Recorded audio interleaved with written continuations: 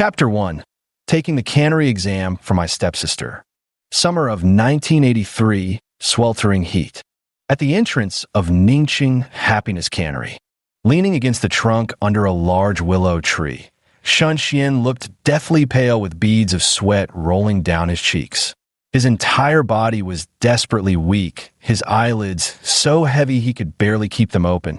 Until someone fed me water and I felt that slight coolness, I slowly came to. Opening my eyes and meeting that worried gaze, I froze, staring at her face in disbelief. Shun Jing's expression darkened as she spoke with displeasure. Had your fill of staring? What? Aren't you disappointed it's just me here instead of Fang Yueyao? Yeah, you're really good to her, huh? Passing out from heat stroke just to keep taking the exam. Anyone would think she's your actual sister. Xiao Jing. Shun Xian slowly sat up, staring fixedly at her before lowering his gaze to look at his hands, slender with distinct knuckles, nothing like those wrinkled, old hands he remembered. He turned to look at the factory entrance where a sign reading Happiness Canned Goods Factory hung on the wall. His eyes swept the surroundings before lowering, concealing the shock within their depths. He had been reborn. He had returned to before all the tragedies repeated, before his elder brother was crushed by falling, or before his younger sister endured domestic violence and hanged herself in agony, before he was drained of all his hard-earned money only to contract stomach cancer, left to gasp for breath in a hospital corridor, watching helplessly as life slipped away moment by moment. At the final threshold of life, seeing everything clearly yet powerless to change anything, in the madness of despair and agony, he made a dying wish. If he could return to his past life, he would never let those tragedies happen again. Jing noticed his silence and stood up, her eyes brimming with disappointment and grievance. Underscore, second brother. Even if you're upset she didn't come, don't take it out on me like this. I came all this way to see you out of kindness. Underscore arg. You're infuriating. Do you even realize no one would have cared if you'd collapsed from heat stroke today if it weren't for me? And here you are still pining after her. Underscore. Shun Xian forcibly suppressed the turbulent emotions in his heart, took a deep breath, and raised his head with a smile. Thank you, little sister, he said. He said awkwardly, no need for thanks. I know you're not close with me, but we are siblings after all. How could I stand by and watch you suffer? She reached out to steady him, wearing that same awkward expression. It was so good to see his little sister so full of life. In her previous life, younger sister didn't get into university, and the summer she left school, she was married off for a hefty dowry, which was next month. The stepmother claimed it was a wealthy family, but turned out to be a domestic abuser. His previous wife had been beaten to death. When younger sister fled home after unbearable abuse, the stepmother said every family has conflicts and insisted household matters should be resolved privately rather than bringing shame by running back to her birth family. That was the last time he saw his sister alive. The next news came with her suicide by hanging, her corpse pale with horrific bruises everywhere, one eye gouged out. Jing noticed his distraction, but said nothing, merely pursing her lips. Shun Xian walked slowly, his mind replaying scenes from his past life while analyzing current information for solutions. To solve the problem once and for all, the first step was to secure a residence and transfer their household registration.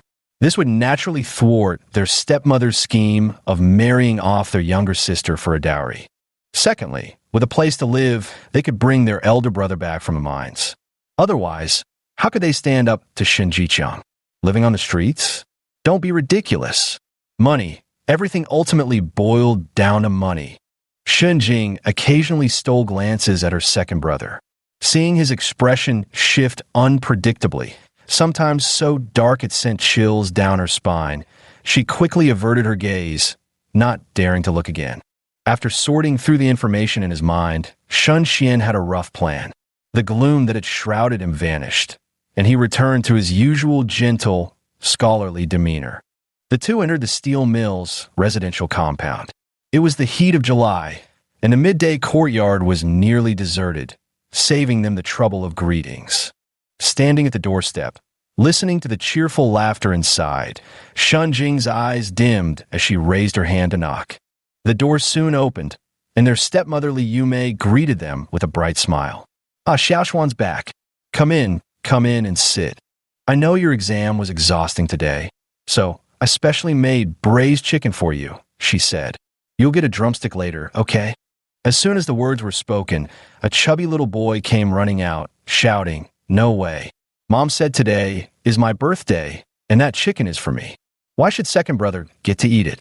Li Yumei scolded him with a laugh. What nonsense are you saying, Tianyu? Your second brother is taking the exam for your eldest sister's sake. Of course, he deserves a proper reward. Don't be naughty.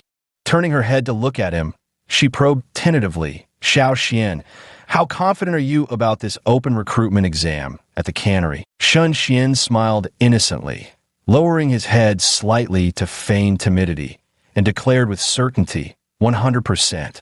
The exam is a piece of cake for me. Shun Jiqiang walked out of the house, his usually stern face breaking into a smile as he praised.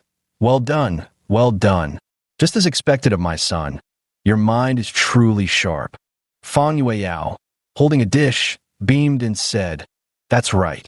Second brother was the provincial top scorer in the college entrance exams. Not only was his tuition fully waived, but he even got A. Before she could finish, her mother shot her a glare, prompting her to quickly change tack. Yes, he even got an honorary certificate. Mom has kept it safe and looks at it from time to time, saying second brother will achieve great things in the future. All right, everyone, sit down and eat, came the instruction.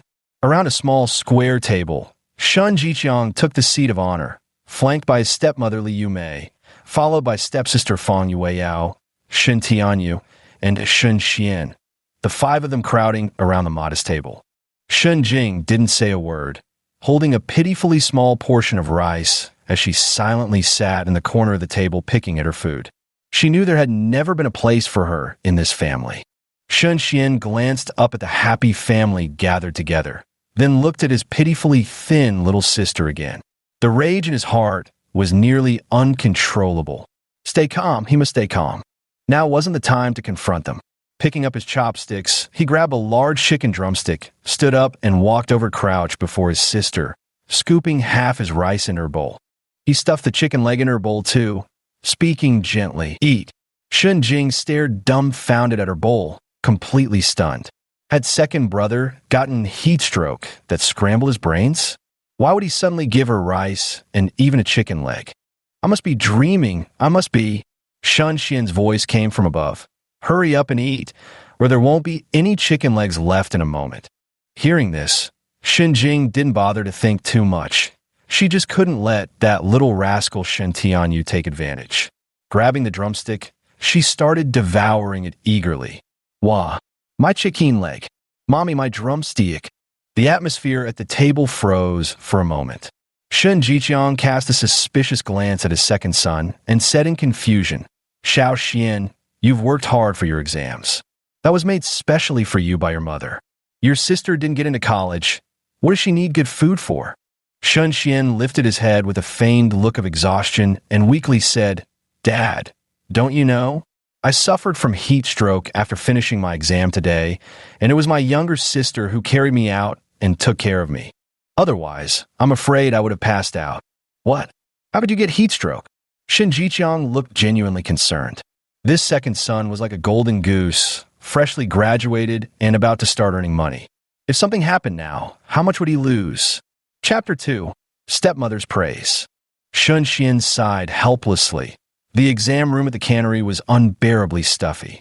I wanted to bring a water bottle, but my elder sister said she needed it. Couldn't do anything about it. I went in empty-handed. The weather was scorching and I was desperately thirsty. Barely managed to finish the exam before collapsing from heat stroke. My head still hurts terribly, but don't worry about the exams with my abilities. Passing will be a piece of cake. Shun Jiqiang glanced sideways, his gaze carrying a hint of displeasure. Yueyao, Xiaoxian is taking the cannery exam for your sake. How could you not give him his water flask? Li Yumei looked at the daughter she'd brought from her deceased husband's family, furrowing her brows slightly. Why couldn't this child keep her composure? Work comes first. If something happens to Shun Xian, don't even think about how she'll manage her job.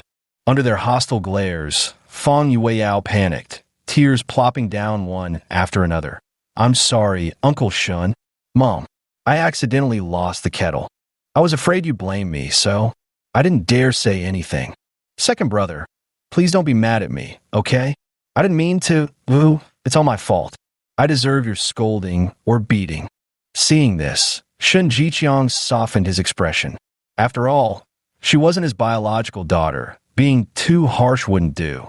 Besides, once she got into the cannery later, she'd have to show him filial respect. You're being too hard on her. Don't let this turn into resentment. All right, let's all eat now.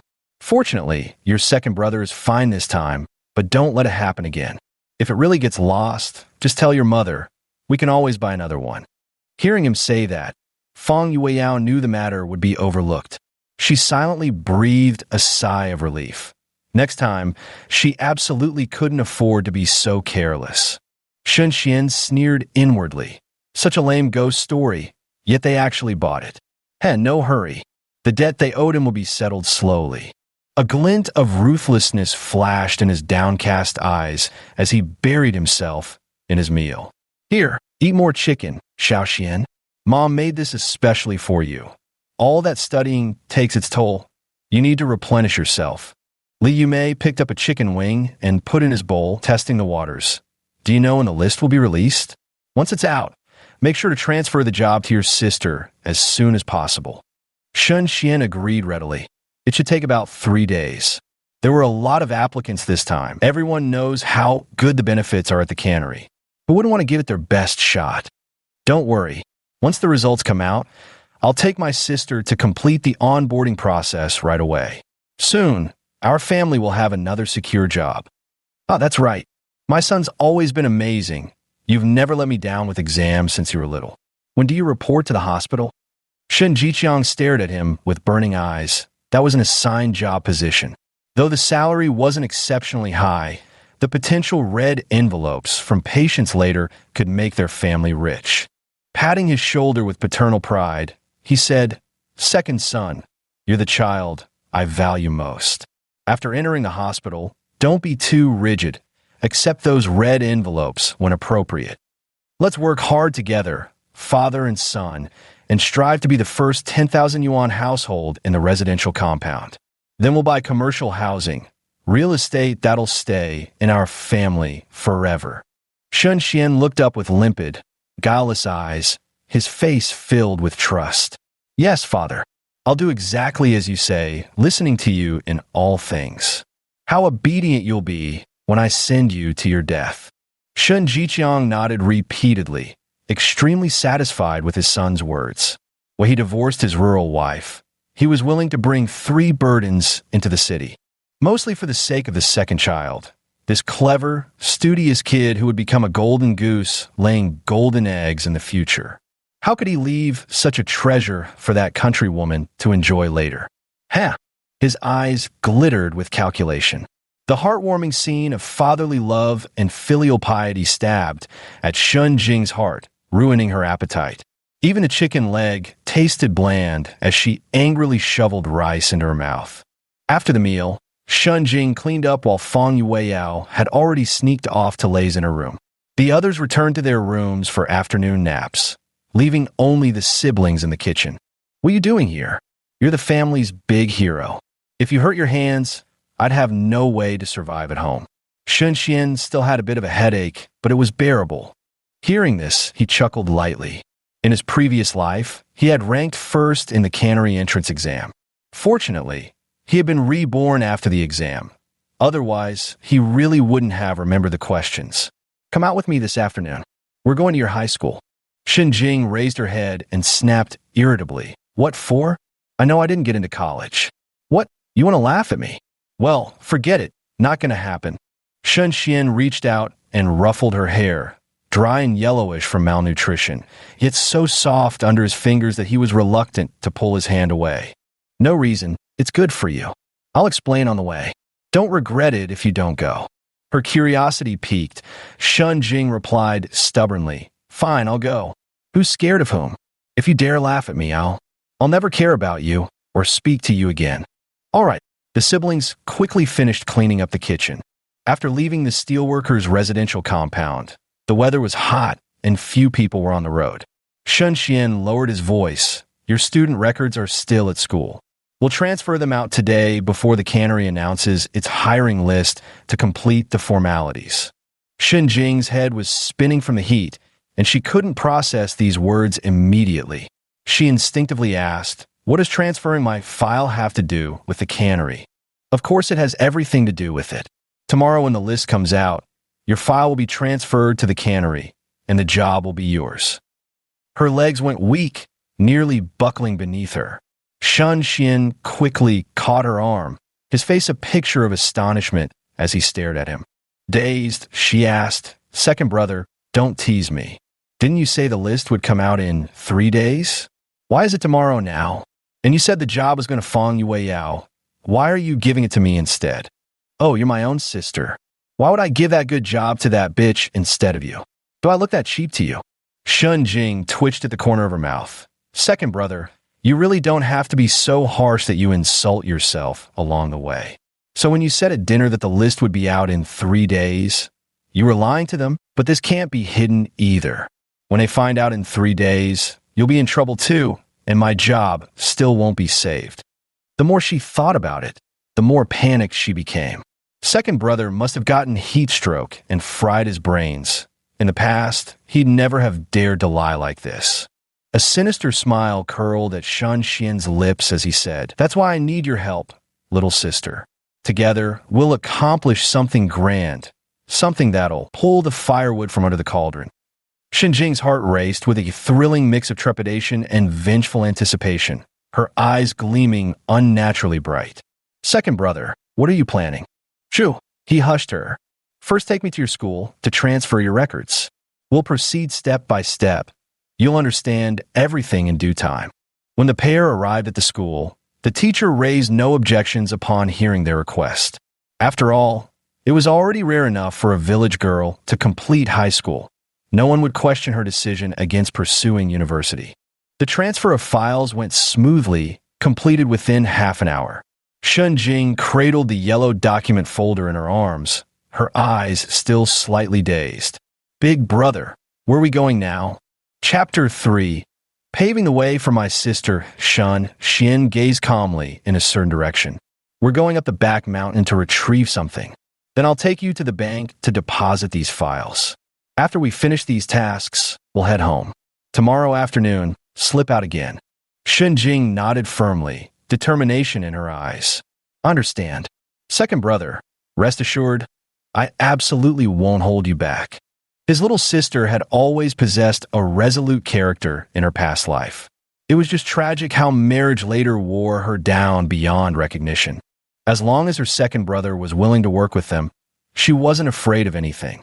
They needed second brother. No matter how displeased they might be, what could they possibly do to them? The siblings climbed the hill behind their home, and Shun Xian raised his head to search for something. Jing asked curiously, "Second brother, what are you looking for? Herbs or something else? Describe it to me. I know every corner of this hill." Shun Xian nodded and gave a rough description. "The flower I'm after is called dachira. It's used to make hallucinogens and narcotics. It looks a bit like morning glory, but its blossoms droop downward. I think I might have seen it. Follow me."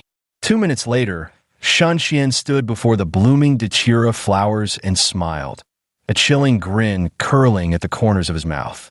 He swiftly plucked them and placed them in a cloth bag, ready to process them back home. Shun Jing asked curiously, "Second brother, this flower is quite pretty but poisonous. You're not planning to use it to poison them, are you? Even if they died accidentally, wouldn't you end up in prison too? The gain isn't worth the risk. Why don't we take our time to ruin them properly?" "No. Who said anything about poisoning them? Hurting myself in the process wouldn't be worth it. Using the right dosage, it won't be fatal, just enough to make them wish they were dead. That's the best revenge." Shun Xian patted her head and laughed helplessly. "What are you thinking? Don't act recklessly. Listen to me, I have a foolproof way to deal with them." Shun Jing nodded. Her second brother was the best student in their family, with such a sharp mind. Listening to him couldn't go wrong. She was just a laborer. Doing her job well was enough. When the two returned home, the rest of the Shin family was still asleep. It was a rare day off, after all, so they naturally indulged in a little laziness. The next afternoon, the siblings left the family compound one after another. After meeting up, they carefully concealed their faces before heading toward the cannery to check the list posted on the announcement board.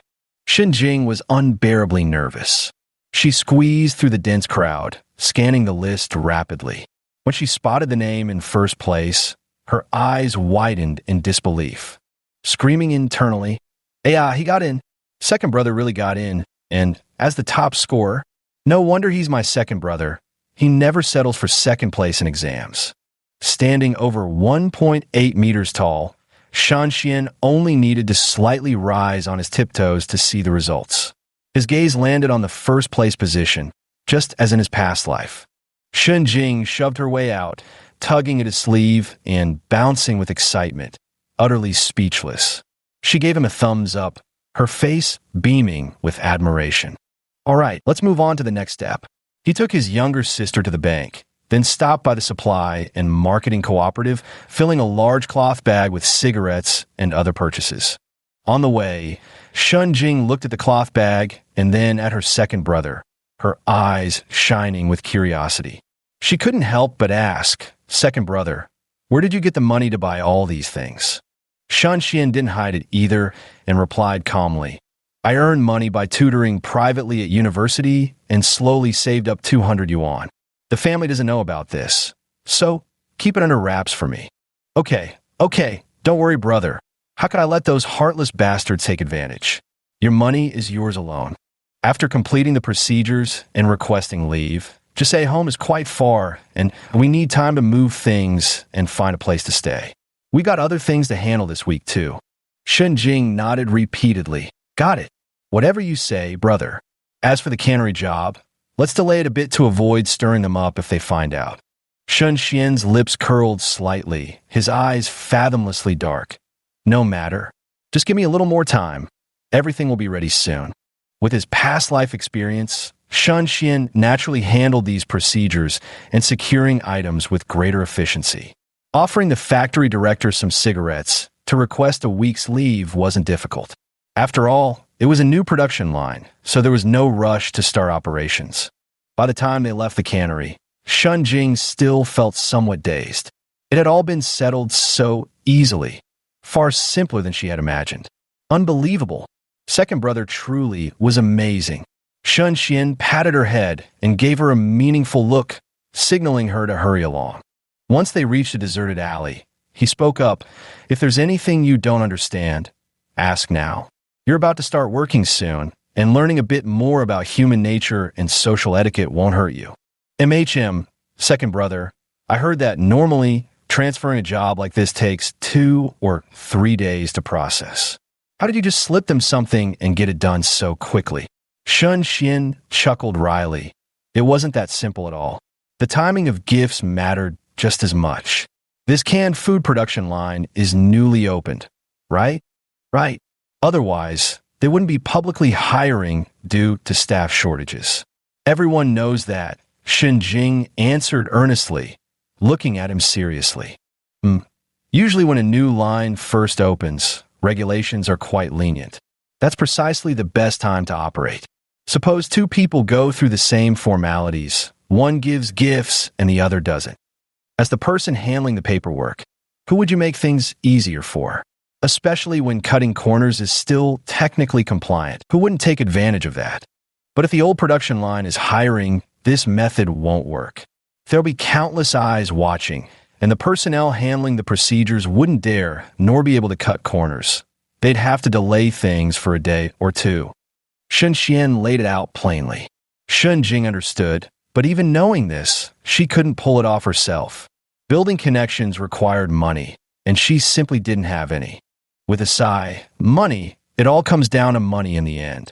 Without it, even if you can see a solution right in front of you, there's just no way to make it happen. Then second brother, why did you slip money into the cigarettes for the workshop director? Shun Xian ruffled his little sister's hair and said softly, Even on the same production line, there are better and worse positions. I secure the connection in advance with some money so you could get assigned to the labeling station. Rather than peeling fruit where your hands rot from being soaked in water all day, even breaking a single can on the packaging line would mean docking your pay. So the best time to pull strings is right now. The quicker the better. Once operations start, no amount of money would make anyone dare to take bribes. After grasping the dynamics, Shinjing's eyes gleamed intensely. I see. How much did you spend, second brother? Shun Xian replied softly. Including all the payoffs, just under 100 yuan. Don't fret over the money. If a problem can be solved with cash, it's not a real problem. Moreover, the money he spent would make his sister's future job easier and more comfortable, which was worth it. Even if there were layoffs later, that wouldn't happen until 7 or 8 years from now. Shun Jing's eyes flickered with heartache, but she quickly regained her enthusiasm. Second brother, once I start working, I'll definitely pay you back this money. You worked so hard to save every penny. Don't worry about it. Stick to the plan, and we'll soon have a large sum of money. Let's head home now, but don't let anything slip. Keep a miserable face at home. After Shan Xian carefully gave his instructions, the two of them walked back home one after the other. Chapter 4. The list is out. She passed 2 days past in the blink of an eye. Shen Xian took Fang Yueyao to check the list, and after confirming she passed, Yueyao was overjoyed the entire way, excitedly telling everyone she met that she would soon work at the cannery. Under the towering tree in the residential compound, a group of people sat fanning themselves with hand fans, chatting and bursting into laughter now and then. A figure in white rushed over and stood at the foot of the building, loudly announcing, "Mom and Dad passed. I can start working at the cannery." Others turned their attention to her, pressing eagerly. "Yueyao, what did you just say? You got into the cannery? Wait, what did you even take the exam?" "My daughter said it's really tough. She didn't pass the exam. But your second brother did. Could it be that he transferred the job to you? You can't possibly pass. Clearly it's your second brother who made it. Having such a capable elder brother, you're truly fortunate," the crowd chattered, their voices dripping with poorly concealed envy. Fang Yueyao felt uneasy with the comments. What did it matter who took the exam? In the end, she was the one who got the job, she was the one securing the iron rice bowl, and now it would be easier for her to find a partner in the future. The poor aren't worthy of her. She ought to aim for bankers or government officials. What do these shabby neighbors know anyway?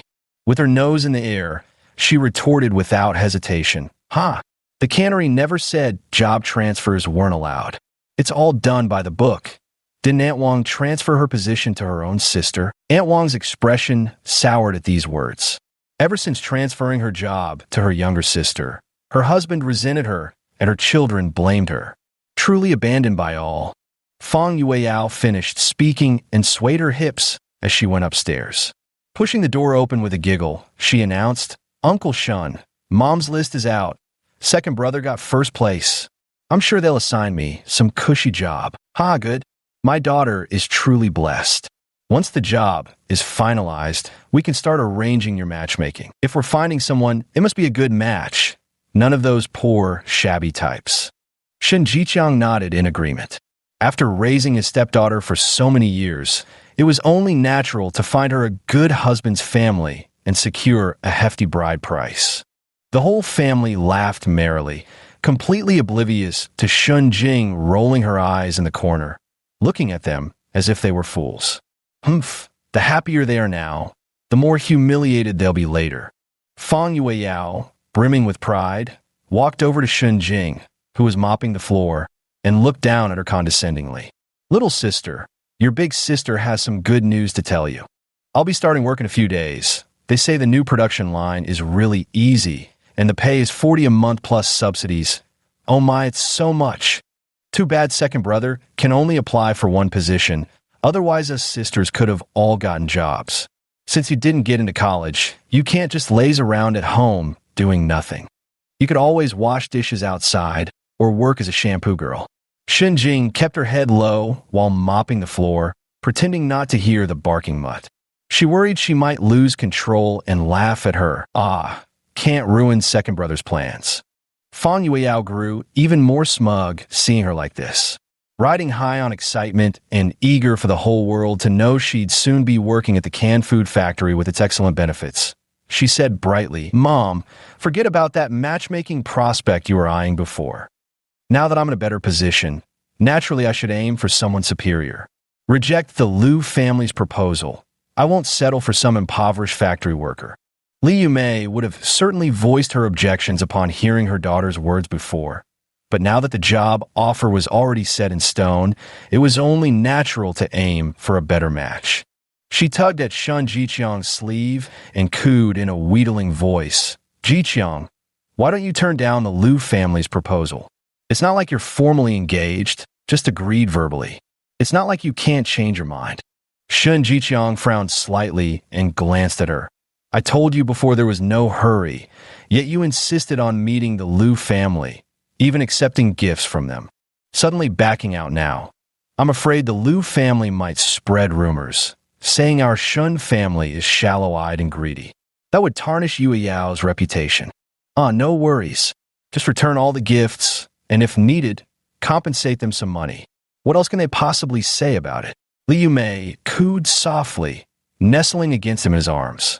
Shin Jiqiang still felt uneasy inside, but couldn't resist her charms. Reluctantly, he nodded in agreement. "All right then, but handle it gently. Don't be too forceful." Perfunctorily murmuring, "Got it. Just a worker's family anyway.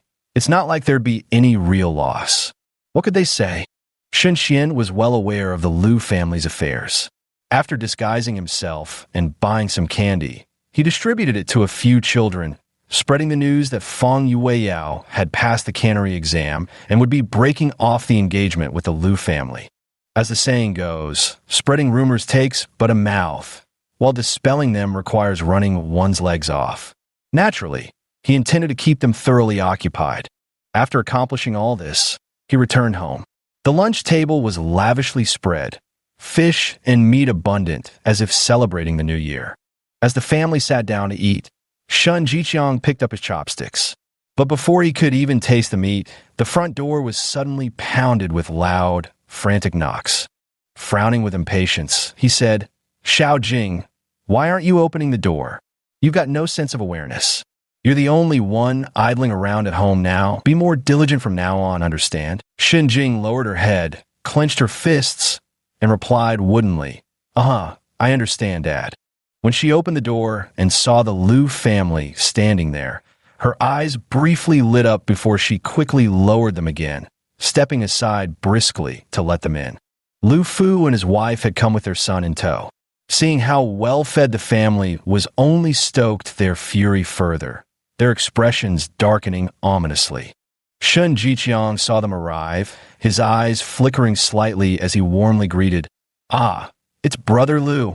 Have you eaten yet? Why don't you join us for a meal?" I couldn't possibly afford it. I'm here to ask you, when exactly do you plan to hold the wedding between Fang Yueyao and my son Liu Jianjun?" Seeing their silence, Lu Fu's anger surged, his face turning red as he nearly shouted outright, only to be pulled aside by his wife. Wang Chunhong forced a smile and said earnestly, "Accountant Shun, when our families discussed this marriage initially, it was purely out of respect for you. Back then, Yueyao hadn't yet passed the entrance exam for the cannery. In terms of conditions, your family can't compare to ours. Now that your Yueyao can work at the cannery, our two families are perfectly matched in marriage. Neither side needs to climb above their station. In my opinion, let's have them officially engaged next month and marry in September. The weather won't be too hot then." Shen Jiqiang hadn't even spoken yet. Beside them, Fang Yueyao felt intensely humiliated at the mention of climbing above their station. She abruptly stood up and began shouting insults. "Enough! What do you mean climbing above their station? Even if I weren't going to the cannery, your son wouldn't be worthy of me. Barely over 160 centimeters tall, round as a ball. I couldn't tell his front from back even if he didn't speak. With such conditions, how dare they say our family is reaching above our station? My uncle Shun is the accountant of the factory's first workshop. What part of our family is beneath them? We gave him face, but they threw it away. Wang Chunhong's face turned pale, then red with anger at these words. Shameless? She'd soon see who was truly shameless. Even if that little bitch got her engagement broken, it would be the Liu family casting her aside, not the other way around. Gritting her teeth, she said, children's marriages are decided by their parents. Since you elders won't speak up, are you going to let this girl disrespect her future mother-in-law? Chapter 5. Enjoying meat and drama, Li Yume responded with a faint, mocking smile. Sister Wang, that's not quite right to say. Before the engagement is formalized, how can you be considered the future mother-in-law? Since the two children have objections now, it's better to resolve this now rather than let them become resentful partners in the future. The gifts you brought last time are still untouched. Yueyao, come here now and apologize to Aunt Wang. Fan Yueyao was somewhat indignant. She was pretty and a high school student, having never liked this short, fat guy who smelled weird from being a mechanic. It made her want to vomit. Now that she had a job, why should she still humble herself? Li Yume snapped. Hurry up and come here. Reluctantly, she walked over and mumbled insincerely, sorry, I shouldn't have talked back to Aunt Wang. Wang Chunhong was furious at her attitude. Originally, it was the Shuns who had come begging for this arrangement, and now they were putting on such airs, clearly toying with them on purpose. If you're so reluctant, don't bother pretending to apologize. I can't accept such an insincere gesture. It was Accountant Shun who proposed this match in the first place. You agreed to it, and now you're the ones backing out. Do you think the Lius are easy to push around or mock? If you don't give us a proper explanation, don't think this marriage matter can just be dropped. Lu Fu, hot-tempered, squeezed past his wife and glared at Li Yume and her daughter. What's wrong with my son? How is our family not good enough for you? So you're absolutely set on breaking off the engagement? If you can't give me a proper reason, this matter isn't over. Fang Yueyao angrily retorted. What do you mean? We're not even engaged yet. This is outright extortion. Be careful, or I'll report you to the police. With a sharp slap, Wang Chunhong felt a surge of satisfaction and sneered. No wonder you're nothing but a jinx who brought death to your own father. Our family tolerating you is already more than enough. How dare you disrespect us like this? When elders are speaking, who gave you the right to interrupt? Get out of the way. Fang Yueyao covered her stinging face, her earlier arrogance completely crushed. She tugged at her mother's sleeve, tears welling up in helpless frustration. Mom, look how awful they're being to me. Li Yume's eyes darted around as she raised her voice slightly. We're not even formally acquainted yet, and you dare lay hands on my daughter? This isn't matchmaking, it's feud-making. All right, stop crying now. If this escalates, it'll tarnish both our reputations. Wouldn't it be better to settle this privately? Actually, if you're willing, Xiao Jing could marry your son. She didn't get into university after all, has no job, and is just idling at home anyway. Wang Chunhong glanced at the skinny figure in the corner. No chest, no curves, and sickly to boot. Bringing home a wife like that who couldn't even bear sons would just mean another mouth to feed. Was she running a charity or something? A look of disdain involuntarily appeared on his face. Upon hearing this, Lu Jianjun shook his head, his face full of resistance. Mom, I don't want that bean sprout. I want Yueyao. I like Yueyao, Mom. Seeing her son's spineless demeanor, Wang Chunhong's face burned as if slapped. She snarled in frustration. Pathetic. Fang Yueyao's going to the cannery. That girl's aiming to climb the social ladder. Bringing such a restless woman into our home will only end in betrayal. What's the point? Do you want to drive me to an early grave? Li Yume pulled her daughter inside, retrieved the items purchased by the Liu family, and placed them directly on the stool, urging Sister Wang, take your things back, and here's an extra 50 yuan as compensation. Once you step out this door, pretend this matchmaking never happened. If I catch wind of any gossip, and this escalates between our families, it won't end well for the Lius either. After all, my husband is the workshop accountant, while your men are just technicians. Let's not make this any uglier than it needs to be. Wang Chunhong, fuming inside, kicked her husband and son and yelled, Hurry up and take this stuff home. What's the point of embarrassing yourselves here any longer? Lu Fu held the items in his hand, watching as the $50 bill was tossed straight onto the ground. His gaze turned icy. Accountant Shun, our Liu family doesn't lack these $50. You do well to reconsider your actions. It is our Liu family who is ending the engagement, not yours. Your Shun family wronged us first. Make sure your people mind their tongues. Son, let's go home. Mom and Dad will find you a better match. Liu Jianjun refused to leave. He couldn't accept how the bride, who was almost as suddenly, wasn't his anymore. With red-rimmed eyes, he looked at her and pleaded, Yue Yao, tell me what's wrong with me. I'll change, okay. Fang Yue Yao frowned as he tugged at her clothes, repulsed. Everything about you is disgusting, fat as a pig, reeking of machine oil, and so short. Who could possibly like you? The engagement is off. Don't ever say you know me again. It's humiliating. Let go. If you dirty my clothes, you'll pay for them. Liu Jianjun stared blankly at that look of disgust, his mind going completely numb. His parents' urging echoed in his ears as he stood there in a daze. After stepping outside, as if driven by some unknown impulse, he suddenly leaped from the second floor. Shun Xian had just entered the courtyard when he saw a dark shadow plummeting down, followed by a piercing scream. Instinctively, he retreated 2 steps and hid. The Liu couple, witnessing this, dropped what they were holding and rushed down. Staring at the glaring blood on the ground, they wailed, Help! Help! The residents in the compound realized something terrible had happened and hurriedly carried the injured to the hospital.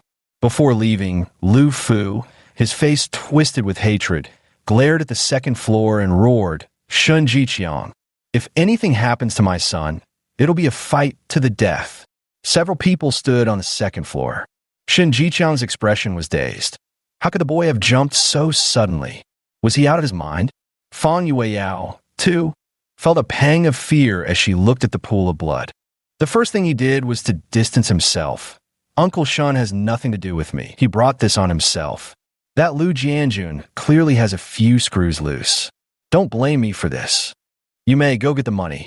We need to go to the hospital and check on this situation before it spirals out of control. Otherwise, we'll have a real mess on our hands. Li Yumei nodded and turned to fetch the money.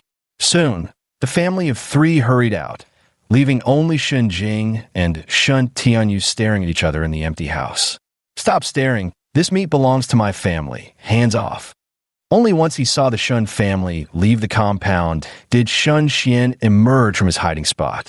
He swiftly climbed to the second floor, gathered the scattered items, brought them back inside, then shut the door and sat down to eat.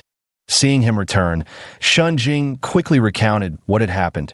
Second brother and the others started arguing fiercely. Just before leaving, Fang Yue Yao said something nasty to provoke them, and that fat guy ended up jumping down. Good thing we live on the second floor, or this could have killed someone. His expression indifferent, he added, Yes, come sit down and eat, little sister.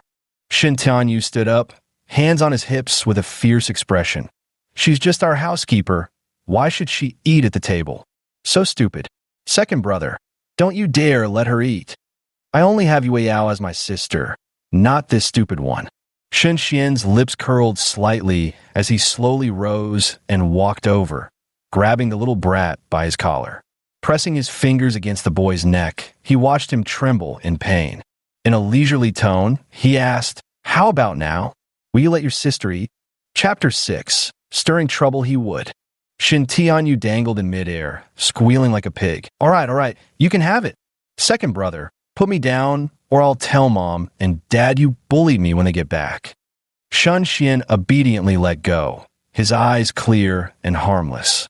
With a loud thud, the chubby kid crashed heavily to the ground, his buttocks nearly splitting in 2 from the impact, howling in pain. Xiaojing, quit daydreaming. Eat up. Shen Jing blinked rapidly, thinking how handsome second brother looked right now, then grinned broadly and plopped down to shovel rice in her mouth with big, greedy bites. Seeing nobody cared about his predicament, Shun Tianyu scrambled up from the floor in panic, afraid the meat would all disappear, and stood clutching his bowl as he ate, unable to sit because his butt hurt too much. Woof woof, these 2 villains. Wait till Mom and Dad come back, they'll pay for this. And this meat is so tasty. After eating and drinking his fill, Shan Xian glanced at the half-eaten dishes on the table, then at the chubby kid beside him, narrowing his eyes with a hint of temptation in his voice. Tianyu, I heard Little Stone has a Game Boy. Want to play? Shen Tianyu's eyes lit up as he nodded eagerly. Yes. Second brother, what do you mean? Do you have a way to get me a Game Boy? I always knew you were good to me. Oh ho ho. In his past life, this little bastard had leeched off him for 30 years. Living in his house, driving his car, enjoying a perfect family and career, while Shen Xian fell ill. And this scoundrel was the first to suggest stopping his treatment. A shadow briefly flashed across Shan Xian's eyes as he smiled and said, Simple. They've never tasted good food before. If they get to eat meat and feel happy, they might just give you that arcade machine. When mom and dad come back, you just say they were the ones who ate all the meat. I'll buy you soda. Come on, pinkies swear. Whoever breaks the promise is a little dog. Shentinyo's eyes darted shrewdly as he realized soda was involved, plus he'd get to play with the arcade machine. Not a bad deal at all. Puffing out his chest proudly, he declared, Okay, it's a deal. I'll go get them now. He stood up and scurried out on his short little legs. Shen Jing watched him anxiously. Second brother, what are you planning to do? Nothing much. Mom and dad must be fuming after going to the hospital, so I'm giving them something to vent their anger on. We'll go straight to those brats' parents. After eating our meat, shouldn't we talk about compensation? Shen Xian smiled with an utterly harmless expression. Shen Jing. In the afternoon, Shen Jing hid in the storage room and watched those kids acting up. After eating, they started playing with water, completely ruining the living room. The siblings left the compound to collect scrap, sold it, bought a few things, and then rushed straight to the hospital. They had to ask around before finding the right ward. The atmosphere inside was eerily quiet. Holding the purchases, Shen Xian stood at the doorway and said, Mom, Dad, I knew you'd be here. I went to sell scrap and heard people in the compound saying something happened to Jianjun. He rushed over to check how bad it was. Seeing the worry on his face and the sweat on his forehead, Wang Chunhong softened her tone. Broken leg, a gash on the head too, but thankfully his life isn't in danger. Shen Xian breathed a sigh of relief, quickly placing the things he'd bought on the table, righteous indignation in his voice. Aunt Wang, what happened to Jianjun? Someone must have hurt him. Did you report it to the police? Jianjun's got such a good temper. Never picks fights, he's honest too. For this to happen, someone must have done it on purpose. His words cast an even eerier silence over the hospital room. Shen Jiqiang coughed and shot him a glare. Enough. I know you were close to Jianjun as kids, but you just got back. Don't speak out of turn when you don't know the situation. Wang Chunhong scoffed lightly. Is that so? What more is there to know? Your Fang Yueyao is so virtuous. Just a few words from her sent my son straight to jumping off a building. If she were really married into our family, I'm afraid I'd be burying my own child. Your Shun family is too high for me to reach. We must cancel the engagement. All of you from the Shun family, get out now. I don't want to see you anymore. Shun Jiqiang didn't want to stay there either, being scolded like some worthless grandson. He had his pride too. After all, the child's surgery was over, and there was no danger anymore. That was enough. Let's go back first. We can come visit Jianjun another day, she said. Even if our two families can't become in-laws, there's no need to become enemies. Lu Fu's face darkened as he remained silent. He only had this one precious son. If anything happened, he wouldn't want to live either. This feud had just escalated significantly. Shun Xian finished putting away his things and turned to leave when someone called out to stop him. Xiao Xian, you and Jianjun get along well. He's always listened to you. Maybe you should stay and talk some sense into him. I'm afraid if he wakes up and feels desperate again, he might jump off the building. Sob, if he jumps again, our family will be utterly destroyed. Shen Jiqiang glanced back at him and gave a meaningful look. Your Aunt Wang has already spoken. You should stay and keep Jianjun company. Try to talk him out of any foolish thoughts. Shun Xian nodded earnestly with an obedient expression. Okay, Dad, I understand. After everyone left, he sat on the stool, waiting for the person on the bed to wake up. Shun Jing hid in the corner, watching as the Shun family left before lingering outside the ward door. If her second brother didn't go back home, she didn't quite dare to return alone. Before long, Lu Jianjun woke up and was surprised to see Shun Xian. Du, Shun Xian? Yeah, I just got back not long ago. Long time no see, Jianjun Ji. My boy, you're finally awake, his mother cried. You scared us half to death. That wicked woman isn't worthy of you. Let your mother find you a kind-hearted girl instead. All right. Lu Jianjun gave a bitter smile. What exactly is wrong with me? Why does she loathe me so much? As if I were some filthy thing. Shun Xian sighed upon hearing this and said helplessly, Brother Jianjun, you're overthinking it. Yuan Yao may be beautiful, but when choosing a wife, kindness matters most. Otherwise, what's the point, even if it leads to ruin? Your household has 2 income earners, and you're a skilled worker yourself. 3 people bringing in money at home. With that, you can marry any fine young woman you want. To pine desperately over one woman like this, the only ones who will grieve are your parents. Just think about marrying a restless woman. She might cheat on you. The kids might not even be yours. Then she'll rob you of your family's property, mistreat your parents, and finally kick you out. Do you think that kind of life is livable? Let me tell you, a man has to see things clearly. If it didn't work out this time, it's the gods telling you she's cursed to bring misfortune to her husband. Are you still refusing to wake up? Lu Jianjun fell silent for a moment before turning to him. So about that cannery job, did you pass the exam, or did Fang Yao Yao? She wasn't exactly top of the class, was she? Shun Xian grinned. Me. I passed. But as for who gets the job, that's still undecided. Perhaps when the time comes, Yu Yao might end up with nothing after all her efforts. Tell me, if she comes crawling back to beg you then, will you still marry her? The Lu family was dumbfounded, staring at him in shock. Wang Chunhong's mind raced as she immediately realized there might be unexpected changes regarding the cannery job. Her piercing gaze locked onto him as she demanded, Xiaoxian, tell Andy the truth. Who exactly are you planning to give this position to? Don't worry, I'll definitely keep this matter to myself and won't go around shouting about it. Whether you give it to Fang Yao or not, our family already sees her for who she really is, and that's enough. Such a malicious daughter-in-law is unwelcome in our family. Chapter 7. Drugging the Shun Family. Shun Xian blinked and smiled. Annie Wang, I suffered heat stroke during the exam that day and nearly didn't wake up. Only my younger sister was by my side. You tell me, if you were in my shoes, would you give the job to your own sister or to a stepsister with no blood relation? I'm not a fool. I'd know if I were being taken advantage of. Wang Chunhong couldn't suppress a grin. Understood. You're a clever boy, just as sharp as someone who could top the provincial exams. Shun Xian sighed as he stared at the person on the bed. No matter who gets the job, the most important thing is you, Jianjun. If he can't come to terms with it himself, it's like bringing a viper home to marry. I won't. Not anymore. Having died once already, I won't do anything to worry Mom and Dad again. I was too naive before, thinking she was beautiful and kind-hearted. It was all an act. Thank you, Xiaoxian.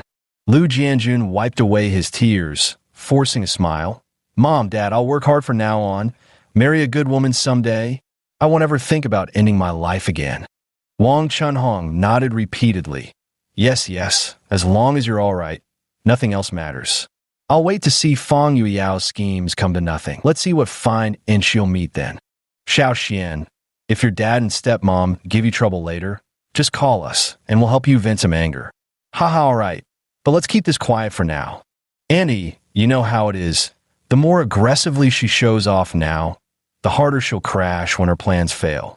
And when that happens, it'll have nothing to do with us. Lu Fu nodded, his angry expression fading. Praising him, she said, Good, good. You've got the steady temperament of someone who can accomplish great things. When my son gets discharged, you must come to our home for dinner. We owe you proper thanks. If it weren't for you, we'd still be treating that vicious woman with kid gloves, and there'd be endless trouble at home later. Shun Xian exchanged polite words before preparing to leave. The Lu couple saw him out of the hospital room, saying warmly, Xiao Xian, Come visit Jianjun when you have time. Keep him company for a chat. Will you? Of course. Annie Wong. You two should head back now. Stepping out of the hospital gates, a figure darted over from the corner, panting, huff. Second brother, you're finally back. Come on, let's go home and watch the show.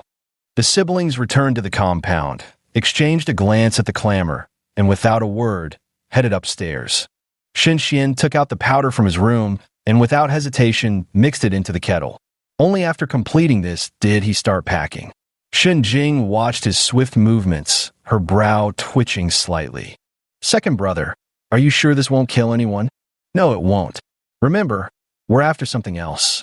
What use would their lives be to us? Not worth a dime. You're right, who wants trash anyway? After getting a dozen yuan from those families, Shen Jiqiang and his wife's anger cooled slightly. They dragged their chubby son back home, giving his bottom a couple of smacks. Tell me, who told you to bring people to cause trouble at home? What if they'd stolen money? You brainless little idiot. Thank goodness, this time all they did was eat our vegetables. Wow, Mom, he hit me. The chubby boy plopped onto the ground, howling like a wounded animal. The neighbors, unable to bear the noise, gathered to complain. Accountant Shun, control your child. He's deafening the neighborhood. Li Yumei glanced at the siblings tidying up, then crouched to soothe her son before shooing him indoors. Xiao Xian, stop tidying up. These trivial tasks are for women. Your hands are meant for writing. Come sit and chat for a while. All right, then I'll leave it to my little sister. Shen Jing, second brother, keep up the act. I'm loving it. Shen Jiqiang sat on the sofa, his sharp gaze fixed on him. Xiao Xian, hand over your job at the cannery to Yue Yao as soon as possible. Once the formalities are done, transfer your record from school and start working at Ningxing Hospital. The whole family will be together. We can look out for each other. If this child refuses, it means there's disloyalty in his heart, and we'll need to keep a closer eye on him in the future. Shan Xian readily agreed, smiling somewhat shyly as his voice softened. Okay, I miss you all too much to leave home anyway. Being transferred to work in Yunqing would be ideal. You all know I'm not much good at household chores. I'll live at home from now on and hand over my salary to Mom to manage. That way I won't have to worry about meals. Doctors get so busy, they really have no time for such things.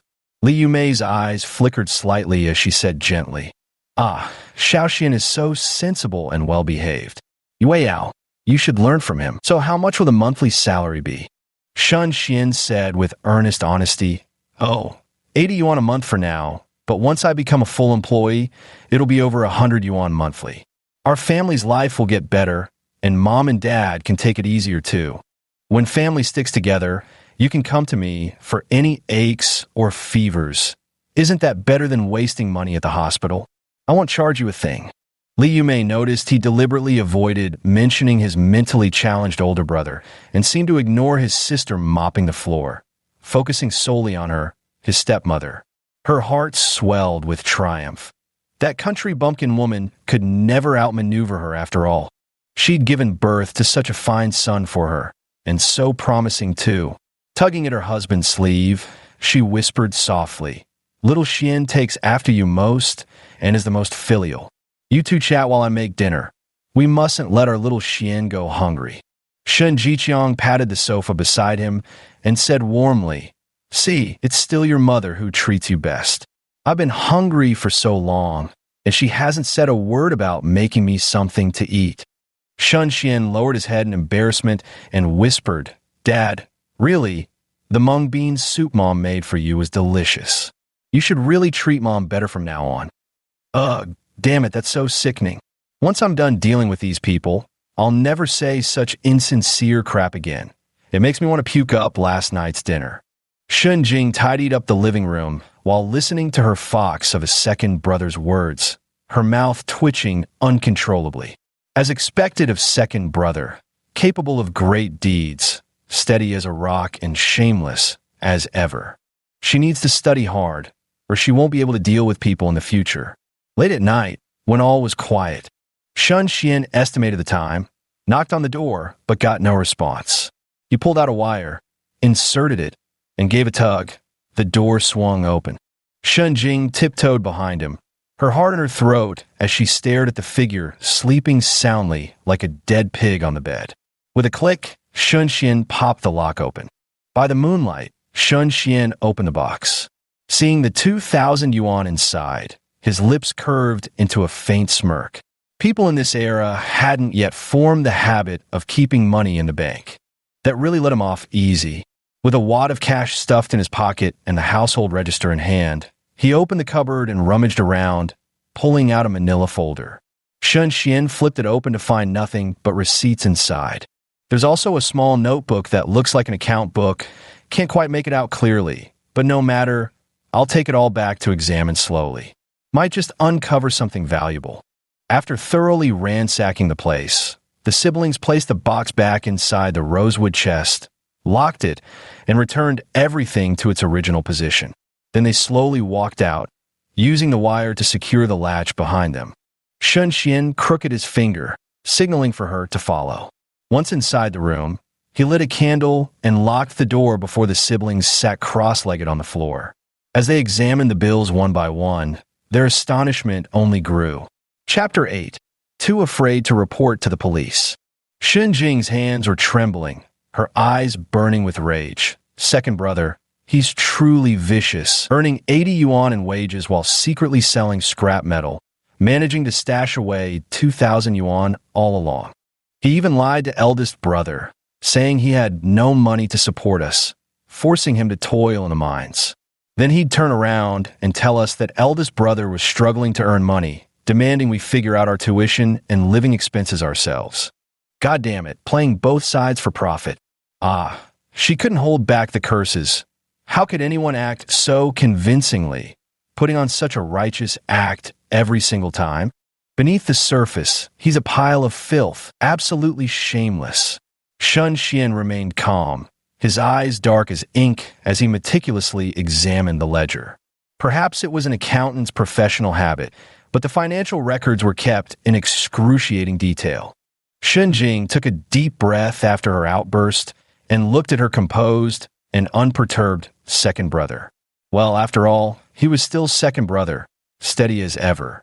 Second brother, what exactly is in that notebook? It's a ledger of kickbacks, along with records of Dad secretly selling small equipment under the table. Dates, locations, names, money, kickbacks, everything's in there. Oh, so what do we do now? If we report Dad, it might feel satisfying, but wouldn't actually benefit us either. A calculating glint flickered in Shun Xian's eyes as a sly smile curved his lips. Who said anything about reporting? A trump card like that should be saved for the very end. Right now, making money is what matters. Little sister, do you want Big Brother to come home? Shun Jing froze, her eyes reddening as she choked back a sob. I do. Second brother, you have no idea. That factory work is too hard, too unbearable for him. I slipped over to see him once before. They take advantage of his simple nature, making him do all the heavy work while feeding him nothing but coarse grain buns. It breaks my heart. Yeah, I feel bad for him too, but where will we put him if we bring him back now? So our top priority is to make money, buy a house, and then bring Big Brother to live with us. Shun Xian briefly outlined the plan. After all, for the money handling part, they'd need his younger sister to pitch in. Shun Jing widened her eyes in shock. His second brother, are you trying to trick Dad out his money? But buying a house costs over 3,000 yuan. What we have is nowhere near enough. Huh? How do you know so much about housing prices? I secretly want to ask around. If we keep living here, everything would be inconvenient for us. I thought if we had our own place, we could finally break free from their control. Shun Xian patted her head and smiled. Good job, thinking ahead. Once we buy a house and transfer our household registration, we three siblings can work hard together and bring Mom to the city for a better life. In his past life, whenever he made money and wanted to return, his father and stepmother always blocked him. He kept thinking, wait a bit longer, just a bit longer, until the news of his mother's death finally came. Shun Jing raised her fist with determination. Got it. Since Dad's so heartless, whatever we do to him is justified. Just tell me what to do, second brother, and I'll do it. Right, I'll go dose them with some knockout drugs. You take the chance to mess up the house a bit. Make it look like there was a burglary. We'll divide the work and get it done. Understood. Don't worry, second brother. Shun Xian added extra knockout drugs, making sure they wouldn't wake up. Taking advantage of the darkness, he went out to the yard, packed the items in oil paper bags, and buried them. Returning home, he scattered some loose change on the floor to make it look like the panicking thief had accidentally dropped money while stuffing his pockets. After completing these tasks, the siblings carefully checked everything again to make sure nothing was overlooked before finally relaxing. Shun Jing whispered, "Second brother, if only our house gets robbed in the entire compound, wouldn't it seem too obvious? Maybe we should take a stroll around Uncle's place too." Shun Xian chuckled dryly. "In that case, why not say we should visit Grandma's place? That old hag's got money. Making a detour there would be even more fitting." In those days before surveillance cameras existed, theft was theft. Once something got stolen from your home, there was practically no chance of recovering it. Go on, go back to your room and sleep. Act like you know nothing. I'll be right back. Half an hour later, a shadowy figure slipped inside. Shu. Shun Xian made a gesture, and Shun Jing nodded, reassured. He lay down in his room, thinking that such a big event would keep him awake. Yet, contrary to expectations, he slept more soundly than ever. The next morning, he was startled awake by a piercing scream. Li Yumei had woken up to use the bathroom, only to nearly trip over something. When she looked down, she saw clothes strewn everywhere, the house in complete disarray. Realizing what had happened, her mind went completely blank, and she let out a scream. Neighbors hearing the commotion hurried over to find the door wide open, clothes and bedding strewn across the living room. Everything in total disarray, clear signs of a break-in. "Yumei, your house was robbed? Robbed. We've been robbed." Li Yumei didn't have time to explain. She grabbed Shin Jiqiang and began shaking him, shouting loudly, "Jiqiang, wake up! Our home's been robbed." "Ah!" Shin Jiqiang woke up groggily, looking around in confusion. When his eyes fell upon the opened lock casually tossed aside on the cabinet, they suddenly widened in shock. Scrambling over on hands and knees, he opened it to find it indeed empty. Groping around yielded no trace of the document pouch either. Turning his head, he saw Yumei's face had gone deathly pale. "Why, Yumei? That document pouch in my cabinet. Have you seen it?" Li Yumei shook her head, bewildered. "Didn't you say those were important factory account books? You forbade me from touching them. I've never opened your cabinet." Shin Jiqiang felt as if struck by lightning. In his heart, he prayed it had just been thieves, that they'd stolen the money and tossed his documents aside, so his misdeeds wouldn't be uncovered. Everything went black before my eyes, and I nearly fainted. Then shouts erupted outside again as a figure came rushing in. Shun Xian was clutching a box and wailing, "Mom, Dad, all my money's gone. I earned 200 yuan tutoring for college courses. I wanted to surprise Mom for her birthday. Wah, now it's all gone, all of it." He crouched on the ground, crying, until neighbors, witnessing the family's distress, hurried to console him. What a wretched thing to happen. "Xiao Xian, go report it to the police. Maybe they'll catch the thief." Shun Xian sprang to his feet like he'd found his lifeline. Yes.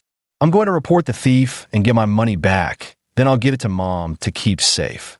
Wiping away his tears, he bolted for the door. Shin Jiqiang hastily stood up, gripping his arm tightly and pulling him back inside. Through clenched teeth, he said, "Wait, don't report it to the police yet. I suspect it's someone from the compound. If you alert the authorities now, you'll just scare the snake in the grass." His heart pounded wildly. If by some joke he really found it, the police definitely would interrogate him thoroughly. There was no way to hide those things stuffed inside the file folder. Don't even mention the money.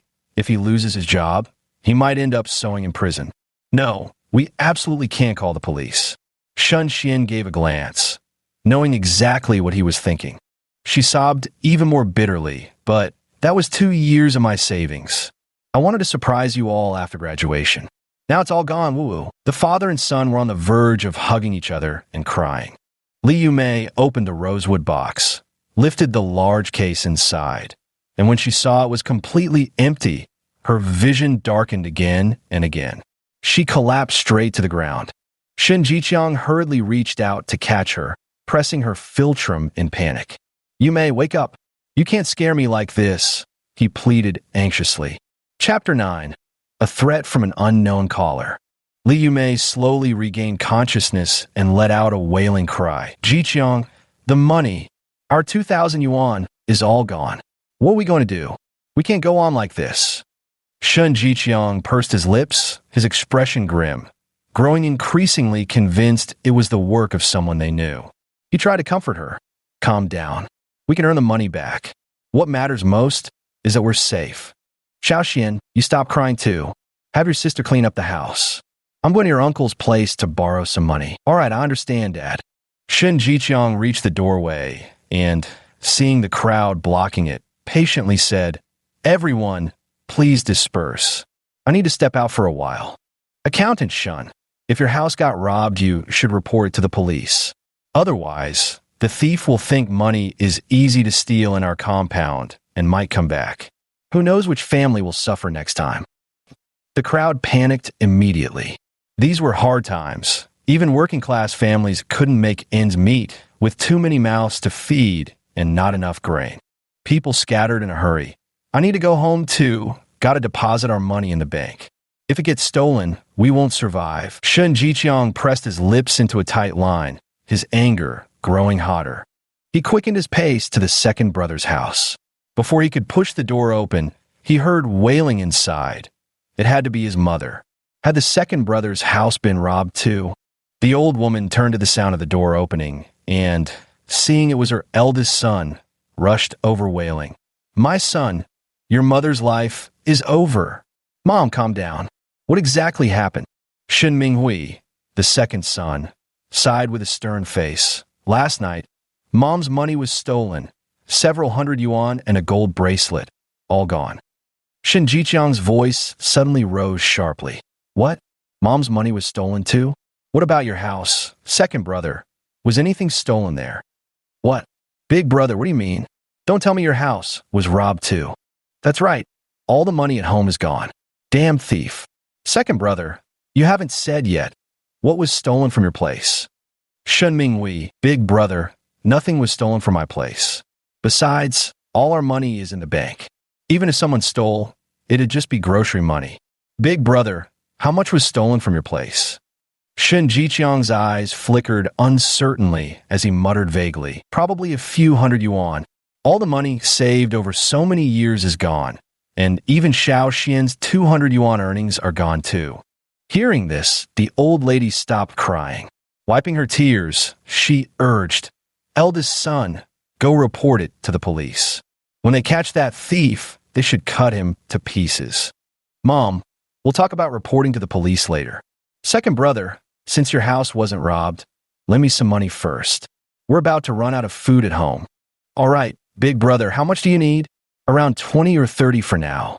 I'm afraid if it's more, it might get stolen again." Shen Minghui, this is what they call once bitten, twice shy. "All right, wife, go get some money for big brother."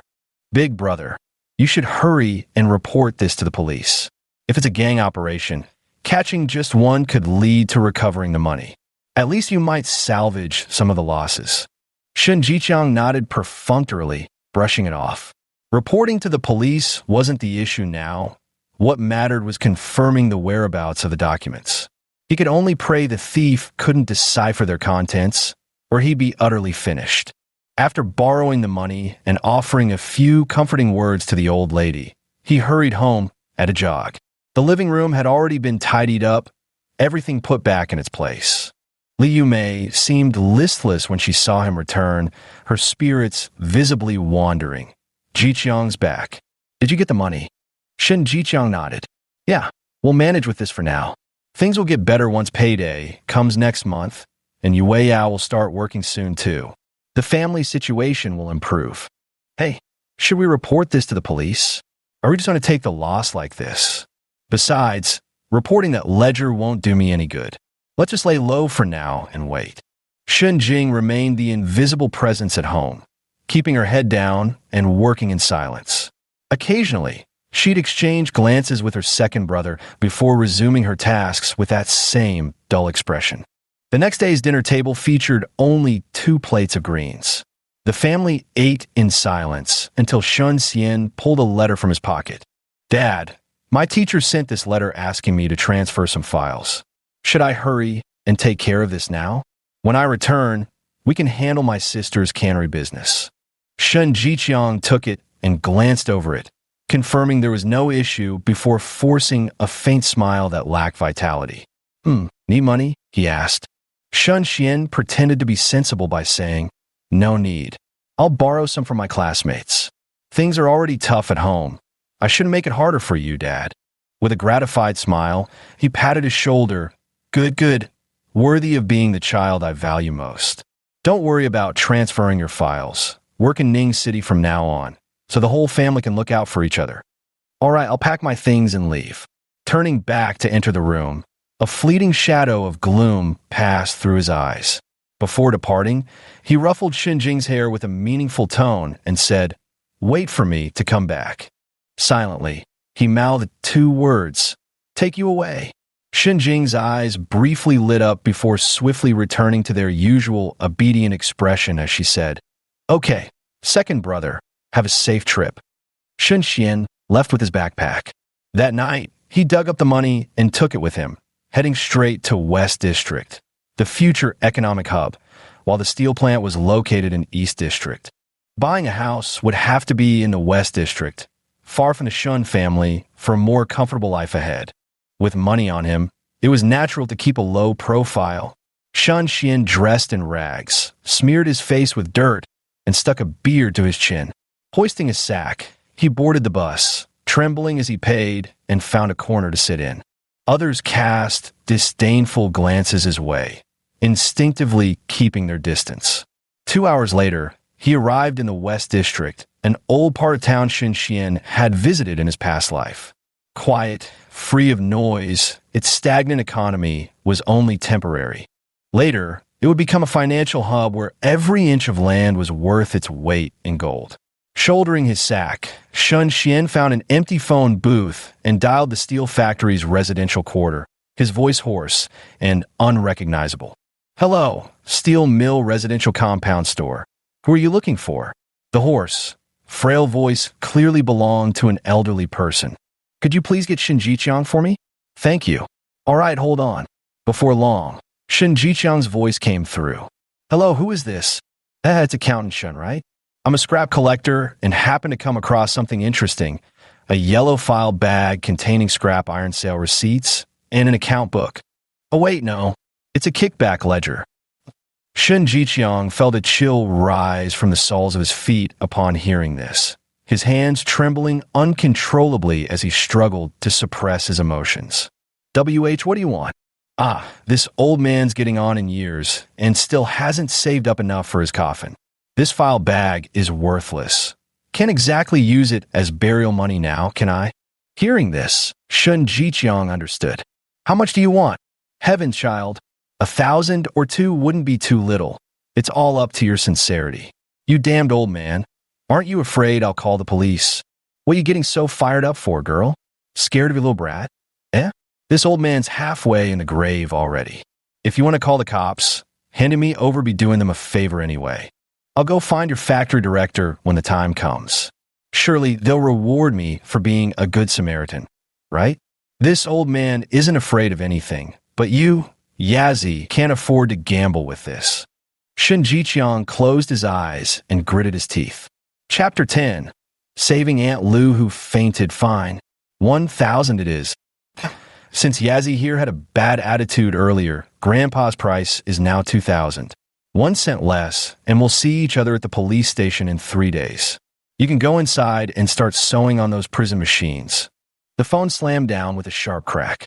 Listening to the dial tone, Shun Jiqiang angrily thumped the receiver, making loud banging noises. The shopkeeper's wife scolded him at once. "Hey, Accountant Shun, what are you doing? Even if you're upset, don't take it out on my things. Break them, and you're paying for it."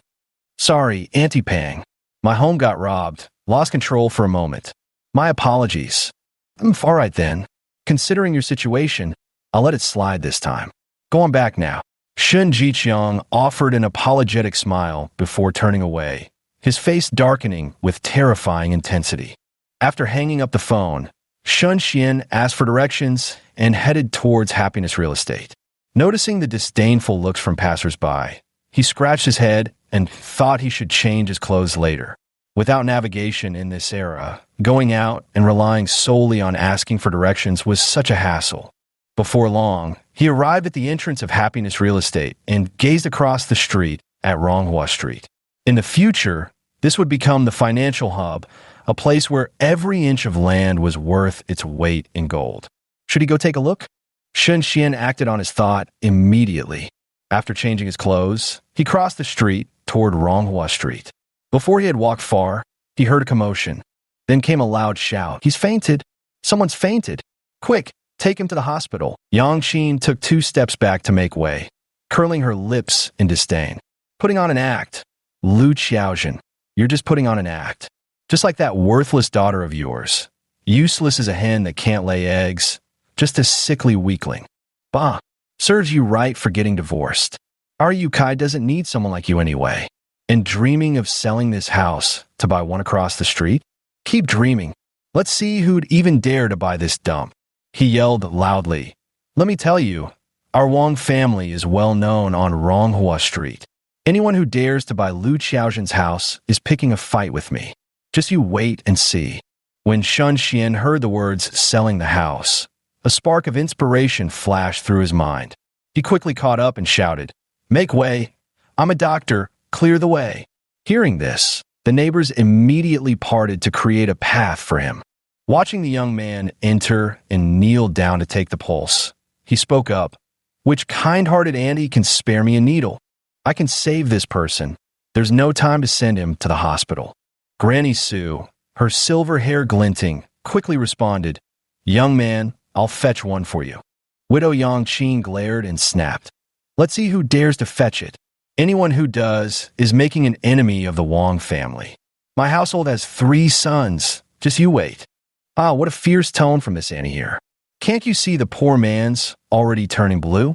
If we don't save him now and he dies, this dear auntie will be eating lead pellets herself soon enough.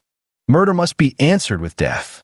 The others turned to look and saw that the person on the ground indeed looked very pale. It seemed they were truly in a bad state. Without another thought, Granny Sue shouted, Damao, go! Run and get a needle, hurry!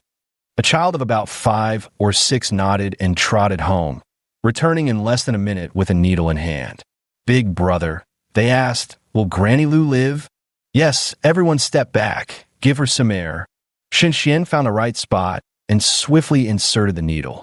Lu Qiaozhen, lying on the ground, felt her consciousness sinking deeper until a sharp needle prick made her gasp abruptly, forcing out the trapped breath. Slowly, her awareness cleared. The onlookers watched as her complexion visibly improved, murmuring in amazement, This young man is incredible. Just one needle and she's revived. Which university did you graduate from? That's right.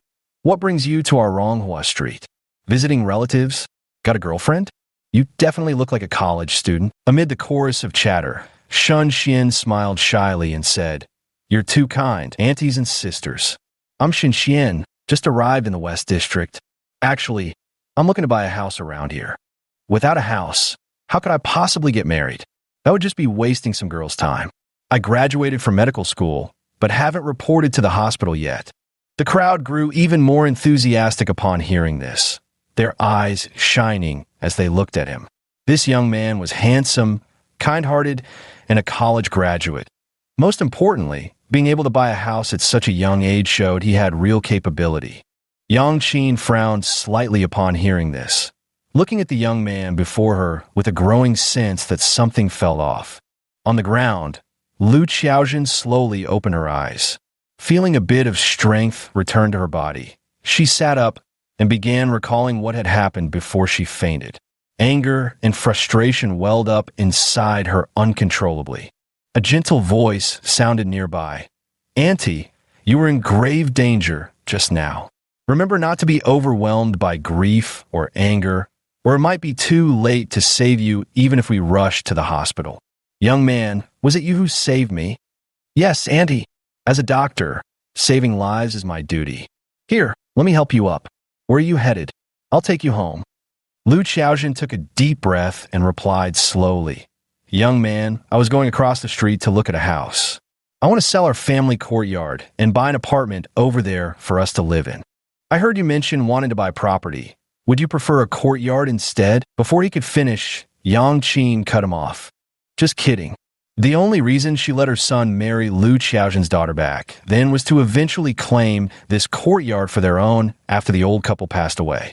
A two-section courtyard like this could comfortably accommodate plenty of people.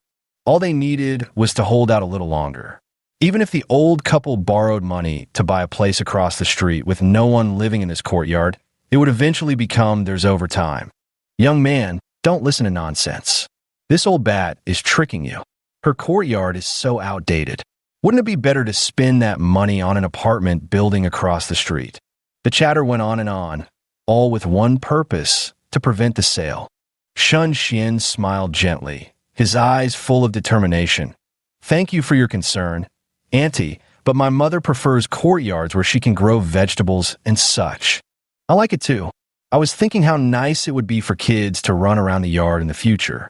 It's not that I've never lived in an apartment. I just don't care for it much. Lu Xiaojin grabbed his arm excitedly when she heard this. Young man, come with me to see the yard. If you really like it, we can discuss the price.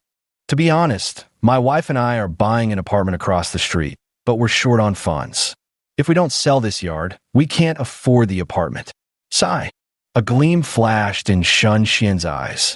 He'd been planning to buy a yard all along, better for the whole family to live together and more convenient for opening a clinic. Now that a bargain had fallen into his lap, why not take a look? All right, Annie, let's go take a look. If it doesn't work out, I'll take you across the street anyway. I happen to need to check out some houses there too. The price for a courtyard house is actually higher than that of an apartment. The money I have might not be quite enough, but let's just take our time and look around more. No rush, okay? Lu Xiaojin's house had been on the market for months. Every potential buyer came and went, all chased away by that widow's scolding. It was rare to find a young man unfazed by her tantrums. She hurriedly responded, all right, young man, follow me this way. Seeing this, Widow Yang Qin's face darkened as she said menacingly, fine, very well. Since you won't listen to advice, we'll see how it goes being neighbors from now on. Chapter 11. Buying a courtyard on Ronghua Street with a loud bang. The wooden door was slammed shut. Shun Xian glanced over. I didn't take it seriously. Having troublesome neighbors didn't matter. He was even more troublesome than them. The only drawback was his lesser combat ability, but that would be remedied once he brought his eldest brother home. Granny, here's your needle back. Thank you for earlier. Haha. No need for such politeness, young man. It was just a small favor. Granny Sue smiled and waved her hand, then reached out to take the needle before leading her grandson home. Lu Qiao ushered the group into her courtyard with a smile. Come in and take a look, young man. Our courtyard was just renovated 3 years ago. See if it doesn't look brand new. The front yard is spacious with a kitchen, living room, and 2 side rooms. A sweet osmanthus tree grows in the yard. Its blossoms make the best osmanthus cakes when they bloom. There's also a well, so fetching water is convenient, and we've even built a toilet, something other households don't have. Shun Xian inspected both the front and backyards, thoroughly satisfied, but revealing nothing on his face. He deliberately feigned hesitation. Auntie, your courtyard is indeed convenient and looks quite new. I wonder about the price. Lu Xiaojin, recalling her discussion with her husband, tentatively quoted, Young man, while others charge 2,000 for a single-section courtyard, I'm asking only 3,000 for this 2-section one. If you're truly interested, apart from the large furniture, I'll leave everything else for you. You just need to furnish a few items before moving in.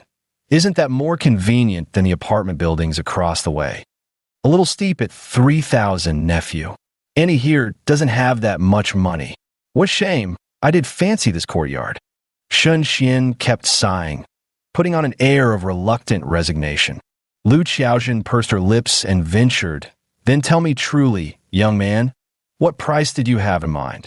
Truth be told, Auntie, he admitted, my parents only gave me $2,000 to find a place. We'd settle for any cheap ground floor or top floor unit, just somewhere for the family to call home. $2,000 won't buy a decent house, but a cheaper one across the street would be doable. I love the yard, but I also know it's impossible to pull out $3,000 all at once. $2,000, that really is a bit too little. Shun Xian remained silent. He could tell the courtyard was in a hurry to be sold. The price of slightly over $2,000 was a bargain, but with such a peculiar neighbor, knocking it down from $3,000 to just over $2,000 wasn't unreasonable. After all, with such eccentric neighbors around, everyday life would be a headache.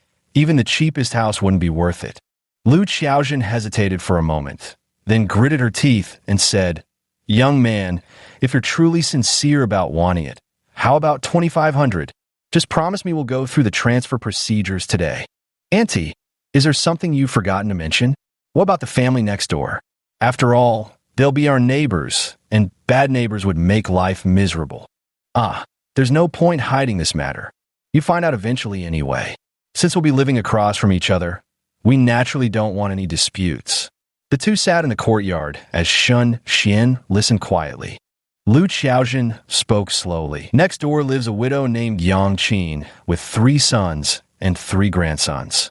My daughter married their 3rd son. After 2 childless years of marriage, she was tormented by her mother-in-law. Last year, she finally got pregnant, but my son-in-law hit her and caused a miscarriage by accident. My daughter divorced him after that.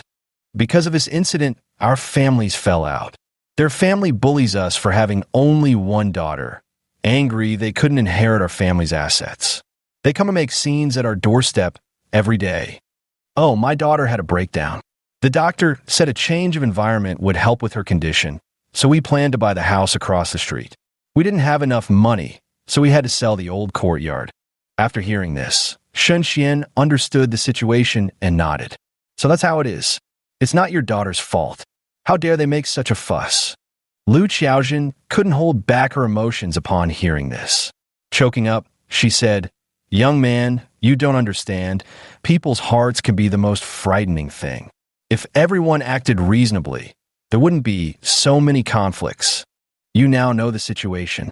Before you, others came to see the house, but were driven away by the commotion. If you still want to buy, I can offer you a discount, but you can never come back to us for a refund afterward. Difficult neighbors make this price quite a bargain already. $2,500 is the absolute lowest I can go. What do you think, young man? Shun Xian glanced at her and sighed helplessly. Auntie, I just graduated from university and haven't earned any money yet. My family could only scrape together $2,000 by borrowing from relatives and neighbors. I really can't get any more. If you're willing to sell it to me for $2,200, I'll swallow my pride and beg my classmates for the rest. Having a place to stay is more important than dignity. $2,200, the money he'd squeezed from the Shun family, plus whatever he had left himself, barely added up to $2,600, and he still hadn't gotten his hands on Shun Jiqiang's share yet. If he really had to spend $2,500 on the house, he wouldn't have anything left for the paperwork fees. He'd have to try haggling the price down further. Lu Xiaojun thought it over carefully, then gritted her teeth and said, Fine, $2,200 it is, but we need to sign another agreement. Once the transfer is done, there'll be no turning back. Shun Xian nodded and smiled. Naturally, should the courtyard's price rise in the future, and he can't come back to make a fuss, I won't acknowledge it then. This binds both parties equally, sparing us future troubles. All right, do you have the money with you? If you do, let's go to the property across the street. You give me the money, we'll process the transfer, and then my family will also finalize the purchase for the apartment opposite. They hit it off immediately, and the two walked toward the opposite property. The contract was signed, the agreement was inked, and both parties stamped their fingerprints without hesitation. Shun Xian wasted no time either, directly opening the burlap sack to fish out the money inside. Leaving 400 yuan in the bag, a thick stack of 10 yuan bills spread across the table, Shun Xian said softly, Count them in front of me, better to avoid trouble later. Lu Xiaojun nodded, counted out the money, and paid the deposit directly, securing a house at Happiness Real Estate. At last, she could breathe a sigh of relief. From now on, she wouldn't have to deal with that widow anymore and could finally live a peaceful life. She really couldn't tolerate it any longer. Shun Xian carefully put away the contract agreement and, holding the household registration book, urged, "Auntie, Uncle, let's hurry and get the paperwork done while we still have time. As long as we can get it done quickly, I'll cover all the extra expenses. How much do you think we'll need?" Chen Hong thought for a moment and softly replied, "Between buying cigarettes and gifts, plus the property transfer fees, 200 should be more than enough." "All right, let's go then. I'll treat your family to lunch at noon." "No need, young man. My wife told me you save her life. If anyone should be treating, it's our family's turn to host you." After a polite exchange, neither party being one for excessive formalities, they left Xingfu Realty to purchase supplies and proceeded straight to transfer the property title. With everything prepared, the process was completed in under an hour. Shun Xian examined the crimson-red document. Property deeds at this time were single sheets of paper, quite different from the booklet-style certificates of later years, but as long as it was genuine, that's all that mattered. Chapter 12, Household Registration Relocation. He finally had his own house now. The next step, bringing his eldest brother home, was getting closer. At this thought, he let out a long sigh of relief. The weight in my heart lifted, and I felt especially light. The midday meal was hosted by the Chun family, where Shun Xian also caught sight of the girl. Her dull, lifeless eyes were shadowed with dark circles, her complexion as pale as paper. She looked utterly drained. Lu Xiaojin noticed his gaze lingering on her daughter and said with a worried expression, "Comrade Shun, your medical skills are excellent. Could you please examine my daughter? I'm rather frightened by her condition." "Sure, Auntie. Tell me about her situation, how she eats, sleeps, and her daily routines." "All right. Xiaoyi lost her mind after the miscarriage and being abused by that family. She screams and shouts whenever she encounters anyone from the Wang family. The doctor said she has some schizophrenia. Normally at home, she's very quiet and obedient, but she'll suddenly start crying for no reason, sleeps over 10 hours a day, and barely eats anything." The couple burst into tears as they spoke. Seeing them cry, Chan Hui standing beside them grew flustered and began weeping too. After listening, Shun Xian took her pulse and immediately understood the situation. When their emotions had settled somewhat, he continued, "Uncle Chun, Auntie, your daughter's condition is called somatic depression with some bipolar disorder. This illness, you could say it's easy to treat, but also hard to treat. It largely depends on how the parents handle it. It's a psychological condition, after all, and mental ailments are always the most difficult to cure. You did right by having her move out. If this had continued for another year, your daughter would inevitably have taken her own life." Lu Xiaojin felt her heart shudder. She'd never heard of such an illness before. How could it be so severe? Then how should it be treated? "Comrade Shun, tell us how much money you need, and we'll pay." Shun Xian waved his hand and said gently, "No need. This time I'll give it to you as a gift. After we finish eating, I'll write you a prescription, since psychosomatic symptoms have already appeared. Medication intervention is necessary. That accounts for 10% of the treatment. The other 90% depends on you, the parents. First, get her a pet to shift her focus. Second, take her out more often. Third, never pressure her to remarry. The wounds from her last relationship haven't healed yet. Remarriage would be forcing her toward death. Fourth, maintain a positive and optimistic life as parents, so she won't feel guilty. Divorce is just divorce. It's not the end of the world. Life goes on as usual. Thriving despite it all is the best revenge against vile people." Chen Hong nodded repeatedly after listening. "You're absolutely right, Comrade Shen. Rather than letting a son-in-law take everything after marriage, why not let our daughter inherit the property? Outsiders can never be as dependable as family." Shen Xian nodded. "Exactly. If you really want a child, it's simple. Go away for a while to adopt one. That way you'll preserve your family line. Isn't that better than finding someone who devour everything you own?" "Comrade Shun, Marriage is just one chapter in life. There are far more important things waiting for you. If you die, no one can be counted on to care for your elderly parents. Imagine how terrible it would be if your relatives bullied them and they lost everything. Think about it. Isn't that the truth? Chunhui stared at him blankly.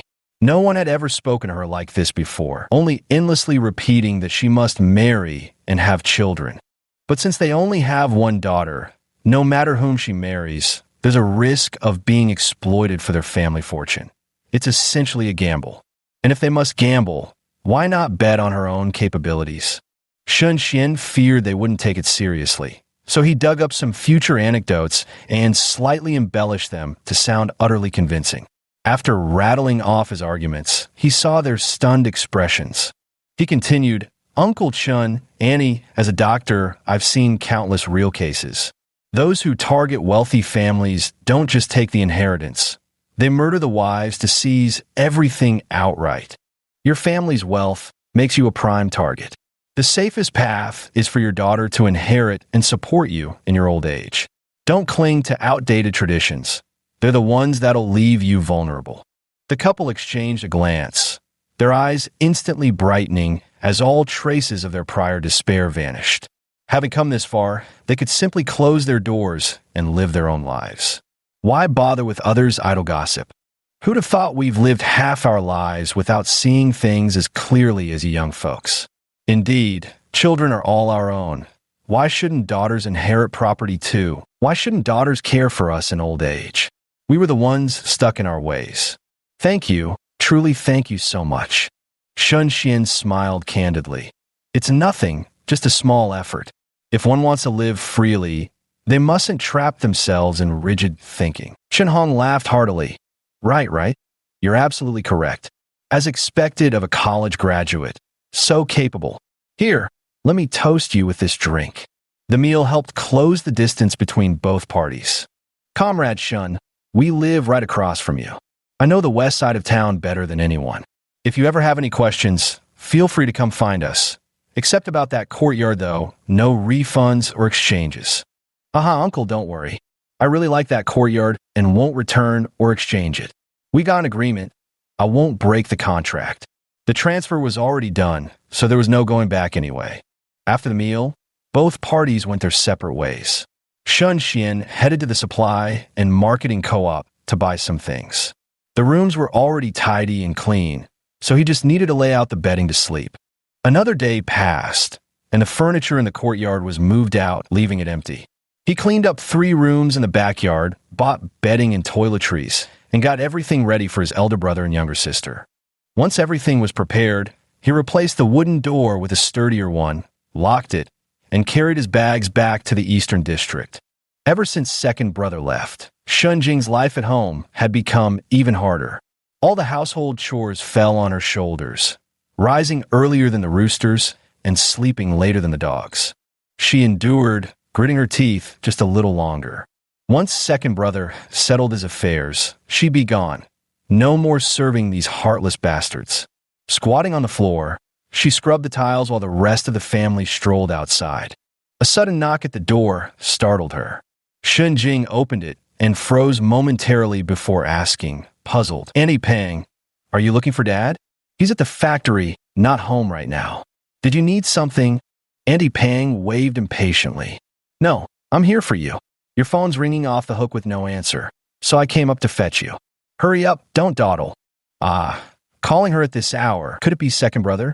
Shunjing threw down the cleaning rag, rinsed her hands, dashed downstairs, and breathlessly picked up the phone. Hello, this is Shunjing. Who are you looking for? A light chuckle came from the other end of the line, one that sounded very familiar. Say, second. When are you coming to get me? Have you finished handling things yet? Shunjing covered her mouth and whispered, afraid someone might overhear. Little sister, find an excuse to go to school this afternoon. Pack your things. From now on, we have a home of our own. You don't have to go back to that house anymore. Really? All right. I may not be a good person, but I won't lie to you. Go pack your things and find a way to sneak out this afternoon. I'll wait for you at your school. Chapter 13. Shunjing gets slapped. Shunjing nodded repeatedly, her nose stinging as tears nearly spilled. tilting her head back to steady herself. She quickly steadied her breathing and spoke up. All right, second brother, phone calls are expensive. I'll go pack my things. Let's meet at the school side gate at 1:30 this afternoon. All right, be careful not to let them find out, or it'll be hard for you to leave. Don't worry, I've held on this long. I can manage a little longer. You can trust me on that. After hanging up the phone, Shun Jing felt as if a great burden had been lifted from her shoulders. She hurried upstairs and began packing her belongings. Just 2 articles of clothing, really. Money. What little she had was merely a few dollars, painfully scraped together over time with great difficulty through her penny pinching. Oh, what a miserable sum. At noon, the Shun family returned home just as the meal was ready. Shun Jiqiang wore a stern expression, his brows knitted with gloom. The deadline was tomorrow, and they still hadn't scraped together the money the damned old man demanded. Damn it, what a damned thing. If we could lure it out, killing it would be best. Huffing, he sat down to eat, chewing the tasteless food like wax. Glancing at his daughter, eating quietly in the corner, everything about her rubbed him the wrong way. His voice turned icy as he snapped. Xiao Jing, what are you smiling about? Shin Jing raised her head and looked at him blankly. Huh? I wasn't laughing, Dad. What are you talking about? Jiqiang, what's wrong? Are you too tired from calculating the factory accounts? If you're exhausted, you should take some time off to rest properly after this is done. Shun Jiqiang withdrew his gaze and shook his head. No time for rest. All the family's money was stolen. If I rest now, how will we survive? Xiao Jing, from now on you should go pick up scrap to sell. It hasn't been easy raising you all these years. It's time you learned responsibility. Hand over $10 every month from now on. Shun Jing, holy shit, this bastard is downright vicious.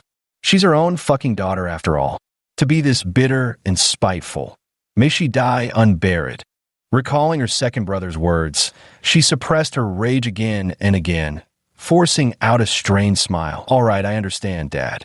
Then I'll just go hammer scrap steel to sell. It pays better, even if it wastes time. Liu Mei frowned and said, that won't do. If Xiao Jing goes to work with the steel bars, who's going to take care of things at home? I've finally managed to find some work to do, so I won't have time for household chores. Besides, Tianyu still needs someone to look after him. It's better to let Xiao Jing stay home more often.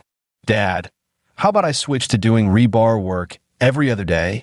That way I can earn a bit more money to help ease the family's burden, and it won't interfere with my household chores either. Shin Jing glanced at them, putting on a timid air, and with younger brother staying in the compound, family residential areas are so safe. Nothing could possibly go wrong. Fang Yueyao snorted coldly. Is that so? If anything happens to my younger brother, you won't need your hide anymore. What are you staring at? I'm not like you. I've got an iron rice bowl. If you didn't have what it takes to get into college, that's nobody's fault but your own. Oh, but your job was still secured through my brother's exam results. It's not like you earned it yourself. Sister Yueyao, do you even have any self-awareness? Shin Jing couldn't help but snap back. Fang Yueyao bolted to her feet, stormed over, and slapped her hard. None of her damn business, she spat angrily. Second brother and I have always been close. It's only right that he gave the job to me. You're his blood sister, so why didn't he give it to you? Face it, you're just unlikable, scrawny as a bean sprout, and filthy ugly. How dare you? How dare you say that to me? Shin Jing yanked her up by the skirt and retaliated with 2 vicious slaps. To hell with patience. She'd swallowed her anger till it choked her, but this time, screw holding back. Fang Yueyao couldn't tolerate being slapped. The two immediately got into a physical fight, but soon Shin Jing was completely overpowered, unable to break free despite her struggles. Her face was slapped several times, quickly swelling and turning red. Oomph, serves you right for talking back. Shin Jiqiang released his grip, his gaze icy. Xiao Jing, how many times have I told you? You need to show respect to your elder sister. Even if she hits you, it's unintentional. Who told you to fight back? Remember this lesson. There won't be a next time. Shin Jing wiped the blood from the corner of her mouth, biting back her tears, her hatred for this family now absolute.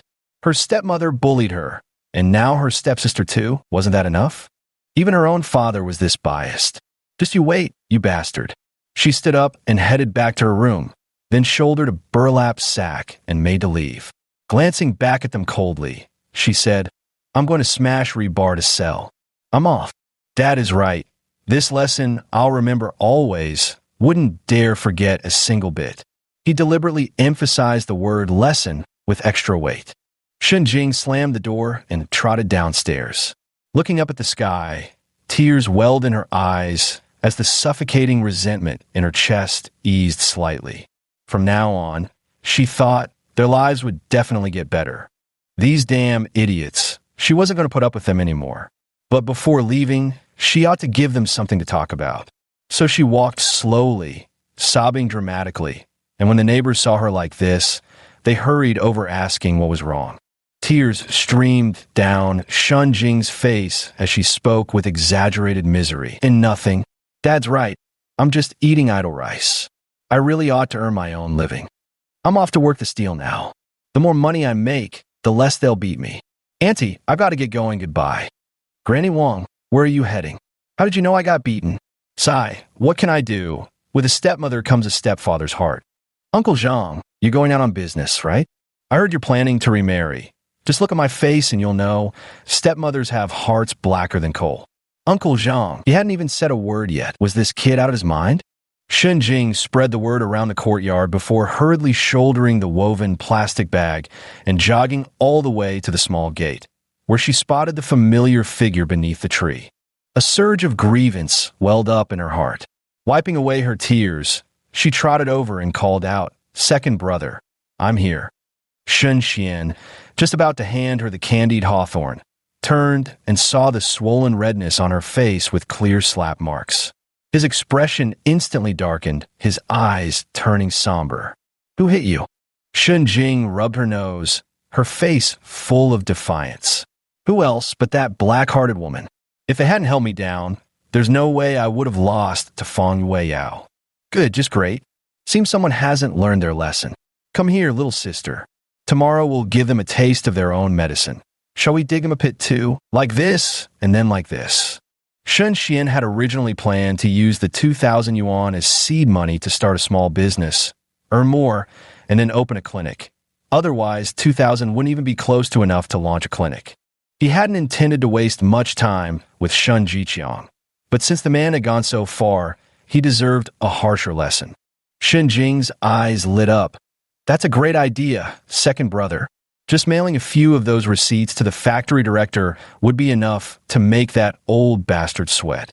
And with the ledger in our hands, plus the evidence of him illegally reselling small equipment, we should make sure he loses sleep over it.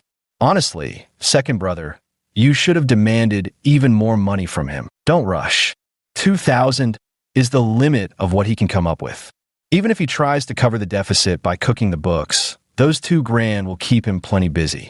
You can't shear a sheep bald in one go, can you?" Chapter 14. Shun Jiqiang's Schemes. A cold smile played at the corner of Shun Xian's lips, his eyes glinting with icy malice. "We take the money while he takes the blame. What could be more fitting for such fatherly devotion? Since he's been so good to us, naturally we must repay him properly." Shen Jing's eyes lit up with excitement as she said, "Great! Second brother, this slow knife slicing meat tactic is perfect. Why give that old bastard a clean death? Of course, once we've squeezed that old bastard dry, we can anonymously report him to play the Good Samaritan. Sending him inside to sew umbrellas on the prison assembly line will be doing society a favor. Second brother's idea is brilliant." Gurgle, gurgle. Shen Xian turned his head to look at her, raising an eyebrow. "Come on, second brother will take you to eat something delicious." Shen Jing shook her head sensibly and said, "No need, second brother. You just bought a house, so you probably don't have much money left. Let's just eat some simple noodles. No need to splurge. Once we have money in the future, you can eat whatever you want." After saying this, her head was gently patted and the snakeskin bag she was carrying was taken from her, instantly lightening her load. Shen Xian pursed his lips and smiled. One should enjoy the present moment. Not everything can be left for later. What you eat now is what's truly yours.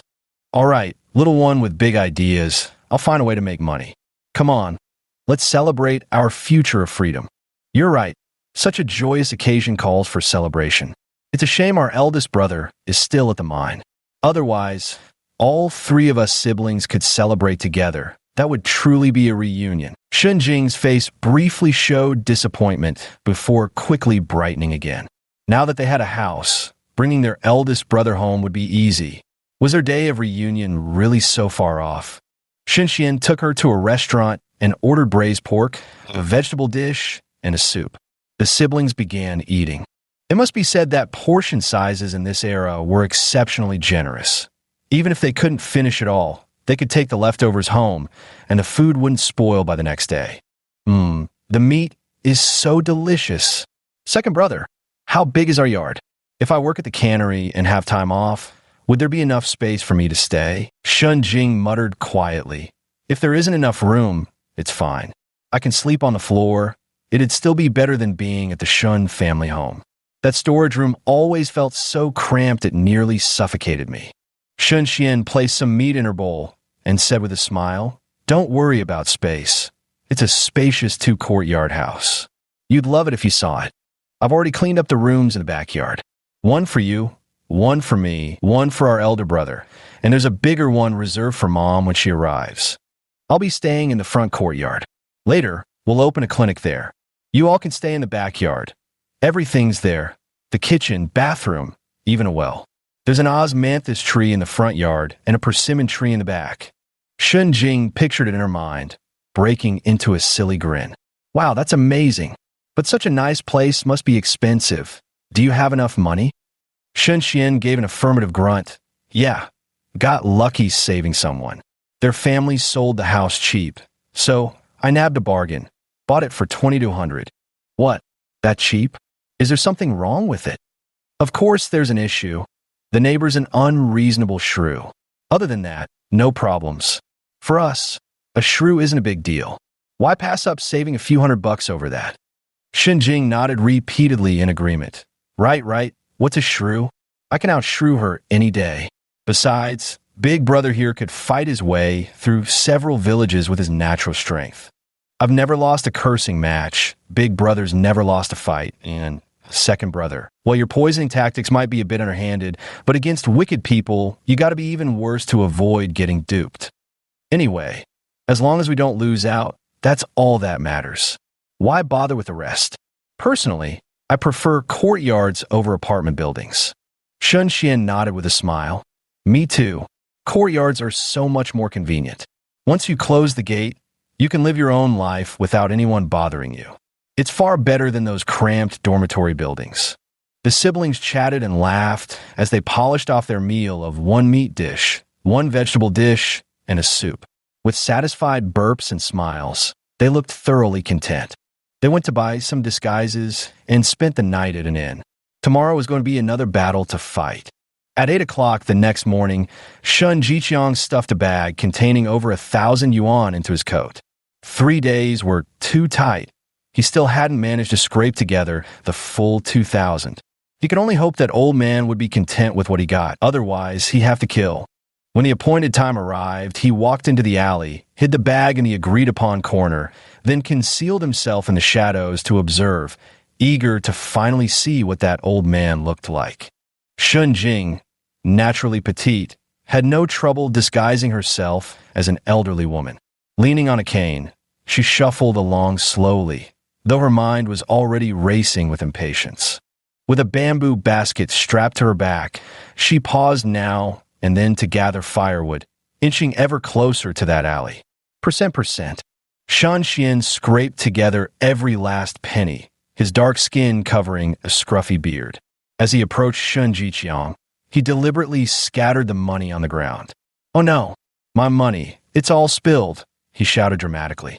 1 cent, 2 cents, round and plump, rolled away in all directions. It was just the time for grocery shopping, and people turned their heads at the commotion, catching sight of coins scattering everywhere. His eyes lit up, and he immediately rushed over to snatch it. Shun Jiqiang was blocked by the crowd, unable to see clearly what was happening in the alley. Meanwhile, Shan Xian slowly retreated and bent down to slip into the alley where his little sister had gone. After finding it and taking a look, he immediately noticed the money wasn't right. With a cold snort, he muttered, "The old fox is playing tricks. Just you wait. Little sis, let's get out of here now." Shun Jing immediately stood up straight, no longer pretending to be hunched over. She tossed aside her cane and hoisted her skirts, darting away with startling speed, utterly unlike the stiff movements expected of an elderly woman, disappearing like a nimble monkey into the distance. Shun Jiqiang was trapped in the crowd, struggling to push his way out. Once free, he rushed into the alley and frantically searched, only to confirm that the item was indeed gone. His fists smashed against the wall, face twisted with fury. "Damn it! Damn that old bastard! Just wait till I find out who you are!" Damn it, after all that effort, he still couldn't see what the person looked like. If that bastard got greedy, there'd be endless trouble down the road, and they hadn't even returned the damn dossier to him. The thought of this made Shun Jiqiang's heart ache with a sharp, stabbing pain. Asterisk the siblings ran far away, ducked into an alley to remove their disguises, and reverted to their youthful appearances. Shun Jing grinned. "Second brother, your foresight to guard against that old man was right. He really is full of schemes.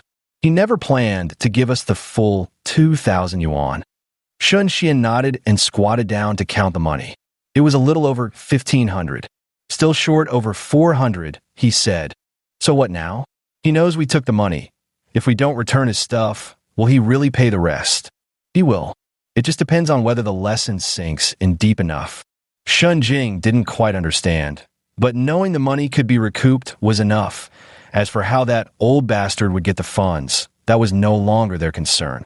After returning to the inn, Shun Xian went out again to select several receipts, then immediately mailed them to Zhou Zheng, the director of the steel plant, a man known for having zero tolerance for misconduct. That old fool's surprise was coming soon. Chapter 15, nearly scared out of his wits. Shun Jiqiang was flicking abacus beads when his twitching eyelids made him restless. Unable to make the calculations work however he tried, he pushed the abacus aside and stood up, deciding to take a stroll through the workshop to clear his mind. The door creaked open as the square-jawed man said sternly, "Accountant Shun, come with me. The factory director wants to see you." The director wants to see me? All the workshop accountants in the accounting department shared one office, though separated by partitions. Hearing the commotion, they simultaneously turned to look. Their eyes brimmed with curiosity. "What's up, Director Zhou? Why would the factory director summon an accountant from Workshop 1? What could it be? Could the accounts not add up? All right, everyone get back to work. How should I know what's going on? Accountant Shun, come with me." Shun Jiqiang followed him out and cautiously asked in a low voice, "Director Zhou, has my recent work been unsatisfactory? The leaders haven't been pleased, but I promise I'll work overtime to complete the calculations as soon as possible." The two often drank together privately and had a decent relationship. Hearing this, Zhou Rui frowned and waved his hand. "Don't stress too much. My uncle, the factory director, might have other matters to discuss with you. You'll know the details when you see him. Just maintain a good attitude. Even if you've made mistakes at work, as long as they aren't major, it'll be fine. Just correct them and move on." Hearing this, Shun Jiqiang only grew more uneasy. Soon, the two arrived at the factory director's office. Potted green plants were placed on either side of the door, and the glass mirrors were polished to a gleaming shine. Everything exuded grandeur. A knock sounded at the door. Inside the room, a bespectacled man with a stern expression was flipping through letters when he responded to the knocking. "Enter." As Zhou Rui stepped in, he immediately felt the overwhelming sense of pressure, his heart instantly tightening. He feared this unsmiling uncle the most. "Uncle, I brought the person you asked for. If there's nothing else, I should head back. The workshop can't manage without me." The man raised his head with piercing eyes. "Zhou Rui, you stay too. And remember, in the factory, we maintain professional boundaries. Call me factory manager." "Who gave you permission to call me uncle?" "Why, yes, sorry, factory manager. I understand." Zhou Zheng turned his head to look at the person beside him, his eyes narrowing slightly as he straightened his back and regarded him squarely. "So you're Shun Jiqiang. the one who managed to fight his way back from the countryside through sheer determination. Shen Jiqiang didn't understand what he meant, but this man's presence was so overwhelming that his mind simply couldn't function properly in front of him. Answer honestly. Yes, factory director. Oh, and I heard your son was the provincial top scorer. Your family must all be quite clever. No, I don't deserve such praise. You flatter me too much, director. Zhou Zheng let out a light laugh, though not a trace of mirth reached his eyes.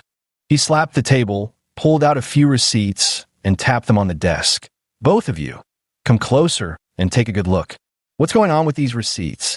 Zhou Rui and Shun Jiqiang exchanged glances, then slowly stepped forward to examine the receipts. One looked utterly confused, while the other turned pale, beads of cold sweat breaking out on his forehead. Factory director, where did these receipts come from? Why is Comrade Shun the accountant's name signed here? Could it be someone with the same name? The words had barely left his mouth when a slap landed on his forehead. Zhou Zheng stood up and snapped. Same name I foot. Are your eyes just for breathing, or is your brain full of porous coal? Open them wide and see whose handwriting this is. Pointing a finger, he said, And you accountant Shun? Is it? Explain clearly what's going on with these scrap metal receipts. Well, since when did you become the owner of the factory? Since when does the factory scrap metal need you to sell and stuff the money in your pocket? No wonder the payments for scrap metal have been suspicious lately. When Shun Jiqiang saw those receipts, he felt as if the sky had collapsed. His mind raced to find excuses for himself. Seeing him silent, Zhou Zheng's expression grew even colder and sterner. What's there to say? No wonder you work in accounting, always keeping receipts for everything. With the evidence right here, what else can you deny? It wasn't the factory director. There's been a misunderstanding here. I had no idea about this matter. Look, although my handwriting resembles this, you can still see some differences. Shun Jiqiang's mind raced rapidly, quickly formulating a plan. Fortunately, he had anticipated such situations and deliberately practiced two distinct handwriting styles. Who could prove it wasn't his if he simply denied everything? As long as the ledger remained hidden, all would be well. But with these receipts surfacing now, who could guarantee the ledger wouldn't be produced next? He picked up the pen and began writing his name, then pushed it toward the factory director for inspection. Director, please compare it yourself. The handwriting does look somewhat similar, but this genuinely isn't mine. If you'd like, we could even call the scrap collector here for a face-to-face confrontation. Anything to clear this up? Every time he went to sell scrap, he had the mute do it. Who could possibly trace it back to him? What could an illiterate mute possibly identify anyway? He thought he'd been careful enough, never expecting thieves would hit his home. Zhou Zheng pressed his lips into a tight line, nudged his glasses closer, and meticulously compared the handwriting until he confirmed the discrepancy. Lifting his head, he fixed an unblinking stare on the man. The two stood locked in a silent showdown. Shun Jiqiang clenched his fists but met the gaze calmly, insisting with earnest resolve, "If you don't believe me, director, we can confront that person together." After a protracted pause, Zhou Zheng finally relented, his expression softening as he offered a placating smile. "I see. My mistake, then. I hope I didn't frighten you just now." Zhou Rui wiped the cold sweat from his forehead, shaking his head so vigorously he looked more meek than a quail. "And no, absolutely not. Questions had to be clarified, and now that everything's clear and the misunderstanding resolved, Accountant Shun is a man of unwavering integrity after all. Selling factory scrap metal on the side? That's completely unthinkable. What would that little money even amount to? Hardly worth risking one's livelihood for." Zhou Zheng still had his doubts, but without evidence, he had to suppress them for now. With so much on his plate, where would he find the time to monitor an accountant anyway? Confronting them isn't worth it over some scrap metal. Whether it's there or not, a warning is enough. We'll deal with the rest later. That makes sense. Then Accountant Shun, you may return.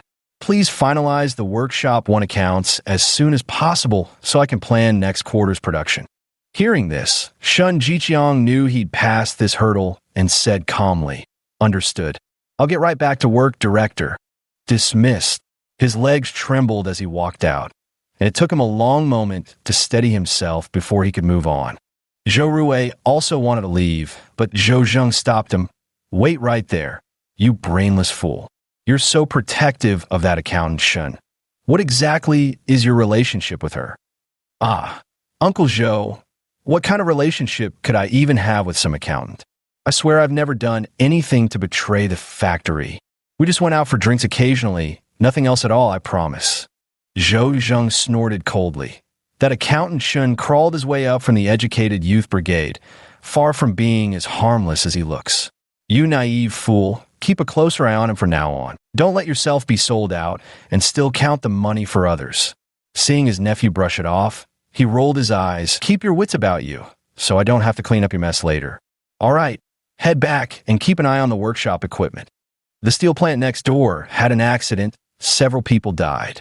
You better keep a close eye on things. We Tradibunung let any equipment fail. Chapter 16. The money's ours now. Zhou Wei nodded repeatedly. Understood, Uncle. You can rest assured. Our factory's annual performance speaks for itself, all thanks to our focus on quality. I've got my eye on this matter. Zhou Zheng's brow relaxed slightly. You might be a bit simple-minded, but at least you're diligent in your work, straightforward and no nonsense. That's not a bad thing. Honestly, there's really no need for such praise. Go back to work now. At the factory, call me foreman. When no one's around, Uncle will do. Come over to the house for dinner after your shift tonight. Zhou Rui grinned sheepishly and nodded. All right, got it, Uncle. We'll have some drinks tonight. MHM. Asterisk. On the other side, Shun Jiqiang absent-mindedly finished his chores and returned home after dark, exhausted. He sat on a stool in a daze, as if he'd lost his soul. Li Yumei walked over and gently placed her hand on his shoulder, saying softly, Jiqiang, what's wrong? Is work not going well? It's nothing, just that we're working on the half-year accounts, and our factory director is meticulous. The slightest issue could land us in trouble. He had already cleared up the previous false accounts. Even if the director was thorough, he wasn't trained in accounting and wasn't often at the factory. Could he really uncover any issues? The real headache now was the contents of that damn file bag. Fang Yueyao was tidying up in the kitchen. Having never done chores before, Shun Jing usually handled them. She wasn't paying attention, and a sudden clatter rang out. The bowl fell to the ground, shattering into pieces everywhere. Hearing the sound of the breakage, Shun Jiqiang's mind flashed with a realization. He looked towards the empty corner of the living room. No wonder something felt missing. His youngest daughter was gone. Where's Xiaojing? It was just a few slaps. That wretched girl couldn't have run away from home, could she? Li Yumei's eyes flickered with unease as she said with a worried expression, Yes, she left after that argument the other day. Who knows where she went? Do you think we should call the police? No, absolutely not. Shun Jiqiang's voice suddenly rose, but he quickly regained his composure, whispering, If we report this to the police, it'll blow up into a big scandal. Bad rumors will spread, and that won't look good for us.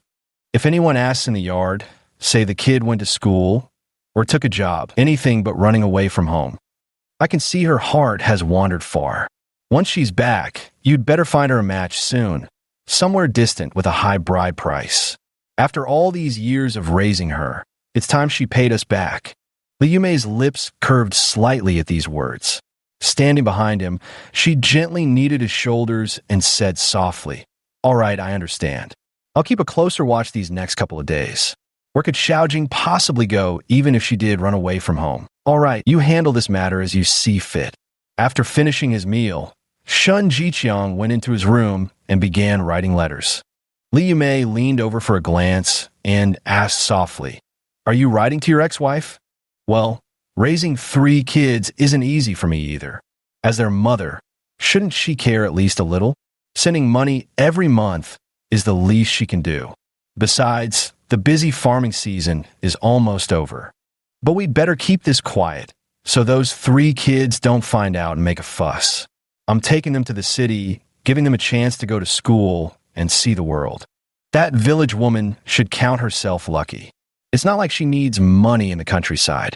If she wants to be a good mother, let her prove it with money. Otherwise, I won't let the kids acknowledge her in the future. Shun Jiqiang spoke with righteous indignation, saying it was only fair. He raised the children, so it was only fitting their mother paid more. No one should try to take advantage of anyone. Li Yumei covered her mouth, giggling smugly. You're so clever, Jiqiang.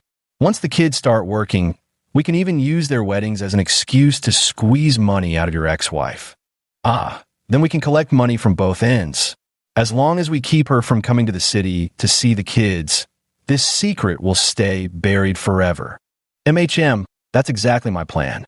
What's a country bumpkin like her got to do here? She just embarrassed the kids.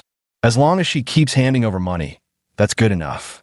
Shun Jiqiang imitated his youngest daughter's handwriting in the letter, pouring out all sorts of grievances, hammering home one single message. She needed money, or else life would be unbearable. After reading the letter, Li Yumei cooed, "Oh dear, look how you've written about me, making me sound like some wicked stepmother. How could I possibly be that sort of person? How could that be, Yumei? You're the best in my heart. How could that country girl compare? If I didn't write it like that, that foolish woman wouldn't think of ways to scrounge up money to send over. Ugh, I just love when you're like this." As they spoke, they tumbled onto the bed together. At the crucial moment, the door was suddenly pounded on, startling Shun Jiqiang so badly his face darkened. Furious, he scrambled out of bed to yank it open, before he could even unleash his rage. Auntie Pang urged, "Quick, Accountant Shun, hurry down. It's the middle of the night, and someone's looking for you. So noisy, I can't even sleep." "Looking for me? Could you recognize the voice?" It sounded quite hoarse, an old man's voice. "Some relative of yours? Didn't your father pass away long ago?" Shun Jiqiang. He rushed downstairs and picked up the phone, only to hear a familiar voice. "Long time no see, kid. Did you get the gift I sent your boss? Surprise or shock, eh? Hey. Shun Jiqiang nearly gritted his teeth to dust.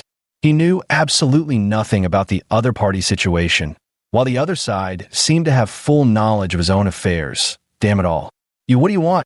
Sai, it would have been so simple if we just exchanged the money for the files. Why did you have to play games with the payment? I said 2,000 means 2,000. You secretly gave me a discount of several $100. Huh? Think your grandpa here is easy to push around? Listen up. You've got one day to figure out how to make up the difference. Otherwise, before he could speak, the dial tone sounded. Shun Jiqiang felt choked, his breath caught in his throat, unable to go up or down. Auntie Pang noticed his strange expression and quickly stuck her head in to remind him. "Calm down. That's my home phone. Don't you dare smash it, or you'll be paying for a new one." "Got it, Auntie Pang. I've got some things to take care of, so I'll head back now." The day passed quickly. Shun Jiqiang scraped together 500 yuan from here and there and finally managed to deliver it to the designated spot as required. He did get hold of the file folder, but it was empty. That damn old man had tricked him again. After checking the phone number and calling back, no one ever answered. Damn it, you'd better never show your face again. Next time you come asking for money, forget about it. Shun Xian brought the 20 to 100 yuan along with the property deed and household registration booklet back to the hotel. Then, taking his younger sister with him, he boarded the bus that same day to return to the small courtyard in West City. Xinjing pressed her face against the car window, gazing outside excitedly. "Second brother, how long until we get home? Are we really going to fetch Big Brother tomorrow? I miss him so much." "Yeah, we'll go fetch her tomorrow. All the things that needed to be done are done. The sooner we bring her back from the mines, the better. That place is dangerous. There'll be other things to take care of later. If we succeed, we'll have enough money to sustain our future lives, and we can bring Mom to the city too." Chapter 17, the small yard of the new home. Shun Jing beamed brightly. "All right, second brother. If you say it'll work out, then it definitely will. I believe you. It's been years since we've been home. I wonder how Mom's doing. Do you think Mom misses us? Why hasn't she come to see us even once? Could it be she doesn't want us anymore? I miss the little free-range chickens at home. Mom's cooking was so special. Nothing you eat outside could ever compare." As she spoke, waves of longing welled up, tightening her voice with emotion. Shun Xian remained silent. In his past life, he hadn't returned either. Dad and his stepmother had constantly whispered in his ear, saying Mom had remarried and abandoned them, that he shouldn't disturb her new life. At that time, he thought it made sense.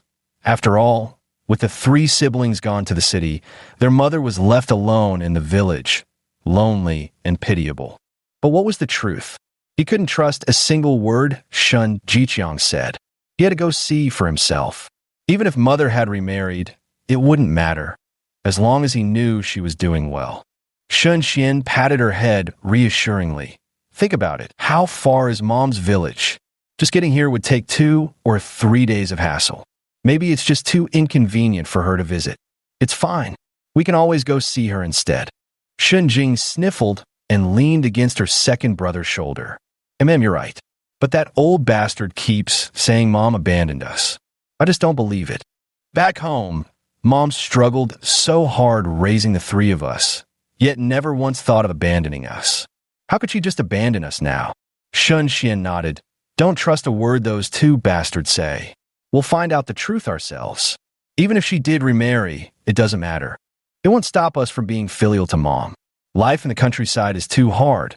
We should help if we can. Mom's nothing like that bastard. You're right, second brother. I shouldn't have thought that way about Mom. We need to see the truth for ourselves. Listening to others is useless.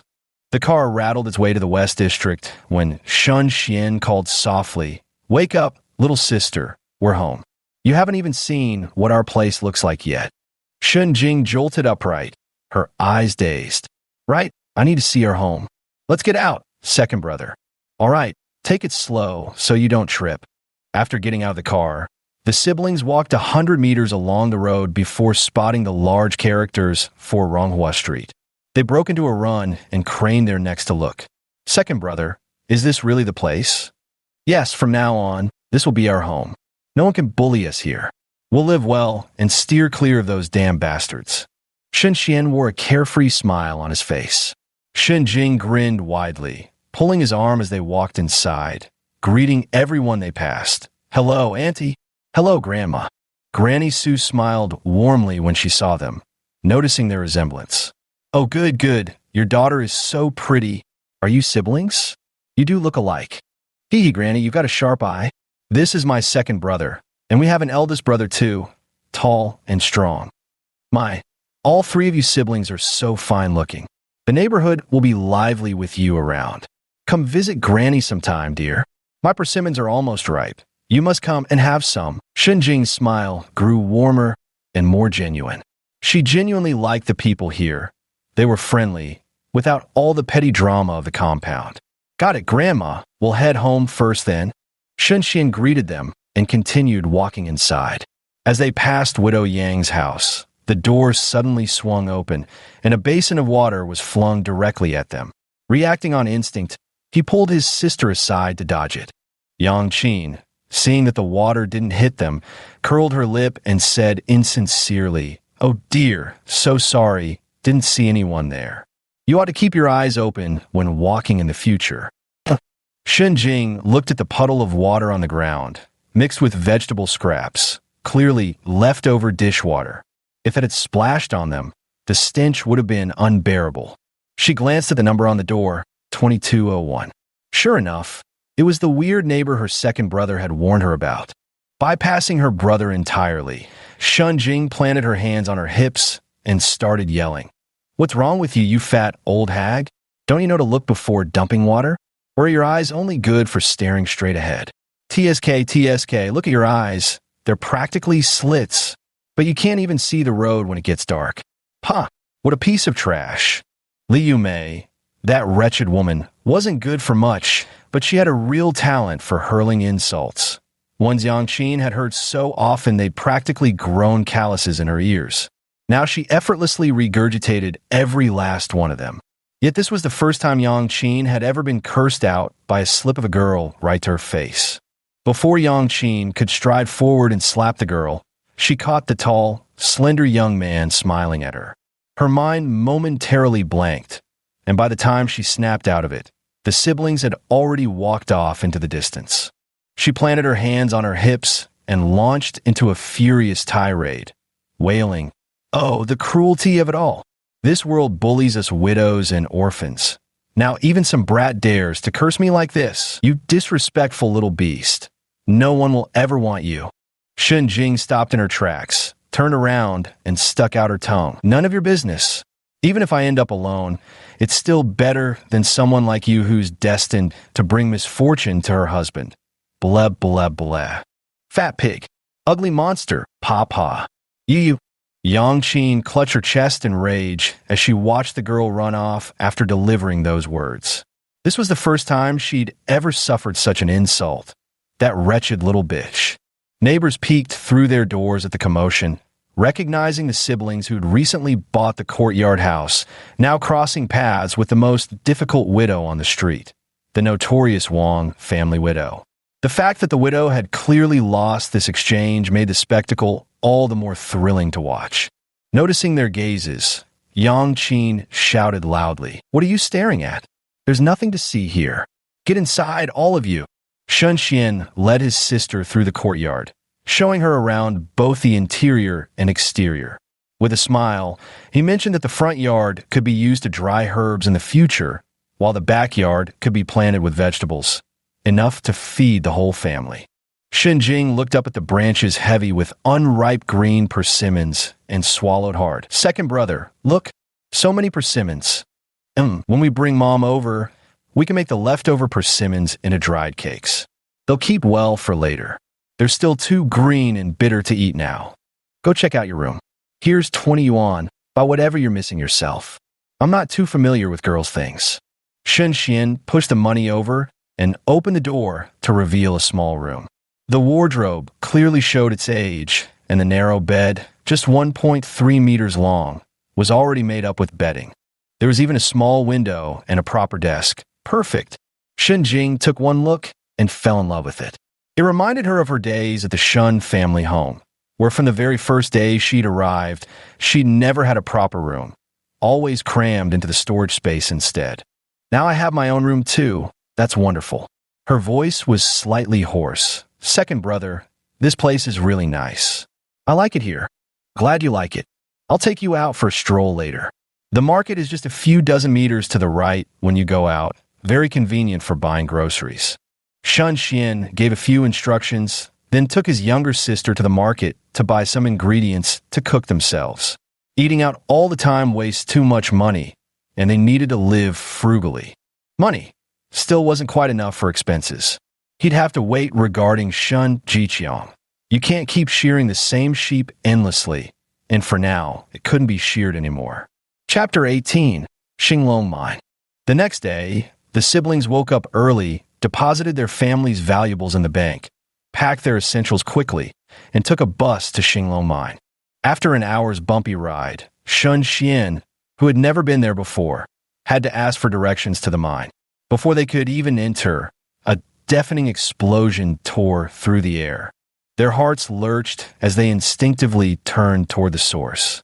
Boulders tumbled down the mountainside amid billowing white smoke, the distant figures of workers now mere specks in the chaos. Shun Jing's chest tightened with dread. "Second brother," she whispered, "was that an explosion? Where exactly is elder brother? Could he be in danger?" Shun Xian swallowed hard and said earnestly, "No, we'll go talk to the foreman and see if we can take big brother away today. All right, let's go." At the open space below the mine, rows of makeshift houses were set up. In the scorching heat, the foreman would seize any free moment to retreat indoors or lounge beneath the shade of a large tree to catch a breeze. Walking up to one of the temporary shelters, he spotted a bald man inside, sipping tea leisurely. Shun Xian raised his hand to knock on the door, smiling as he asked, "Hello there. Might you be Brother Shi? Have a smoke." Shi Kuei raised an eyebrow at the gesture, accepting the cigarette and lighting it with a puff. "Who are you folks? Looking for someone here?" he inquired between drags. "Brother Shi, hello. I'm Shun Xian, and my elder brother is Shun Dazhuang. We come to see him. Do you know where he is now?" "Oh, so you're Dazhuang's little brother, the top scorer. You do look like an educated man. I heard you studied medicine. That's quite a skill. You make good money in the future." Shun Xian smiled wryly. Just enough to get by. I've just graduated and already secured a job, so I'll have a steady income from now on. I don't want my elder brother to work himself to the bone anymore. Shirkuei took 2 draws from his cigarette and chuckled at this. So you're here to take your brother home? Well, at least all his hard work to support you wasn't wasted. You got a conscience. Brother Sure, I was wondering what procedures we need to go through if I want to take my older brother away today. Procedures? None needed. People die here every month. Basically, it's just working for a month. You can keep working after if you want, or leave before the month's up if you don't. Hearing that people died every month, Shun Xian's eyelids twitched and his gaze suddenly darkened. This wasn't what Shun Jiqiang had said. He'd claimed it was completely safe. He pulled out a pack of cigarettes from his pocket and stuffed it into the other man's hands. Smiling, he said, Brother Sure, we'd like to take my brother away today then. I'll leave the rest to you. Shirkuei said nothing, simply placing the cigarettes in a drawer before pulling out a ledger to check Shun Dazhuang's work record. All right, your older brother worked 28 days this month, the highest attendance in our crew. That's 85 yuan and 32 fun. If he's leaving with you, I'll settle his wages. Sound good? Thank you, Brother Sure. Shun Xian maintained impeccable manners, ladling out pleasantries. Shirkuei basked in the flattery. College kids sure knew how to talk. Their compliments never repeated. Not that he understood half the fancy words, but praise was praise, and he lapped it up.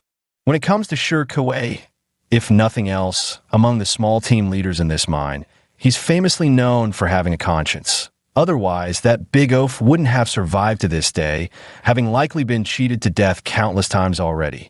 Soon, it was nearly 11, and the workers began returning in groups for lunch. The brother and sister stood at the door, eagerly watching the figures descending the mountain. From afar, the imposing silhouette was impossible to miss. Their elder brother towered at 2 meters tall. Standing in the crowd, he really stood out like a crane among chickens. Shun Jing tugged at Shun Xian's sleeve excitedly, saying, Second brother, look, that's eldest brother. He seems to have gotten even darker, almost like charcoal now. Shun Xian. The siblings watched as the workers each received 3 or 4-course cornbread buns and ate them with cabbage and vermicelli. Forget meat. Even a trace of meat scraps was nowhere to be seen. Second brother, they eat so. Don't speak. Eldest brother is coming over. Before Shen Dazhuang could even fetch his buns, Shirkuei's loud voice called out, Big guy, come here. Your younger brother and sister are here to fetch you home. Huh? His younger siblings were here to pick him up? Dazedly looking up, he indeed spotted those 2 figures, his eyes widening abruptly as he abandoned his rice bowl and sprinted over, looking down at them with a silly grin. Xian, Jing, you're here? I'll take you to eat something delicious. Shun Xian stared at the crisscrossing scars on his hands, his heart aching uncontrollably. Rubbing his nose, he tilted his head back and said, Big brother, you're so tall, I can barely see. Before he could finish, the man crouched down, now looking up at them with that same silly smile. Not tall now, see? Hee. Shirkuei rolled his eyes at the simpleton's behavior. Big guy, come here. Your younger siblings are here to take you home. Do you want to go back? If you do, I'll get your wages for you. Shen Dazhuang turned to look at him, his gaze clear and honest. No, I want to earn money for my sister's schooling. I'm not going back. Mom and Dad will be angry if I go back. Shen Xian took a deep breath and reached out to pull him up. Big brother, get up. I've graduated and can earn money now. You don't need to work here anymore. Come home with us. I've even bought a house with a room for you. No one can kick you out. From now on, the 3 of us siblings will live together. What about Mom and Dad? Shen Jing wiped the corner of her eye and said through gritted teeth, Dead. Dad's been dead for ages. Don't mention him again. Xiao Dazhuang couldn't tell if it was true or not, but since his sister said Dad was dead, then dead he must be. Clapping his hands cheerfully, he replied, Okay, got it. Xian, you've graduated. Are you going to be a doctor now? Yes. I'm opening a clinic and will be too busy. If Big Brother doesn't come back, someone might cause trouble. I won't be able to fight them off and could get beaten to death. Shun Jing, second brother, That's an even worse lie. Hearing this, Shen Dazhuang raised his fist, his expression turning fierce. No, can't hit Xian Xian. Whoever hits Xian Xian, I'll hit them. I'm going back to protect Xian Xian. Exactly. Big brother, you need to come back with us. Otherwise, if anyone bullies us, we won't be able to fight them off. MHM, going back is good. Listen to Xian Xian, Xuan Xuan smart. We'll all listen to you. Shen Xian, seeing how easily he was persuaded, pulled the man toward Shikuei with a smile and said, Brother Shi, then we'll trouble you. Shikuei watched them with envy in his eyes. You siblings have such a good relationship. Not like my family, who played favorites and just dumped me here. Ugh, today's making me sentimental too. Come on, I'll settle your payment. Dezhuang will have a better life ahead. No more dangerous jobs like this. Brother Shi, then what should we do? Who knows? If I knew, I wouldn't be stuck here. Just listen to your younger brother. Following a scholar's advice can't be wrong. Shen Dezhuang nodded. Got it, brother Shi. He covered his stomach in embarrassment. Xian Xian, it wasn't me. My stomach just growled on its own. It doesn't listen. Shen Xian pressed his lips into a smile. We'll take big brother for some good food later. Brother Shi, why not join us for a bite? Thank you for looking after my brother all this time. Without you, my brother would have suffered a lot. Chapter 19. Siblings Reunited. Shikuei waved his hands repeatedly. No need. You worked hard for that money. I won't take advantage of you like that. Let's settle the accounts early. Make your mark with a fingerprint and head home. Shen Dezhuang signed his name, pressed his fingerprint, received 85 yuan and 32 cents, counted it carefully, then took out a faded handkerchief and wrapped the money inside with great care. He grinned foolishly. Brother Shi, I'm heading home now. Come visit me in the East District when you're free. What visits? I'm busy all year round with no time to play. Shen Xian smiled gently. Let's go, brother Shi. Shikuei waved his hand, watching the three figures walk away laughing, his eyes flickering with deep loneliness as he lit a cigarette and took a drag. The three went to pack their belongings, if you could call it that. Just a woven plastic bag containing a thin blanket and a few sets of spare lightweight clothes. Shockingly, not even a single padded jacket was among them. A coworker called out, Where are you off to, Dezhuang? Going home. My younger brother and sister came to take me home. Ah, congratulations. Will you be coming back? No, no more. I'm going home to protect my brother and sister from the bad guys. As soon as these words were spoken, a burst of laughter erupted. Shen Dezhuang, carrying a woven plastic bag, waved at them with a foolish grin. I'm off, heading home. The crowd waved back, watching them walk away. Minefield Restaurant. Shen Dezhuang pointed with a simple, hearty laugh. Xian Xian, Jing Jing, let's go in. This place serves good food. I saw everyone eating here. All right, we'll follow Big Brother's lead. After the three of them sat down, the restaurant owner's wife brought over the menu and stood by their side warmly saying, What would you like to eat? We've got everything here, guaranteed fresh and generous portions. MHM, we like some braised pork, braised fish, home-style tofu, and an egg drop soup. Add extra chili peppers. We can all handle the spice. The owner's wife nodded as she jotted down their order, then asked with a smile, Care for some drinks? We also have soda here. Shen Jing's eyes lit up, pleadingly looking at her second brother without quite mustering the courage to ask for soda. Make that 3 sodas then, no alcohol. If Big Brother wants to drink, we'll drink in our own courtyard when we get home. Shen Dezhuang was overjoyed, clapping his little hands with a silly grin. Yes, Mommy's little courtyard. I miss Mommy. No, I mean the courtyard in the city. You'll understand when we get there. If Mom hasn't remarried, we'll bring her to live with us. Huh? What's remarried? Oh, it's nothing. Let's talk about it when we get home to see Mom. Big Brother, tell us about the work of the mine.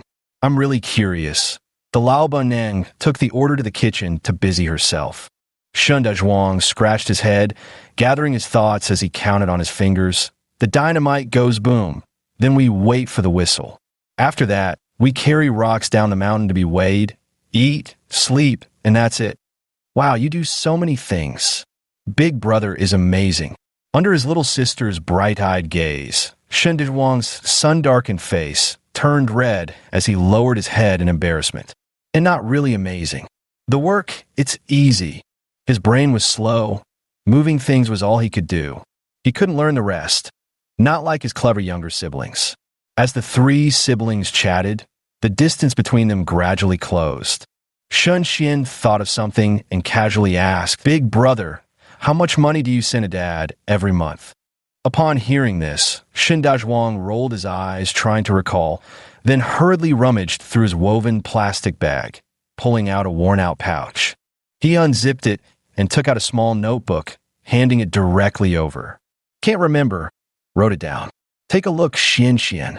Shun Xian praised, "Big brother's so clever, even knows to keep records in a notebook."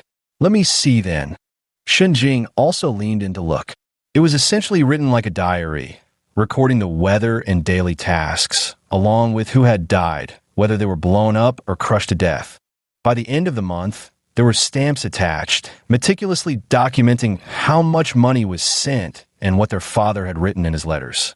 After going through it, the siblings quickly tallied up the numbers. Over 3 years of mine work, the first year alone had yielded at least 300 yuan, while the following 2 years each brought in 5 or 600. Shen Jing frowned in confusion. Something's off with second brother. Eldest brother sent back around 14 or 1,500 over 3 years, but apart from food and daily expenses, we covered all our school costs ourselves. That old bastard earns quite a monthly salary. After all these years, he must have saved at least 2 or 3,000, making it over 4,000 yuan total. Look, we only found 2,000. Where did the other 2,000 go? Could it be in the bank? But we didn't find any deposit slips. Shen Xian shook his head, not sure. But we've already squeezed about 4,000 out of him. If we calculate carefully, his little nest egg should be pretty much drained by now. No rush. However much money he has, we'll just bleed him dry slowly over time. No need to slaughter the pig all at once. Shen Jing pondered for a moment and realized it was true, yet resentment still burned in her heart. Second brother. Tell me, how could he lie through his teeth saying the family has no money when he obviously took so much from eldest brother? Every day they cry poor in front of us, but I bet they sneak off to feast on delicacies behind our backs. With acting skills that good, he should have gone into movies. Sheng Dazhuang scratched his head and asked foolishly, Jing, is Dad going to make a movie? What character is he playing? Can I go watch? Sheng Jing. Bro, saying he's making a movie means he's being shady, not that he's actually filming one. And after Dad died, don't even bring him up. That's just bad luck. Dead? No one told me about that. I didn't even attend the funeral. Shen Xian shot his sister a sidelong glance. This was getting more ridiculous by the minute.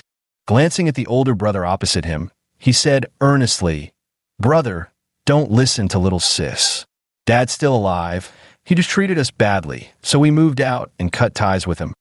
Did he hit you? Yeah, but it's all in the past now. We've already gotten our revenge.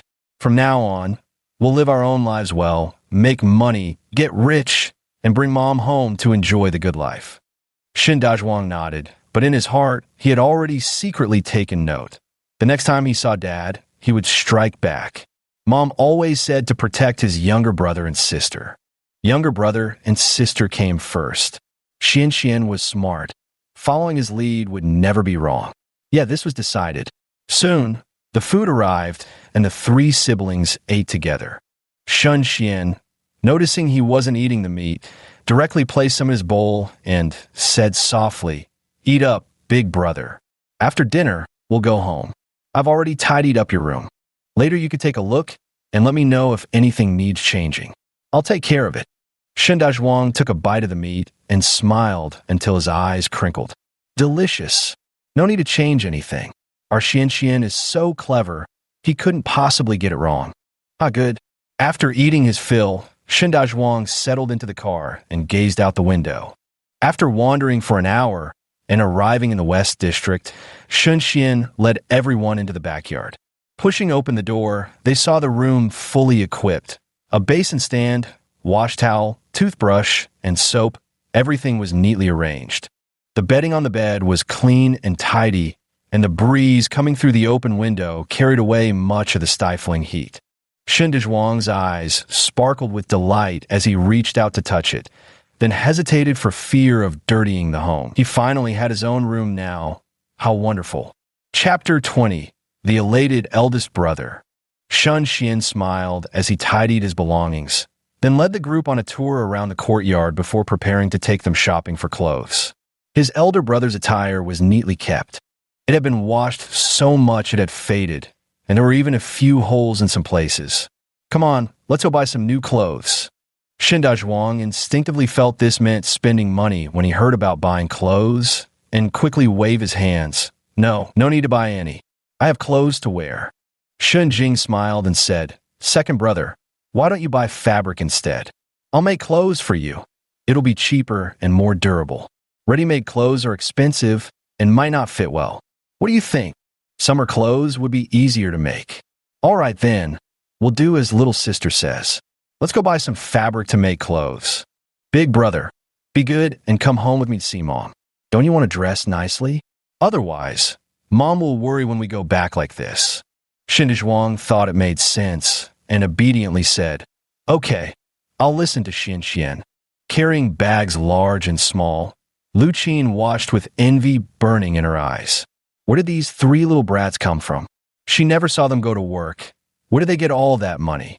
Seeing that mountain-like bulk of a man, she felt a twinge of fear. With a slam, she shut the door. Shen Dezhuang turned his head to look at the tightly closed door, his expression somewhat lost. Xian Xian, should we go say hi to the neighbors? Shen Xian smiled and shook his head. No need. Just now, we should have greeted Grandma Sue's household because they're good people. But the neighbors surnamed Wang is no good. No need to greet them when you see them. Oh, I'll remember that. Let's go home and cook something delicious. Little sis, tomorrow I'll take you to report at the cannery. Once your dorm is settled, focus on your work. Try not to come out too often. We'll pick you up on your days off. Shun Jing nodded, her eyes tinged with reluctance. But she knew the cannery job was rare, and skipping work wasn't an option. She had to earn money to support the family. She couldn't let all the burdens fall on second brother's shoulders. Shen Dezhuang looked left and right, his eyes sparkling with innocence. Jing, you're going to work now? So amazing. The canned food is really yummy. Shen Jing burst into laughter. Her earlier melancholy swept away as she cheerfully replied, delicious treats for sure. When the factory hands out the welfare packages, I'll bring some home. Then Big Brother can have a taste. What kind of canned food do you like? The yellow one. Peach cans then. All right, I'll remember that.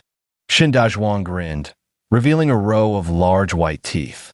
In the afternoon, Shun Jing sat under the persimmon tree, cutting the fabric according to the measured size, and began sewing the clothes stitch by stitch. Occasionally raising her head, she saw her eldest brother staring at the persimmon tree and softly said, Big brother, the persimmons are still green and can't be eaten now. They'll be ready when they turn yellow and soften. I know. We have to wait until the leaves fall. Right, we have to wait until autumn. Shen Dezhuang sat on a small stool, resting his chin in his hands, gazing longingly at the densely clustered fruits on the tree, and murmured softly, Mom likes persimmons too, but Jingjing's mom's home is so far away. Shun Jing sniffled. It'll take 2 or 3 days to get there. Second brother said he'd take us, but we'll probably have to wait a bit. Sai, do you think I could ask for time off then? I'd like to go back home too. It's hard to get leave from work. Elder brother, must you bring this up? Even letting me stay happy for 2 more minutes would be better. Shen Xian came over carrying a plate of golden apricots, saying gently, These are from Granny Sue. When our family makes persimmon cakes later, we should send some to Granny Sue too. Shen Jing nodded repeatedly. I remember, second brother. This little basket is so pretty. Our home still lacks many small things. Second brother, do you know where we can find bamboo? Let's go cut some and weave more stuff. Think I saw it when passing by on the bus. I'll take Naitong to ask Granny Sue later. Locals here should know. Shen Dezhuang raised his hand enthusiastically. Xian, I can chop bamboo and weave things. I'm strong enough to carry heavy loads too. Shun Xian passed him an apricot and said softly, Good. We'll look around for bamboo shoots too. Dried ones make decent vegetables. Saving money wherever we can never hurts. By the way, elder brother, after Jingjing starts her job, come south with me to do some business. Sure, I'll go. Shenjing asked curiously. Second brother, I've heard gold is everywhere in the south. Even the expensive clothes and watches we sell here are sourced from there. The price difference from buying and selling could bring half the profits. But if it's so lucrative, why doesn't Shen Jiqiang go himself? Shun Xian replied calmly. The high profits are real, but so are the dangers. There may be many wholesale markets in the south with cheap goods, but robberies are just as common. Those without luck or ability not only lose their money, but could even lose their lives there. Shun Jiqiang fears death, so even knowing there are massive profits in the south, he wouldn't dare take the risk. Since ancient times, high risks bring high rewards. If I want to open a clinic, the money I have now isn't enough. I must go to the south to strike it rich. Shenjing looked at him with concern. If he went to such a dangerous place, what would happen if something went wrong? Shun Xian knew what she was thinking and reassured her. Don't worry, Big Brother can effortlessly take on 10 people by himself. With him around, nothing will happen to me. Besides, even if I can't fight, couldn't I always resort to poison? Before we go, we'll definitely make thorough preparations. We won't act recklessly. So after we leave, you must absolutely not step outside the cannery. I understand. You're worried they might come after me. I was worried they'd take you away and marry you off to some old man for a dowry. What did you do then? Too weak to fight, nowhere to run. That's why the cannery is the safest place for you. This was precisely why Shan Xian had decided to wait until his younger sister started her job before taking his elder brother south for their goods run. Bringing his sister along on the southern trip would be far too dangerous, and leaving a young girl alone at home made him uneasy. Fortunately, the canned food factory provided both meals and lodging, which gave him some peace of mind. Shenjing instinctively swallowed hard, thinking about the Shun family's true nature. There was no doubt they were capable of doing such a thing. Shun Xian's expression turned grave. Little sister, you must stay 100% vigilant against them, especially after you get the cannery job. They'll resent you for it. Our trip south could take 10 days to half a month round trip. Of course, I'll call you daily to stay in touch and reassure you, no need to worry. Remember what I said, never listen to their lies. Don't leave the cannery and don't acknowledge them. I'll also give you poison for self-defense, of course. Shenjing felt even more reassured seeing how thoroughly her second brother had thought everything through. She said earnestly, don't worry, second brother. I'm not that easily fooled girl anymore. I absolutely won't fall for their tricks. I wouldn't even glance at them if they died, much less let them fool me. In short, don't know them, won't acknowledge them. Shun Xian curled the corner of his mouth in a smile. Right, if things go smoothly, becoming 10,000 yuan households after a few trips wouldn't be difficult. Then our family can finally live comfortably, he said. Chapter 21. Reporting at the Cannery Happiness Cannery Registration Office. As the three of them got out of the car, they saw a dense crowd at the registration area. No fewer than several dozen people queuing in long lines, carrying luggage and chatting cheerfully with their families. Shenjing grew nervous and took a deep breath. Second brother, after I report today, can I move into the dorm and find out what my position will be? Not likely. The usual process is report today for dorm assignments, attend a meeting tomorrow for job placements, and start formally on the production line the day after. We'll wait until tomorrow when your position is confirmed before leaving. Once we find a stable place there, we'll contact you right away. Shun Xian had accompanied Fang Yueyao throughout her previous life and naturally knew the procedures well. The only difference this time was that he had greased some palms. His younger sister should be assigned to an easier position. The three of them, carrying bags of all sizes, stood at the back of the queue. After waiting an hour, it was Shunjing's turn. Her information was checked, and she was handed a key. The registrar said impassively, Dormitory Building 2, Room 202. Just go straight in. 6 people share a room. Maintain harmony and don't cause trouble. Family members. HM. Who are they to you? Shenjing answered truthfully, My eldest brother and my second brother. The registrar paused silently. One man towering like a terrifying giant, the other so handsome he looked like a college student. Their facial features couldn't be called similar, just vastly different. Blood-related brothers? Yes, full brothers. My eldest brother takes after our mother, while my second brother and I look like our father. Ah, that explains it. All right, you can go in, but the male comrades must leave within half an hour. No lingering inside for too long. Shun Xian stepped forward with a gentle smile, pressing a handful of milk candies into the registrar's hand, his fox-like eyes curling slightly at the corners. Thank you, comrade. We'll leave right after settling our younger sister in her dorm. The registrar glanced at the white rabbit candy. Ah, her favorite milk candy, costing several yuan per pound. This hefty handful was quite generous indeed. With quick hands, he stuffed it into his pocket, his stern face breaking into a faint smile. Go on in now. Next one, step forward. The three siblings entered the factory, and as they looked at the massive workshops one after another, Shun Jing's eyes were filled with curiosity. At that moment, workers from the workshop finished their shifts, dressed in colorful uniforms, chatting and laughing as they headed toward the cafeteria. The aroma of food wafted through the air. There was clearly the scent of meat. She whispered, "Second brother, even the smell of meat is here. No wonder everyone fights tooth and nail to get into the cannery. The benefits here are really good." Shun Xian gave a faint smile and said, "Yes, work hard later on." She nodded firmly. "MHM I will." After finding dorm room 202, Shun Jing unlocked the door and tried to push it open, but it wouldn't budge. Puzzled, she muttered, "Why won't it open?" She called out, "Hey, is anyone inside? Could you move aside? I need to come in." Laughter could clearly be heard from within. Shun Xian raised an eyebrow at this and raised his voice slightly. "Big bro here has more strength. Let him push the door. Just be careful not to break it. Go on." Shun Dezhuang rubbed his hands and was about to push the door when it was pulled open from inside by a little girl in a red dress, who looked at them with an air of arrogance.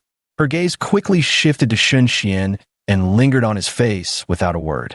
Shun Jing's lip twitched at the sight.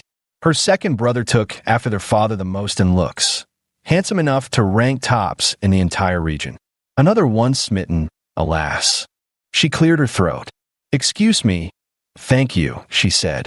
Duo Ruo instinctively moved aside, her face flushing slightly. With a loud thud, Shun Dazhuang's forehead hit the doorframe. He clutched his head, scowling, which made him look even more intimidating and somewhat frightening. The five girls huddled together, eyeing him warily. Shun Xian walked in with a gentle smile, opening his bag to distribute milk candies as he courteously greeted them. "Hello, this is my younger sister, Xinjing. Have some candy." Du Ruo accepted the candy while looking at him. "So you're her brother." "That's right. I'm his second brother. The one earlier was our eldest brother." "Oh, you brothers don't look very much alike. Why is he so tall? Does he eat something special?"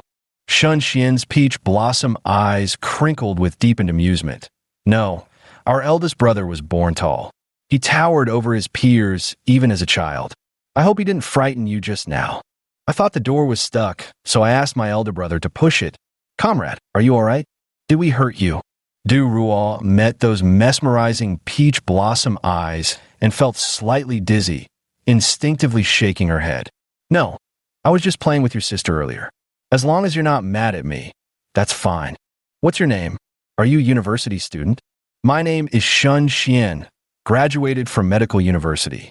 The girls gasped in admiration. "Wow, you'll be a doctor in the future." "Shun Jing, your second brother is amazing." Shun Jing rubbed his nose and lowered his eyes with a sigh. Ah, yet another girl deceived by second brother's face. How kindly he smiles, only to turn around and scheme mercilessly the next moment. TSK, why bother worrying about it? With just a few words, Shun Xian had the girl laughing nonstop.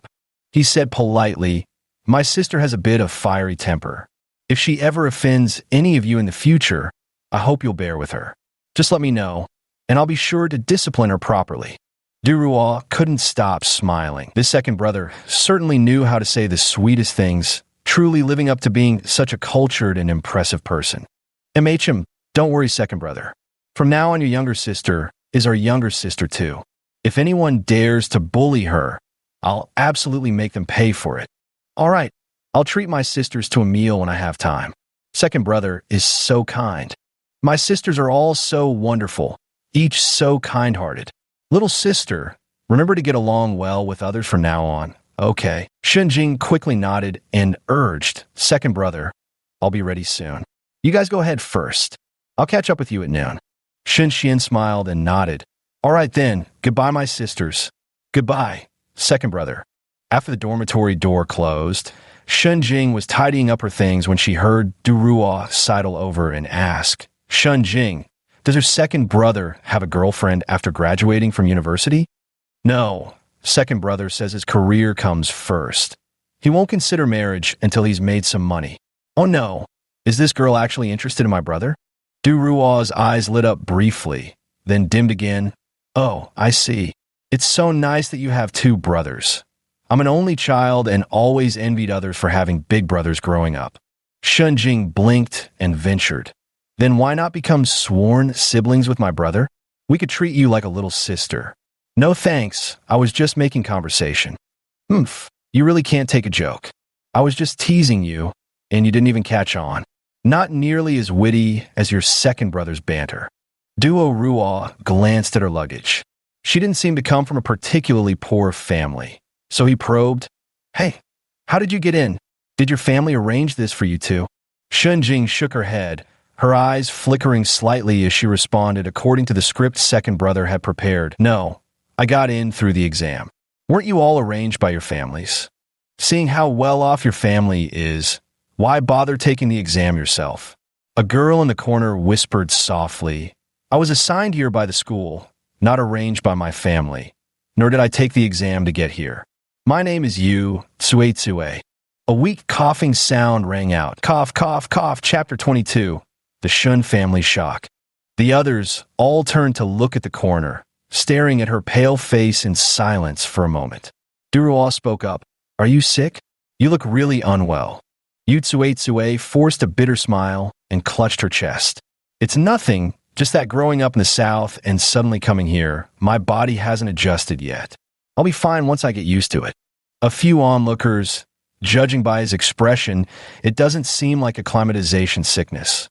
But why bother speculating? It's not proper to pry too much into someone's private affairs. Shunjing finished tidying up and locked the cabinet. Shouldering her small cloth bag, she waved her hand. My brother is waiting outside, so I'll head out first. Goodbye, sisters. She closed the door and trotted out, spotting the two figures beneath the tree at a glance. Before she could reach them, a shout made her jolt in fright, and she instinctively turned to look. Fang Yueyao stood there, her face a picture of shock, exclaiming in disbelief, Mom, Dad, look, how could she be coming out from there? Shun Jiqiang pressed his lips together, silent, his gaze tinged with complexity. Li Yumei forced a smile and stepped forward cautiously. Xiao Jing, why did you come out from there? Wasn't this job supposed to go to Yueyao? She really needs this job. You're still young. When your second brother gets into the hospital later, we'll arrange a nursing position for you. Wouldn't that be nice? Don't you like being a nurse? Shun Jing, since when did she ever like being a nurse? Her stepmother could lie without batting an eye. Of course, she wanted a proper job to earn money. Thinking of her eldest and second brothers being present gave her a bit more courage. She lifted her chin defiantly and declared with righteous indignation, What's the problem? My second brother worked hard to earn this job. Giving it to his own younger sister is only natural. Why should some outsider get the benefit? Li Yumei inwardly wished she could strangle her, but outwardly maintained a gentle smile. That might be true, but your second brother already promised it to Yueyao. How can he go back on his word now? Shunjing curled her lips scornfully and snapped. So what? That day you all scolded me for being idle. So I went and demanded the job from second brother. Now I'm no freeloader. Fang Yueyao, you wretched tag-along. How dare you try snatching this from me? In the past, I let you have your way, but why on earth should my own brother's job go to you? If you dare hit me, I won't hold back. Go ahead and bite me if you can, blah blah blah. Might as well die from anger. Fang Yueyao stuck out her tongue teasingly, nearly fuming with rage. Ah, you shameless wretch. Who told you to ask second brother for that job? That was mine, give it back. The two began tugging at each other, but Shen Jing struck first, landing 2 sharp slaps across the other's face. Before they could recover, she spun around and sprinted toward eldest and second brother, wailing at the top of her lungs. Big brother, second brother, save me. They're trying to kill me and steal the job. Shun Jiqiang, Li Yumei, you wretched girl. Hearing the shouts, Shun Xian turned around, instinctively pulling his younger sister behind him as he raised his head to gaze coldly at the 3 figures. Xiao Xian, why are you here? Didn't you go to school? Why didn't you come home when you returned? The accusing questions poured out. Shun Xian smiled faintly yet mockingly. Dad, I brought my sister here to register. What's the issue? I didn't expect you'd start bullying Jingjing the moment I left. 2 adults ganging up on a child. It's no surprise my stepmother dislikes Jingjing. After all, she's not her own flesh and blood. But you, Dad, why are you treating Jingjing this way too? Shun Jiqiang narrowed his eyes and snapped. I'm your father. Since when do I need to report to you? Jingjing, what kind of nonsense are you stirring up again? Absolutely no sense of propriety. Come here and explain to your second brother what really happened that day. What do you mean by hitting you? It was just a petty quarrel between little girls. Xiaoxian, you can't just give the job to Jingjing without consulting anyone because of this matter. How am I supposed to explain it to Wei Yao? Come on, let's go to the factory and change the name list. Shun Xian let out a light chuckle and said calmly, it's not possible anymore. The job belongs to Jingjing now. All the paperwork is done. No one can take it away. Ew, what do you mean by that? It means exactly what you see. I used to study out of town and wasn't aware of family matters. I didn't care enough for my own sister, but that's no reason for you to bully her. After all, she's your daughter. It's only natural to give everything to your own flesh and blood. Why would you need to explain anything to a stepdaughter who's just dead weight? Li Yumei approached with her daughter just in time to hear these cruel words. Putting on a heartbroken expression, Xiao Xian, even though I'm your stepmother, I've always treated you as my own. How could you do this to us? This job opening was publicly announced only because we told you about it. Otherwise, how would you have known? We agreed that if she passed the exam, the position would go to Wei Yao. You're going back on your word now truly chills my heart. Shen Jiqiang glanced around and lowered his voice threateningly. Xiao Xian, transfer the job position immediately. Believe it or not, I'll report you to the factory. It won't end well for you. Shen Xian smiled calmly, completely unfazed. Go ahead and report me. It's an implicitly allowed practice. Let's see if anyone beats you up for it. Besides, given Fang Yuyao's lack of brains, even if you actually report it, if things ever turn fair and square in the future, she'd never get into the cannery in this lifetime. As for Xiao Jing, even if she loses this job, I can still arrange for her at the hospital. You know I mean what I say. In this era, there are many loopholes in management, and exploiting them is tacitly permitted. As long as it's not too blatant, no one will make an issue of it openly. If anyone were to actually report it, they'd be stepping on the toes of the higher-ups, and nobody would benefit. Shun Jiqiang, being an accountant, certainly knows this well. Shun Xian's voice carried a persuasive charm. Dad, if I were you, I'd keep things sweet. After all, if there are more quotas released next year, you'll still need me, won't you? Exams may be tough for others, but they're a breeze for me. Are you sure you want to burn bridges with me? Shin Jiqiang certainly knew those threatening words were merely bluffs meant to intimidate him. He hadn't expected the usually timid second brother to now have his own agenda, becoming harder to control. Pursing his lips, he said, since you've returned, come home with me early. Let's go. He reached out to grab Shun Xian, only to have his hand blocked by another larger one. Shun Dezhuang stood protectively in front of his younger siblings, glaring down at Shun Jiqiang with a stern, almost fierce expression. Don't drag Xian Xian. If Xian Xian doesn't want to go, he won't. Shun Jiqiang tilted his head up to look at his eldest son, instinctively taking a step back, his face registering shock. Lao you, how are you back too? Xiao Xian, don't tell me you're the one who brought him back. Do you know how much our eldest brother earns every month? Bringing him back means you'll all starve. Oh, that's not a problem. Big brother's mind work is too dangerous. Wouldn't it be nice if I brought him back for you to support? Shun Xian smiled, but his eyes were dark and inscrutable. For these 3 years, Big Brother has risked his life to earn over 1,500 yuan. Even if you support him, it's no loss. That was money he earned himself. On the contrary, it's us who've been living off Big Brother's earnings. It has nothing to do with you, Dad. Why don't you return that 1,000+ yuan to him, and I'll take him away. How about that? Chapter 23, Freeloading till it infuriates upon hearing the words, repay the money. Shinda Zhuang extended his large hands and said earnestly, word by word, Dad, repay the money. Give me back the money I earned. Shin Jiqiang felt a surge of anger rising in his chest, his face instantly flushing red as he snapped. What use does an idiot have for money? The money he earns is meant for you all to spend anyway. What nonsense is this about over 1,000 yuan? Shen Xian, you're a college student. Since when do you listen to the ramblings of a fool? Who knows what rubbish he's made up and where he got it from? Dad, are you saying I'm lying? You idiot, shut up. Shen Dazhuang was displeased. Even Brother Shi said he was an honest good boy. How dare Dad accuse him of lying? This was utterly unacceptable. With a raised hand, he swung a slap with full force. His natural strength sent Shun Jiqiang flying 2 meters back, spitting blood as his face went numb from the pain. Turning his head, Shin Dazhuang stared at him with shock-filled eyes, enunciating each word clearly. If anyone should shut up, we all should. Why just me? Now Dad's the one who ought to keep quiet. The crowd, Shin Jing poked out her little head, watching the scene with sparkling eyes. As expected, elder brothers' fights were the most thrilling to watch. She covered her mouth, stifling a giggle.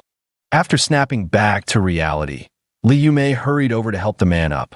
After a careful inspection confirmed no teeth were lost, she breathed a sigh of relief. Jiqiang, Dazhuang isn't the sharpest tool in the shed. Don't provoke him like that. This fool only had his younger siblings in mind. Wouldn't it be better to coax him privately instead of provoking him? Her eyes cautiously sizing him up, she softened her voice to coax. Dazhuang, since you're back now, let's go home. Mom will cook you all a meal. Shen Dazhuang shook his head, his eyes fixed unblinkingly on her, as clear and innocent as a child's. No, you're Auntie Li. My mom in the countryside was pretty, but you're so ugly. Li Yumei felt as though a knife had been plunged into her heart upon hearing those words. Her expression twisted uncontrollably, overwhelmed by the sudden sting of pain. Seeing that things were settling down, Shan Xian patted his elder brother's arm and coaxed softly, Don't be angry anymore, big brother. Dad's always been one to speak without thinking. Let's listen to Aunt Li and go home for dinner. She beckoned him closer and whispered in his ear. Free food is there for the taking. Eat your fill, got it? Once we're full, we'll stir things up. Shin Dazhuang's eyes lit up as he put on an obedient face. All right, I'll listen to Xian Xian. Auntie Li, let's go home and eat. I want chicken.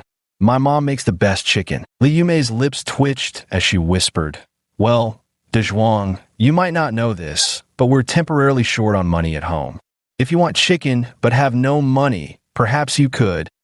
Oh, I don't have money either. The money was being kept by Xian Xian, and he didn't have any cash in his pocket either.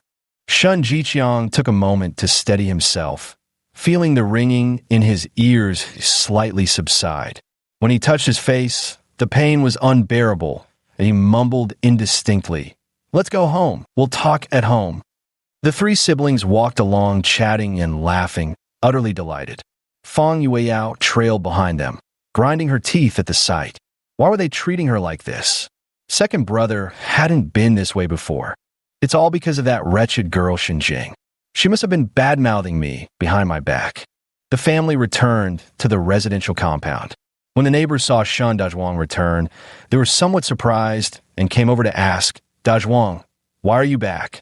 Shen Dazhuang didn't know how to respond and instinctively looked toward Shen Xian for help. Shen Xian flashed a smile and said, Hello, Granny Wang. I was the one who brought Big Brother home. Over the past 3 years, he's worked himself to the bone in the mines and earned over 1,000 yuan for the family. His contributions are more than enough. I've heard people die every month in the mines. I'm afraid something might happen to Big Brother. Now that I've graduated, I'll take care of him from now on. Big Brother has earned over 1,500 yuan for the family. Consider it his filial duty to our parents. That's the kind of piety children ought to have. The crowd gasped.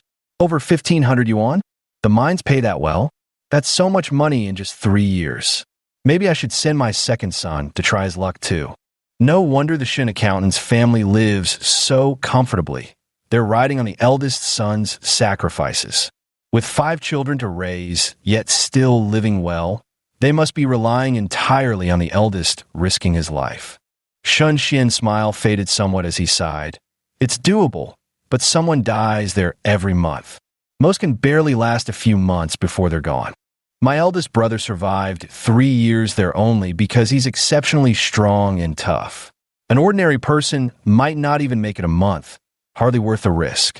Those who had been considering the idea took another look at the massive frame of Shun Dazhuang, his muscles bulging like a giant's. It was true. He was nothing like an ordinary man.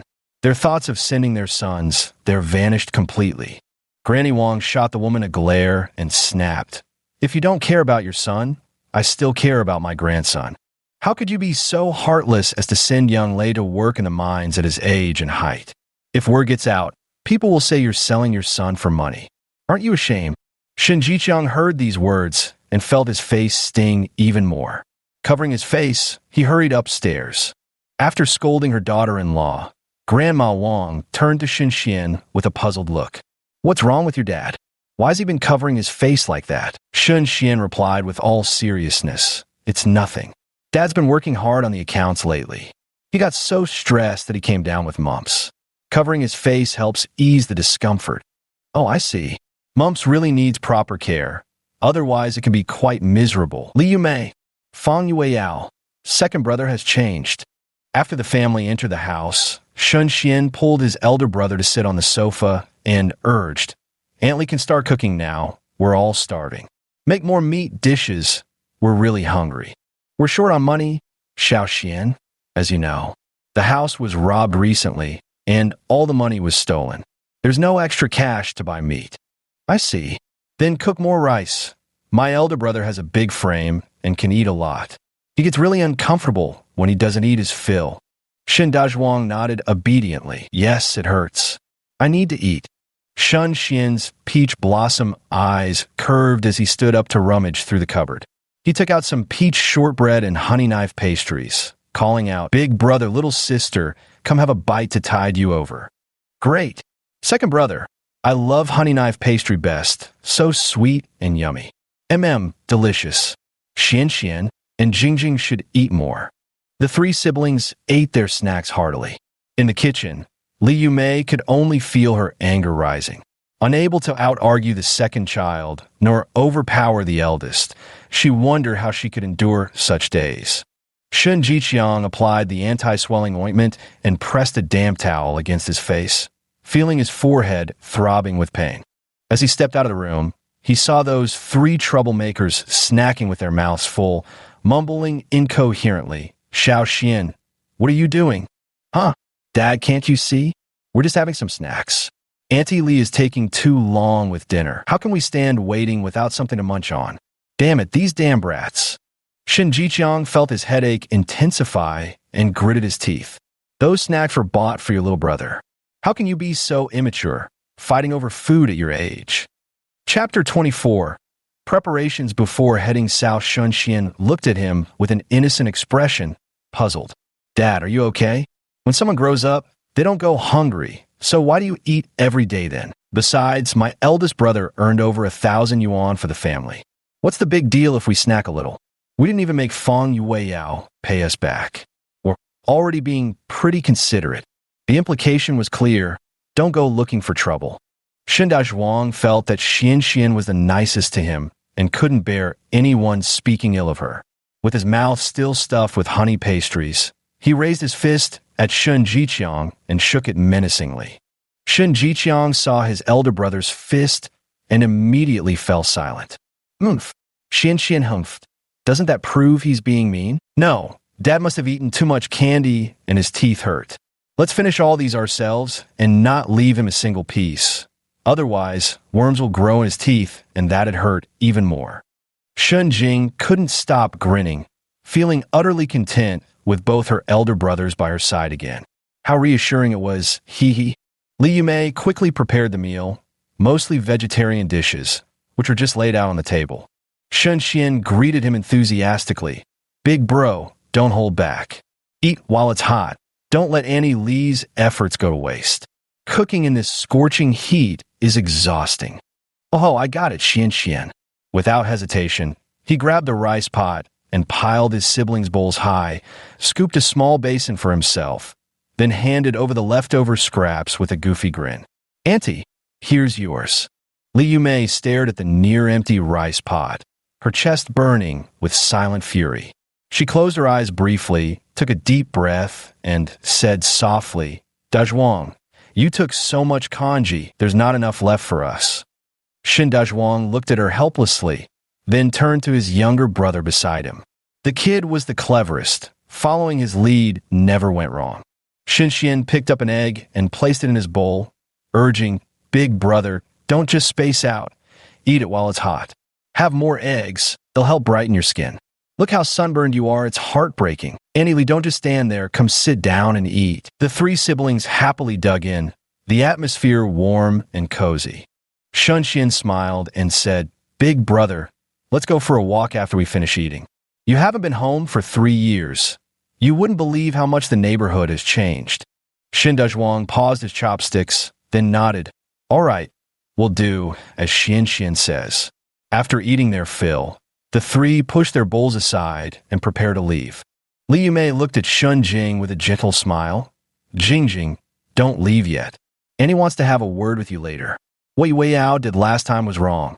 I'll make her apologize to you. Shun Jing's eyes sparkled with mischief as she said earnestly, I don't want an apology. Can you hold her down like before and let me slap her? If you can do that, then I'll forgive her. Forgiveness could be spoken, but it wouldn't stop her from holding a grudge. Fan Yue Yao, bullshit. Why should I? Li Yumei tugged at the corner of her mouth, feeling embarrassed and unable to back down. Shen Jiqiang chimed in from the side. Enough, Xiaojing. Who told you to push things when you're in the right? What's past is past. Why keep harping on it? If that's how it is, then I won't forgive. That's that. Big brother, second brother, let's go. I want to spend more time with you. I have to return to the canned food factory dorm tonight. The sisters in the dorm are nice too. I feel comfortable staying with them.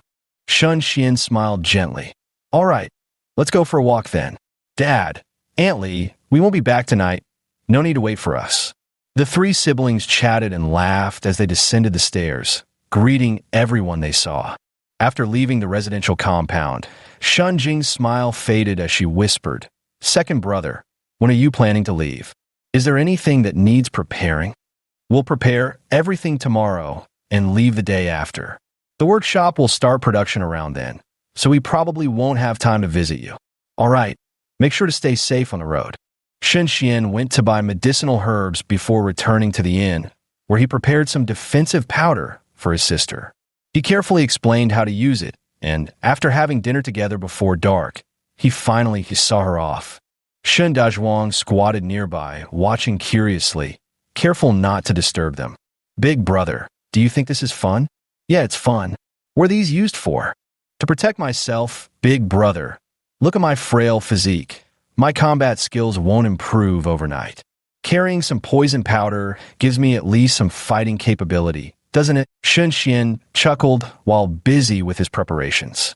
Shen Dazhuang understood and replied with grave seriousness. Xian, I can protect you. No one will hurt you. You don't need this powder.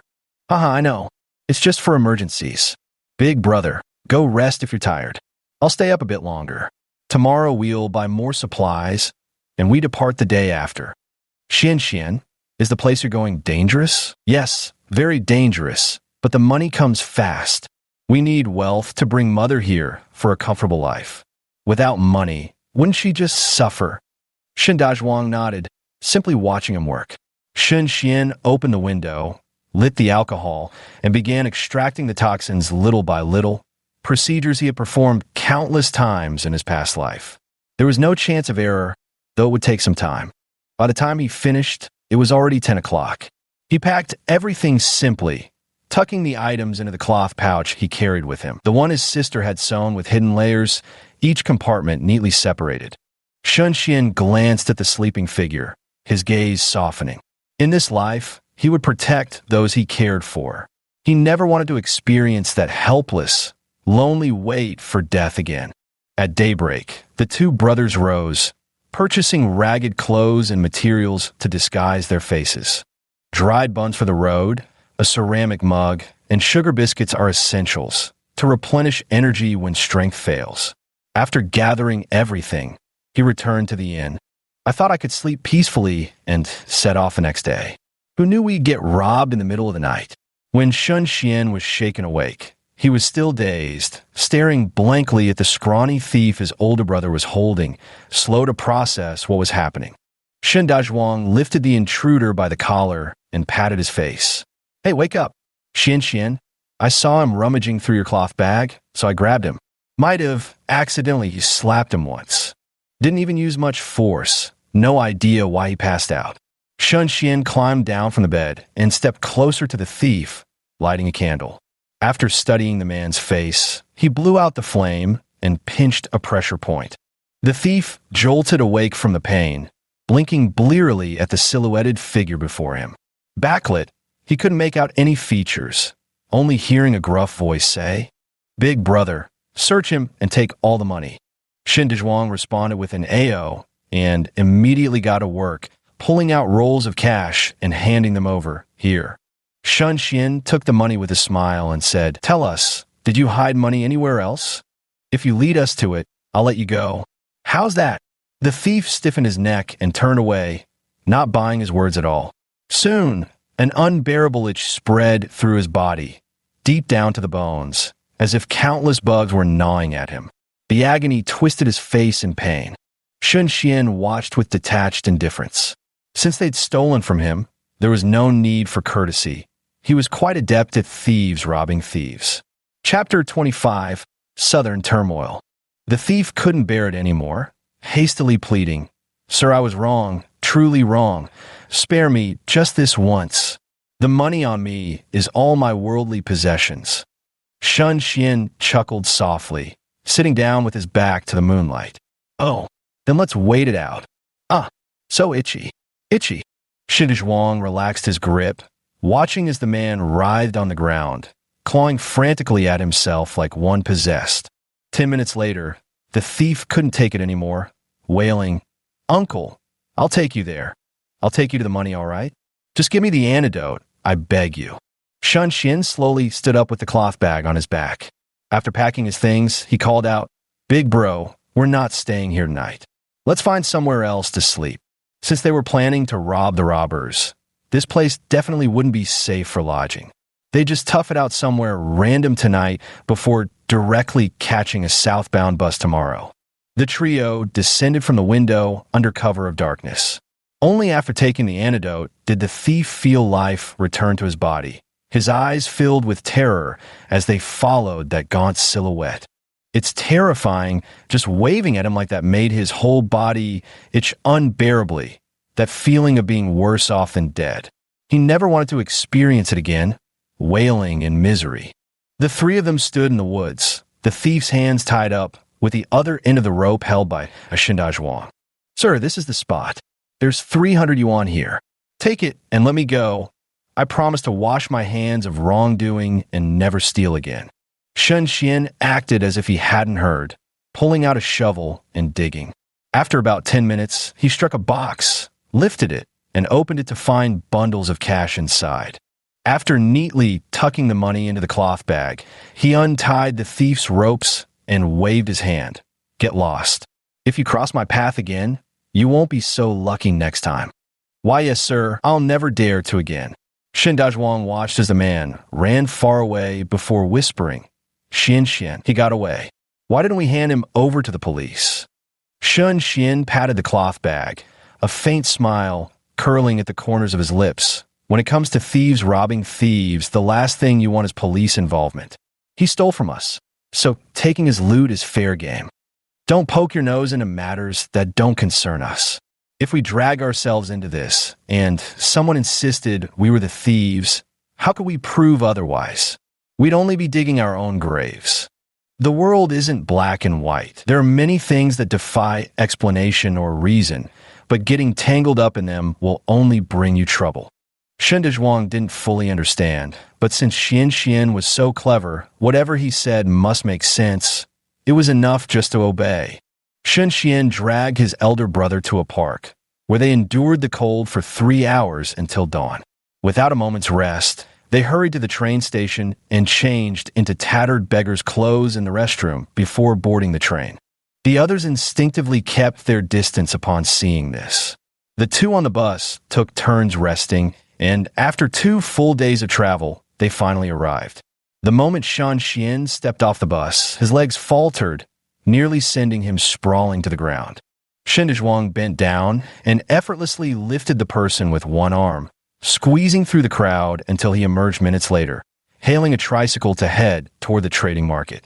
Along the way, he inquired, "Uncle, do you know which trading market is the largest? I'd like to stock up on some goods to take back." "Oh, young man, your accent gives you away. You're not from around here. The biggest trading market is, of course, Triangle. I'll take you there. You can find anything you want. But it's also the rowdiest. Lately, robberies have been frequent. Even the police can't keep up. You'll have to be careful on your own. If you get robbed, well, just consider it bad luck." Shen Xian gave a nod. "Thanks for the reminder, Uncle. Do you know any safe places to stay for the night?" "Here, Uncle, have a smoke." He offered a cigarette. "Oh, don't stand on ceremony. You outsiders wouldn't know. This inn is the last place you should stay. They'll rob you right in broad daylight. And if you dare to fight back, they'd beat you dead without a second thought."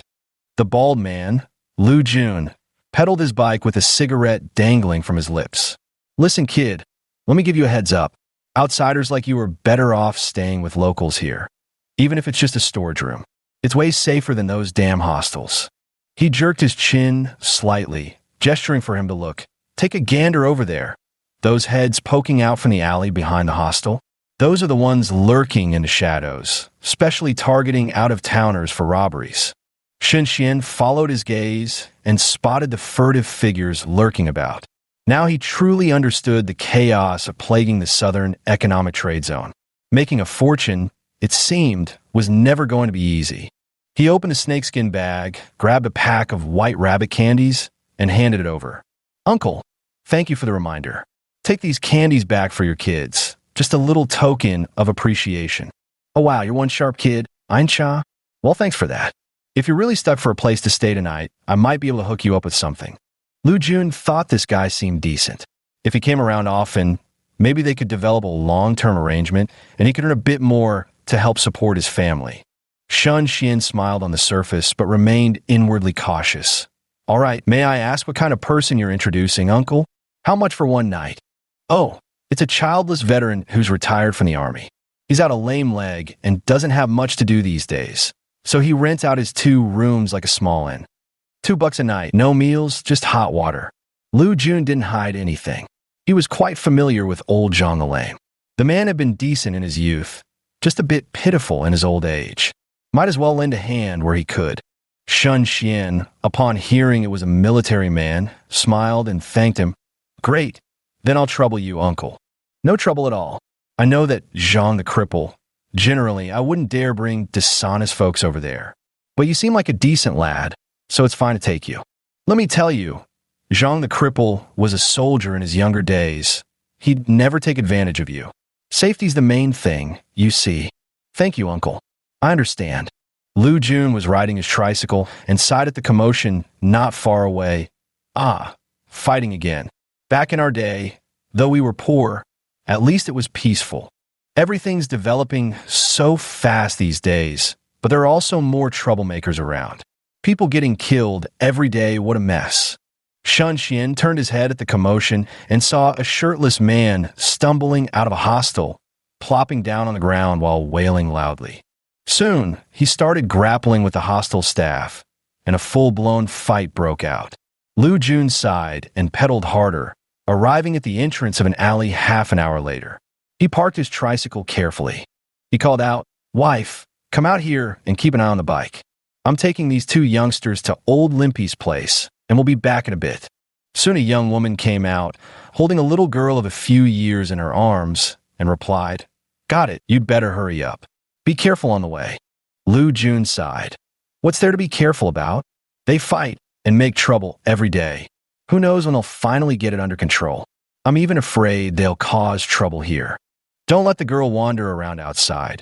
It's not safe. All right, I understand. You should get going with your work now. All right, keep giving the candy to the child. This candy here is for the kid. The woman nodded gratefully, saying, "Thank you." Shun Xian smiled and followed her, carrying the woven plastic bag. Chapter 26, Stocking Up. The three of them walked down the street until they reached the last house, its wooden door weathered and battered, marked with the scars of a cleaver's strikes, an unsettling sight to behold. Lu Jun noticed him staring and didn't hide it. These marks were left by those local ruffians, warning cripple Zhang not to take an out-of-towners for the night. This way more people would have to stay at the inns, so they could extort more money. They got bolder and bolder until someone taught them a lesson they wouldn't forget. If you go out, just say you're cripple Zhang's distant nephew. Don't give anyone ideas. Outsiders are the easiest targets for scams and robberies. Stay alert. He raised his hand and knocked. The door soon opened, revealing a face with a terrifying scar running from brow to chin. The man's sharp eyes scrutinized them before lighting up at the sight of Shen Dazhuang. His voice was hoarse. What a sturdy young man. Just by that accent, Shun Xian knew he was from the north. Lu Jun gave a brief explanation and urged, "All right, cripple, hurry up and let him in. Is the room ready? You two could discuss how long he'll be staying." "All right, come in." Limping inside, he led the way to a newly added room against the courtyard wall. Unlocking and pushing open the door, inside were two small beds and a table. Apart from a water kettle in the corner, there was almost nothing else. "My name is Zhang Mao. You can call me Uncle Zhang from now on. Here, I pay $2 a day, no meals included. I give 1 free bottle of boiled water every night. Anything extra, you gotta pay for it. 2 cents extra for another pot of water. I guarantee your safety in the yard. But if you get into trouble, once you step outside, you're on your own." Shun Xian nodded in understanding and offered him a cigarette. Zhang Mao waved his hand in refusal. "No need. I quit a long time ago." "That big guy's your brother?" "Yes. My elder brother's brain was damaged by a fever when he was 5, and his mind has remained at the level of a 5-year-old ever since. To put it bluntly, he can understand straightforward talk, but anything a bit complex is beyond him." "Too bad then. All right, you all go inside and rest. Try not to disturb me unless necessary. I have trouble sleeping when interrupted, and it easily makes me irritable and unable to fall asleep." Shun Xian gave an affirmative hum and watched the person walk away. Leaving the worthless items inside the house, he led his elder brother straight to the triangular trade market. They needed to quickly purchase what they needed and return without lingering too long. Shen Dazhuang followed him closely. Once they entered the trade market, they saw items that would be expensive in the north simply scattered on the ground here. Stall after stall, buyers would just weigh and purchase items they fancied on the spot. It was truly eye-opening. Wristwatches of all things could be sold like this. Shun Xian pulled out his little notebook and inquired about prices along the way, jotting them down to compare with prices back home. He calculated roughly how much profit margin there was and which goods would yield the highest returns. Clothes, indeed clothes and watches yield the highest profits. Of course, televisions and radios also bring good profits, but they take up too much space. There's simply no way to carry them. In comparison, naturally sourcing clothes and watches makes more sense. Shen Dazhuang clung tightly to the person, afraid he'd lose sight of them if he wasn't careful, and even reached out to grab hold of their sleeve. After over an hour had passed, Shun Xian finalized in his notebook that for women's clothing, they should purchase dresses, bell-bottoms, jeans, and pair them with some batwing tops. For watches, he decided to buy around 20 to take back first and see how they sell. He also looked at hair ribbons, but found them less appealing than what his younger sister could make. With the items decided, all that remained was negotiating the prices. Shun Xian didn't bargain himself. With his out-of-town accent, they'd spot him immediately. Given the quantity he was buying, negotiating the price down would have been difficult, so he figured it'd be better to let a local salesperson handle it. Whatever discount they managed to secure, the two would split the savings evenly. Even so, the profit margin would still reach 40%, more than enough to make it worthwhile.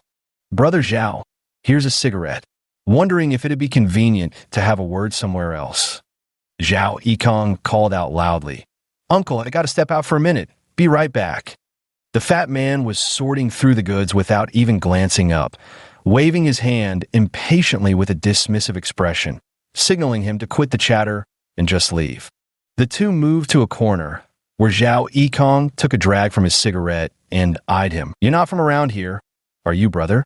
Just spit out whatever you need from me." Shun Xian laughed.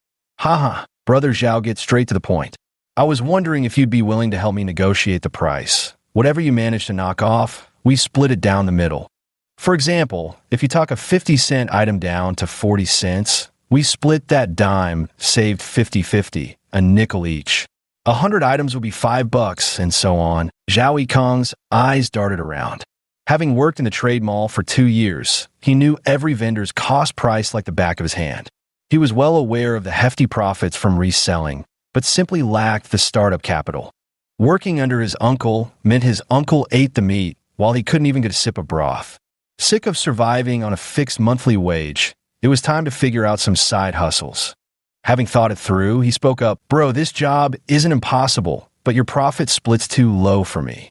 Bargaining takes real effort. How about you take 40%, I take 60%. Shun Xian agreed readily. "Deal." Brother Zhao's straightforward, and so am I.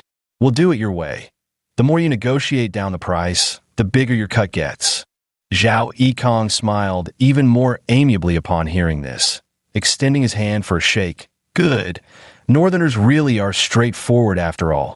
It's settled then. Just make a list of what you need. I'll go bargain for you. You handle the payment when the time comes, and we'll split the savings after we've gathered everything." "No problem. I've already made the list. Take a look, brother Zhao."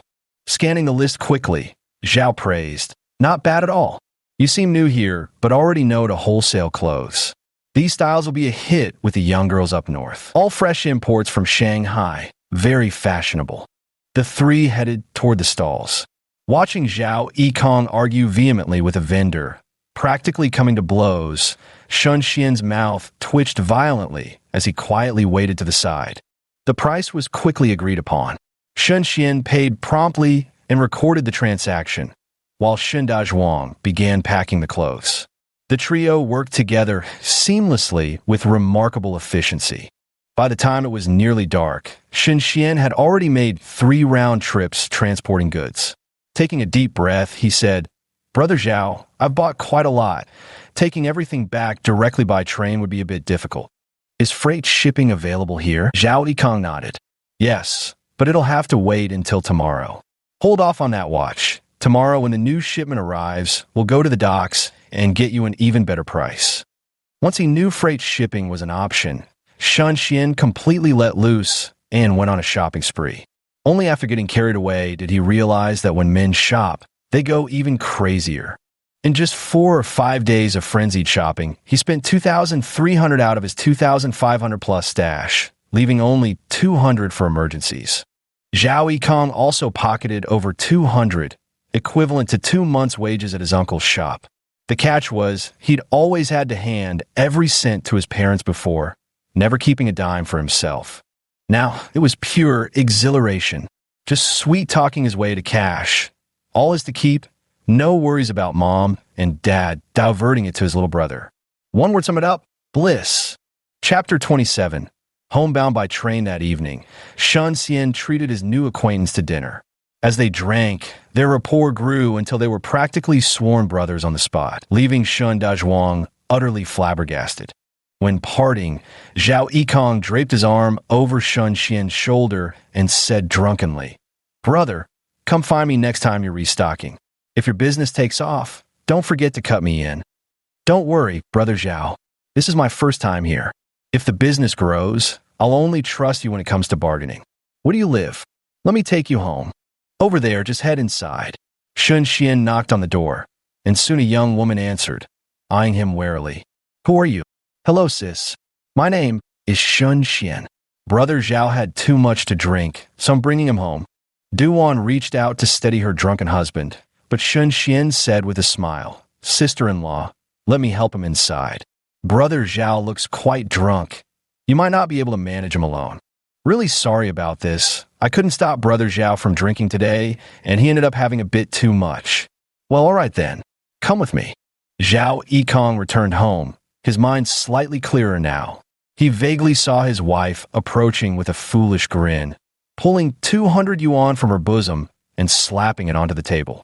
With unwavering boldness, he declared, Wife, you keep this money. Don't give it to anyone, especially not my parents, you hear me?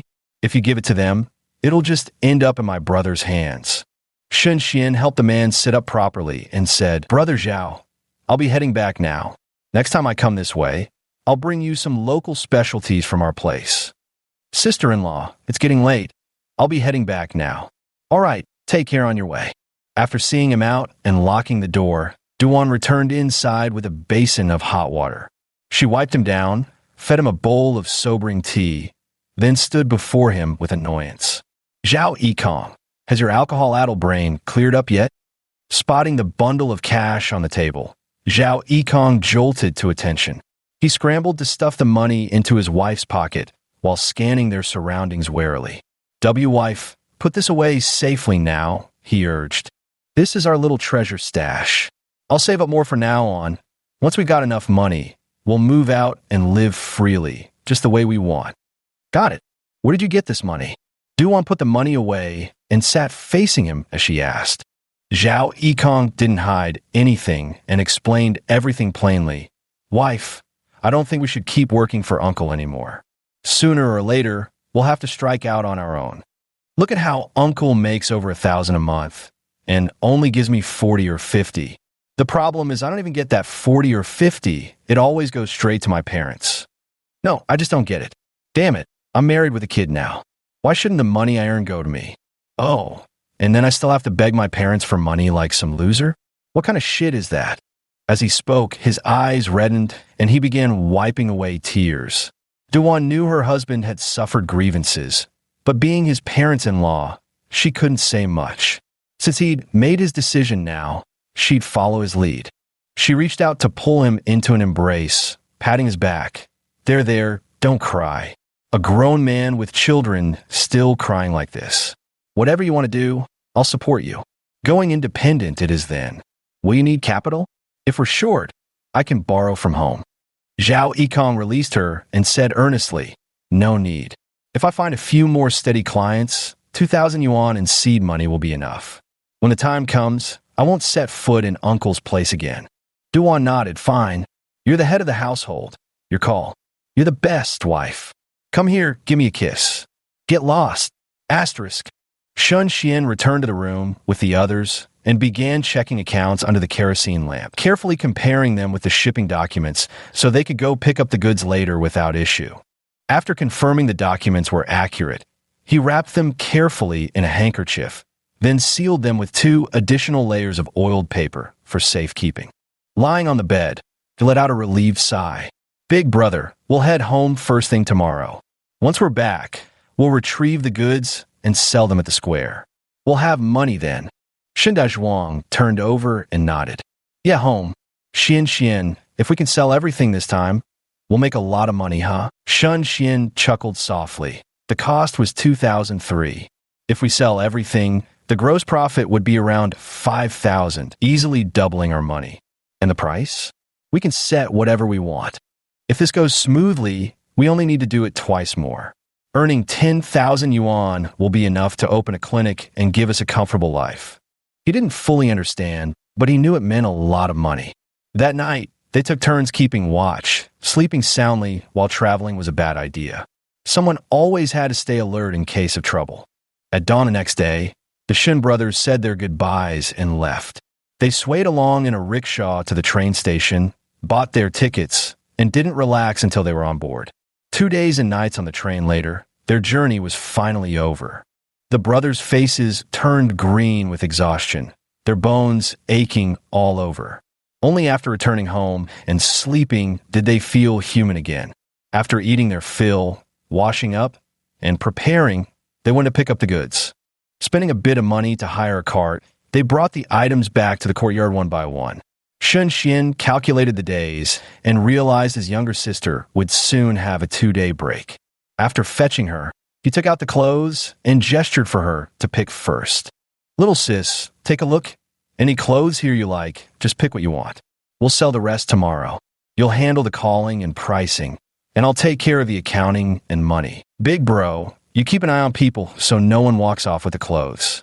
We'll practice tonight, and if all goes well, we'll start properly tomorrow."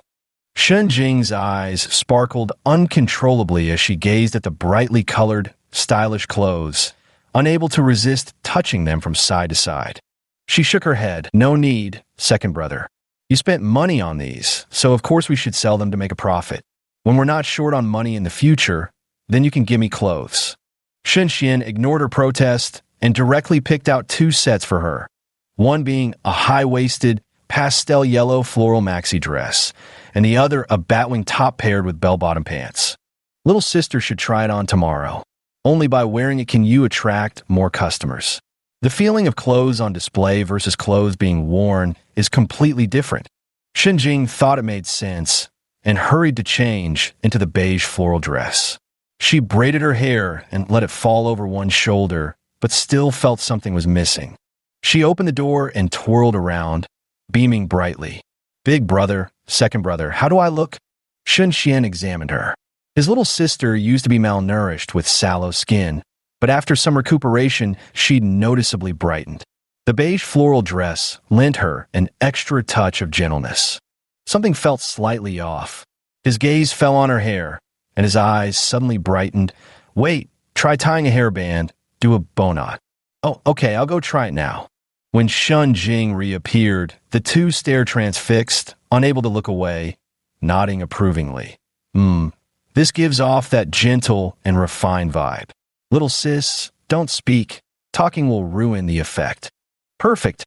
Now go try that batwing top with flared pants and tie your hair in a bun. I want to see that playful, lively look." Shun Jing, clothes aren't just about looks. There are so many styles and vibes to them. Second brother really is a man of taste. Chapter 28, A Sight You Can't Look Away From. As Shun Xian waited on a nearby stool for his sister to change, she soon emerged in a red batwing top paired with bell bottoms, radiating a mischievously quirky charm. Once out, Shun Jing gave a little hop, flashing a tiny fawn with her grin, looking utterly playful and adorable. "So, how's this, second brother? Is this the bun hairstyle you mentioned? It's my first time trying it. My hair's being a bit stubborn." Seeing them staring blankly without reaction, Shun Jing thought the outfit wasn't appealing. She walked over and waved her hand in front of their eyes. She whispered, "Big brother, second brother, have you lost your souls? Can't you see me standing right here? Does this combination look good or not? I think it's quite unique." Shin Dazhuang scratched his head and grinned foolishly. "Pretty. Jingjing looks pretty." Shun Xian's lips curved into a slight smile as he said, "It gives off a lively and playful vibe. I'll sketch some patterns for you. You can make a few hair bands in different styles. I want to test the market response to hair ribbons. If the feedback is good, we can ask our neighbors to make some and pay them a small processing fee." "That's right. We do sell hair ribbons around here, but I always feel there's something oddly unappealing about them. They're not as nice as the ones you gave us, second brother. All right, let's get to work then." Swiftly sketching several designs, he created hair ribbons with intellectual charm, ponytail bows, one long ribbon braided through the hair and tied at the ends, fluttering silk ribbons. Shun Xian took his sister to buy scrap fabric. That was the cheapest option, costing just a few cents for a large bag, making it the most cost-effective. Good quality fabric was too expensive, raising costs unreasonably. Shun Jing gazed at her second brother, who was carrying a burlap sack, her eyes crinkling with laughter. "Second brother, I thought you were taking me to buy fabric at the shop. I never imagined we'd be hunting for scrap cloth instead. The ribbon doesn't require much fabric at all. If we were to buy the cloth, it'd be too expensive and drive up costs, which means our profits would take a hit. Although the scraps of cloth may look uneven, we can cut them to fit our needs. The most important thing is that the cost is extremely low, so even if they don't sell well, we won't lose money. Shun Xian said earnestly, "Little sister, no matter what we do, we must consider minimizing costs while maximizing profits. That's how we keep risks at their lowest." Shun Jing listened attentively and nodded firmly. "You're right, second brother. I'll remember that. Even if I return to the cannery, I'll still make time to do this sideline business. That way I can save up more money." "You're really amazing, second brother. New ideas just keep popping into your head. By the way, was it dangerous when you went south?" The siblings arrived home as they continued talking. Shun Jing was the only one in the family skilled at needlework. The other two began folding clothes, preparing to set up a stall at the square early tomorrow morning.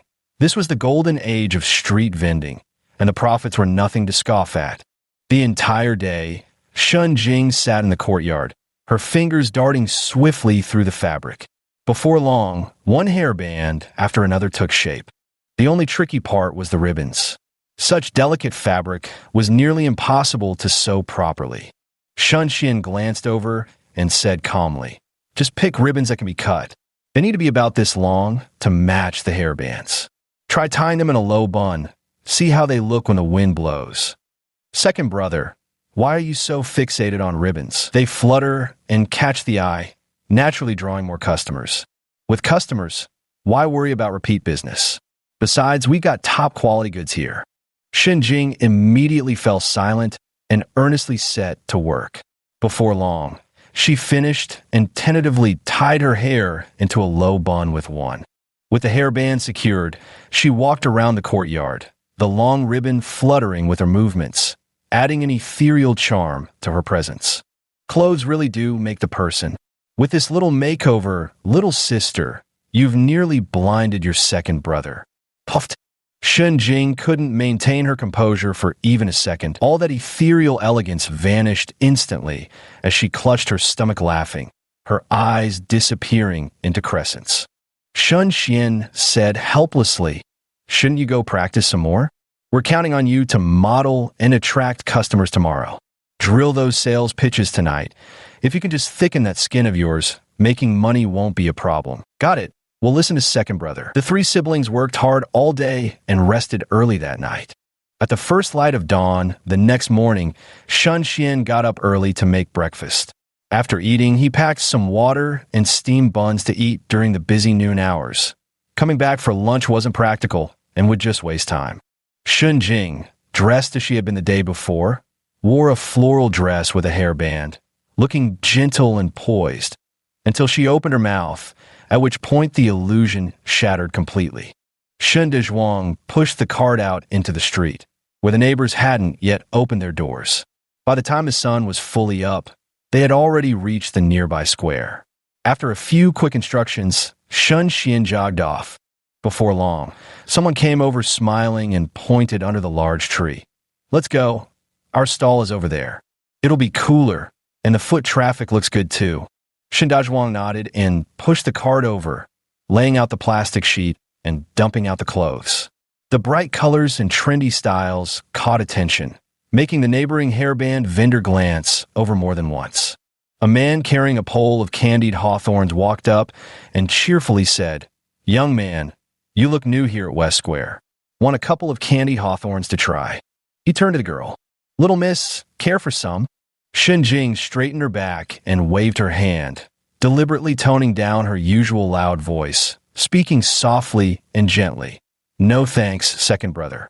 Maybe after we're done with work, wouldn't want them sticking to my clothes." Shun Dezhuang turned to look at her, his eyes filled with confusion. "Jingjing, what's wrong with your voice? Are you sick?" "No, big brother, don't speak.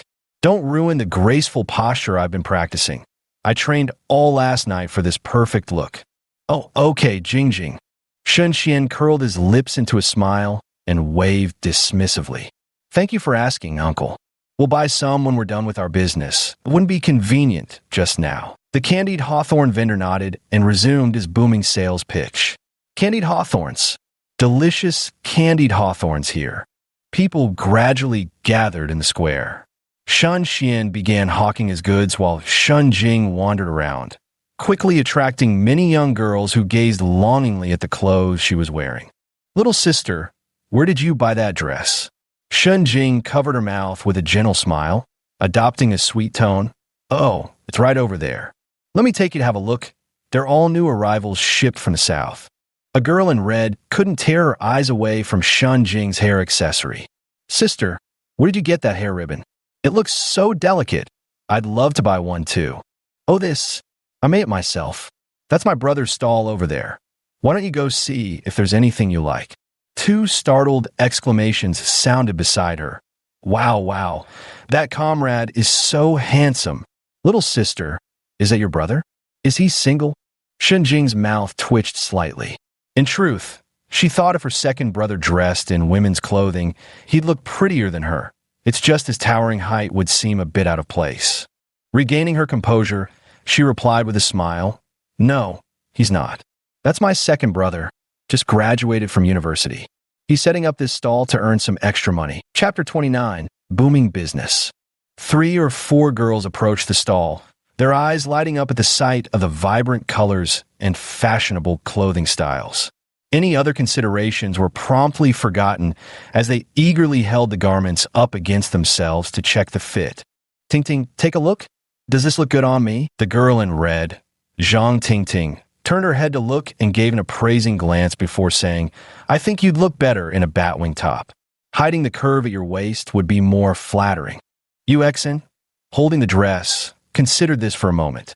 Indeed, her figure is quite good, except for the stubborn waist fat that just wouldn't go away, making clothes shopping a nightmare.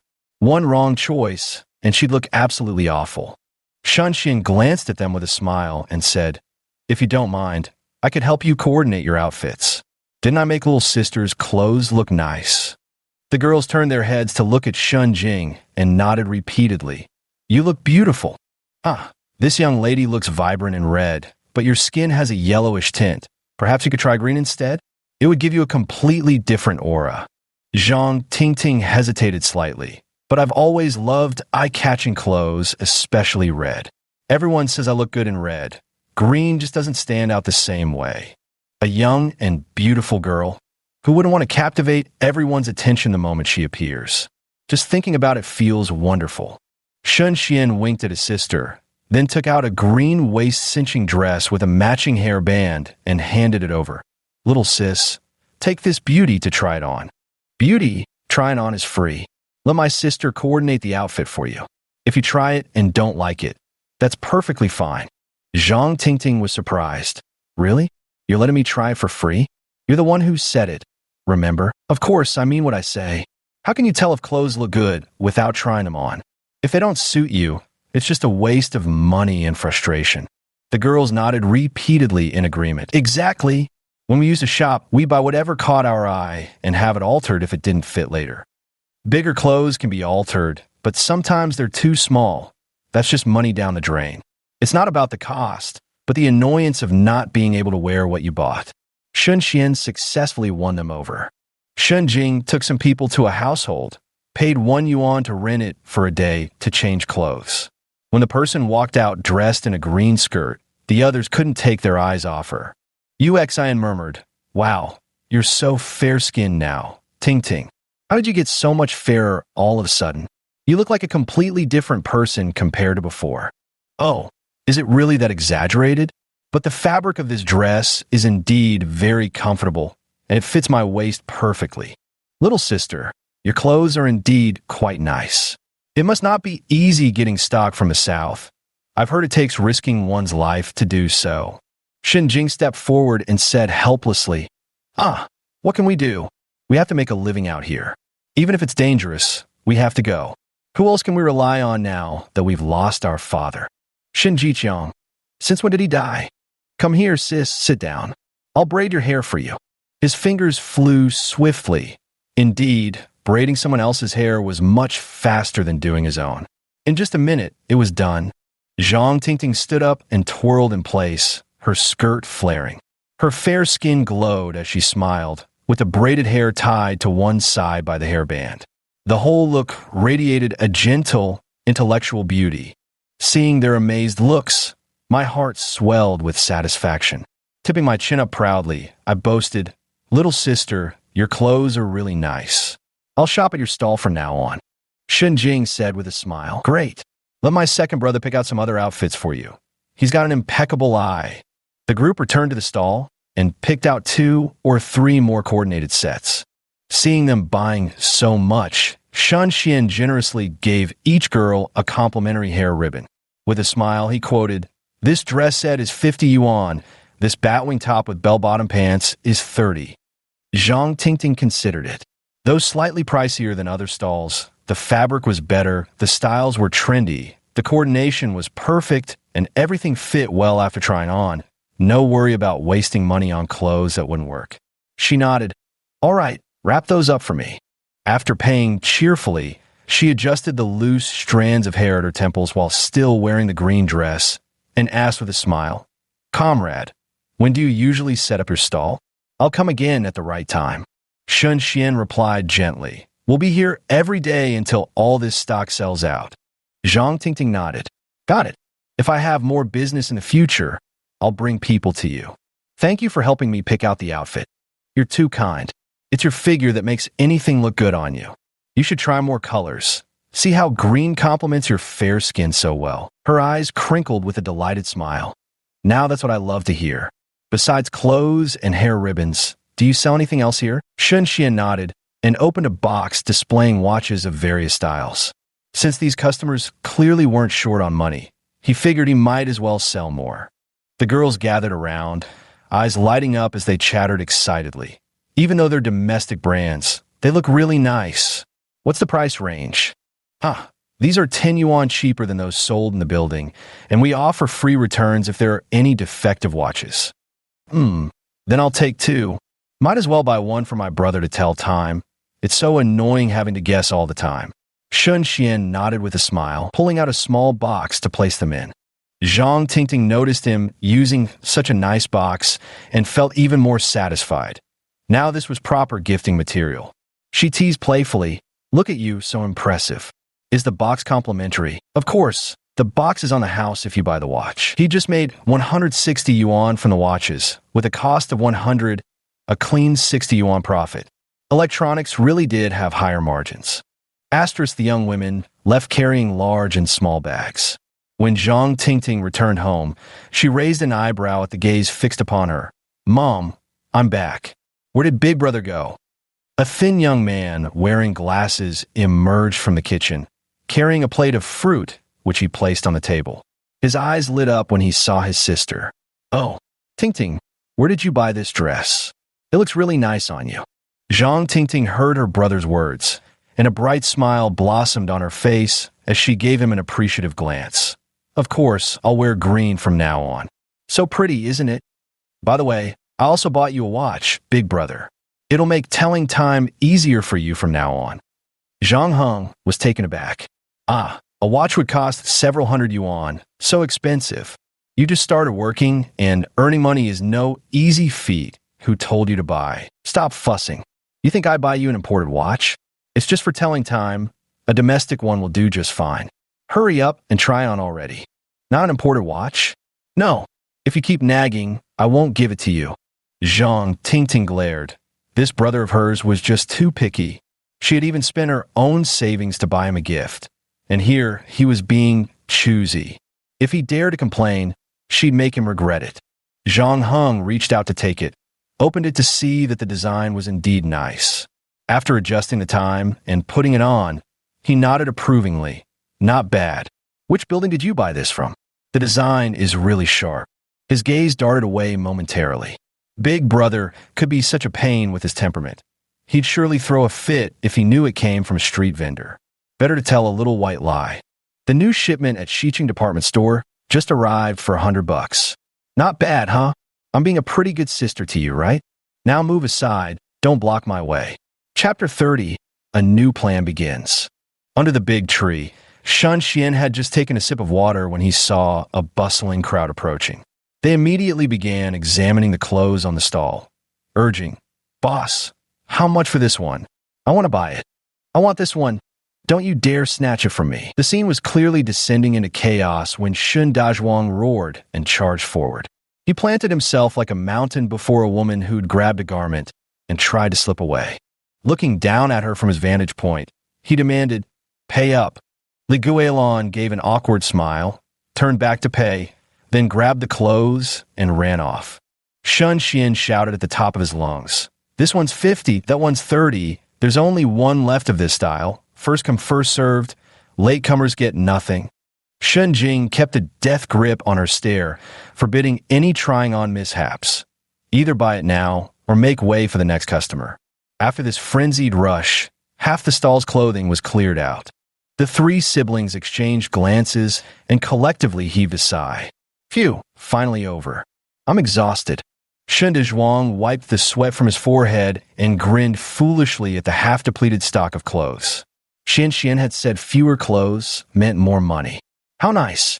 Wave after wave of customers kept coming until noon, leaving the three siblings too busy to eat. Their stomachs had long since begun their protest with hollow growls. Shun Jing took a deep breath, feeling nothing but soreness in her back and waist. Pretending to be an intellectual really didn't suit her. Maintaining proper posture was exhausting. Just for the sake of making money, she'd bear with it a little longer. Other stall owners watched them with envy. A middle-aged woman selling hair, ties, sidled over to butter them up, probing, "Young man, where do you folks source these hair ribbons? Could you share with your older sister here? As long as you're willing to tell me, I'll give you 10 cents profit for every hairband and scrunchie. See, you sell clothes, I sell hair accessories. We can totally work together." Shun Xian glanced at her again, a woman in her 30s with delicate features, though she looked utterly exhausted. Setting up a stall might bring in decent money, but the toll it took was undeniable. His mind raced through cost and profit calculations before speaking. "Big sis, roughly how much stock are you looking to order? If it's too little, the supplier might not be interested." Li Wanting smiled. "I specialize in selling hair ties and bands, but my family's in the trade too. We need at least 200 or 300 a month. And that's for the less attractive designs. If the styles are appealing, we'd easily go through 400 or 500. At 10 cents profit per piece, that's 40 or 50 yuan minimum. You don't need to do anything, little brother. It's like earning an extra salary. Think about it. If you're worried, I can also buy the goods directly from you." Shun Jing clenched her fists nervously, her eyes shining as she looked at her second brother. Was this a pie falling from the sky? They could earn money from both ends. Buying scrap fabric for processing meant the quoted prices were entirely up to them. The difference would all land in their pockets, plus an extra 10% cut. Shun Xian lowered his head, pretending to ponder before hesitating. "Big sis, are you sure you want this? If you do, I'll arrange it with the factory, though I'd have to treat the director to a meal to smooth things over. Too small a quantity won't do. How about 500 hairbands and scrunchies per month, delivering a batch every 3 days? If you decide to sell scrunchies too, then I'll stop selling them. Customers buying clothes might want hairbands too. I'll just direct them to your stall. Mutual benefit all around." Li Wanting's eyes lit up as she cheerfully replied, "Sounds perfect. You've got a point there. Big factories focus on bulk orders. Even scraping a little from their excess would be enough for us to profit. So when can you give me an answer? I'll go home and discuss it with my folks. From now on, I'll only source from you and settle payments on the spot. Not a single cent less for you, my friend." Shun Xian cleared his raspy throat, feeling slightly better after taking a sip of water. "All right, eldest sister, it's settled then. After I finish selling these clothes, I'll go find the factory people, and you can get the goods from me then. Once everything's confirmed, we'll sign a contract and pay a deposit. That shouldn't be a problem for you, right? After all, even I have to put down a deposit when ordering hair ties and headband from the factory. Otherwise, they wouldn't agree to make them for me." Li Wanting nodded with a smile, her demeanor growing even warmer. "No problem at all. Whatever you say, little brother. If this sells well, we'll both make more money. How great would that be?" While no one was around, the three siblings quickly wolfed down a couple of bites and sipped some tea to tide them over, planning to eat something proper when they got home that evening. He kept selling until it was nearly dark. Shun Xian looked at the remaining 3 items and shouted, "Clearance sale? The last 3 items, only 10 yuan each. You won't regret it." Hearing this, vendors from other stalls quickly gathered around. Today, this stall had the best business. If the clothes were of poor quality, buyers would have come back to complain long ago. Not a single one's been returned, which means the quality is solid. And it's such a bargain price now. Only a fool wouldn't snap up this steal. Seeing how exhausted her second brother was, Shen Jing pulled him aside and took over collecting money and selling clothes. By the time everything at the stall was sold out, the 3 of them sat down to rest, completely drained of energy. "Phew! Second brother, what are we having when we get back? I'm starving, so hungry I could eat an entire cow." Shun Xian laughed. "Eating out. Cooking after all this would be too exhausting. Let's go to the state-run restaurant. Big brother, you pack up and head home." "Deal." The 3 siblings returned home, put away their things, naturally keeping the money on their persons, ate and drank their fill at a restaurant, then came back and sat on the mat to start counting the cash. Phew, today's clothes plus the watches totaled 500 yuan in sales. After deducting costs, the net profit is 300. Upon hearing the 300 yuan profit, Shun Jing couldn't help but swallow hard, her face filled with shock. "Second brother, selling clothes? Is this profitable? No wonder so many people are willing to take the risk to source goods from the south. We spent over 2,000 on inventory. Roughly calculated, this batch alone could earn us more than 2 grand. Enough to make more in one go than that old miser could save up in 10 plus years. The next time we throw in 4 or 5,000 as principal, wouldn't we stand to make another 4 or 5,000? By the 3rd round, we'd be 10,000 yuan tycoons." Shun Xian's lips curved upward as he nodded with a smile. "Exactly. Sourcing goods from the south yields enormous profits. A little danger makes it all worthwhile. Just 3 trips. The risk is more than justified. But that was before. Now if we have connections down south, it's just a phone call away. Get the shipping handled with some extra benefits, saving us all the trouble and risks of the journey." Shen Jing looked at him in surprise. "What? Since when do you have contacts down south, second brother? Are they reliable? What if we send the money and get scammed?" "Won't happen. I'll manage the risks carefully and we'll stay in constant contact by phone. No room for slip-ups. Payment will be released progressively as each step is completed. Only after the shipping documents are finalized and I've verified everything will they receive the final payment and their cut. This way, after half a month of hard work selling goods, equivalent to making 3 round trips, becoming a 10,000-dayer in half a month will be exhausting. Are you all ready for this?" Shun Xian glanced at his younger sister beside him and said quietly, "We'll handle the leave application. Once we get back, we'll send some gifts. Just tough it out for half a month." Shun Jing's gaze flickered before quickly hardening with determination. "All right," she said firmly. "If we're going to fight with everything we've got, it's worth it. I'll handle requesting leave. That position was always lenient about time off anyway." Chapter 31. Thugs collect protection money early the next morning. Shun Xian bought the necessary items, saw his sister off onto the bus, and headed to the square with several large bags in tow. Shen Jing returned to the cannery and directly requested leave from the supervisor. The excuse she had prepared earlier, combined with the gifts of cigarettes and alcohol, made the process go smoothly. After obtaining a half-month leave slip, she took the bus back home. Selling clothes was far too busy, and she needed to hurry back to help. The 3 siblings took turns hawking the goods as they had the day before. With yesterday's experience under their belts, they worked more efficiently today, coordinating smoothly as the pile of clothes steadily dwindled. Shun Xian wiped the sweat from his forehead and handed over a few coins. "Little sister, go buy some popsicles. It's too hot. Don't want anyone getting heat stroke." "All right, I'll go get them now." No sooner had Shun Jing left than 3 shadows fell across the stall. Raising her head instinctively, she saw 3 yellow-haired, slouching delinquents standing there. Beside him, Li Wanting was signaling with her eyes, casting wary glances at the three men and silently mouthing the words, "Pay them."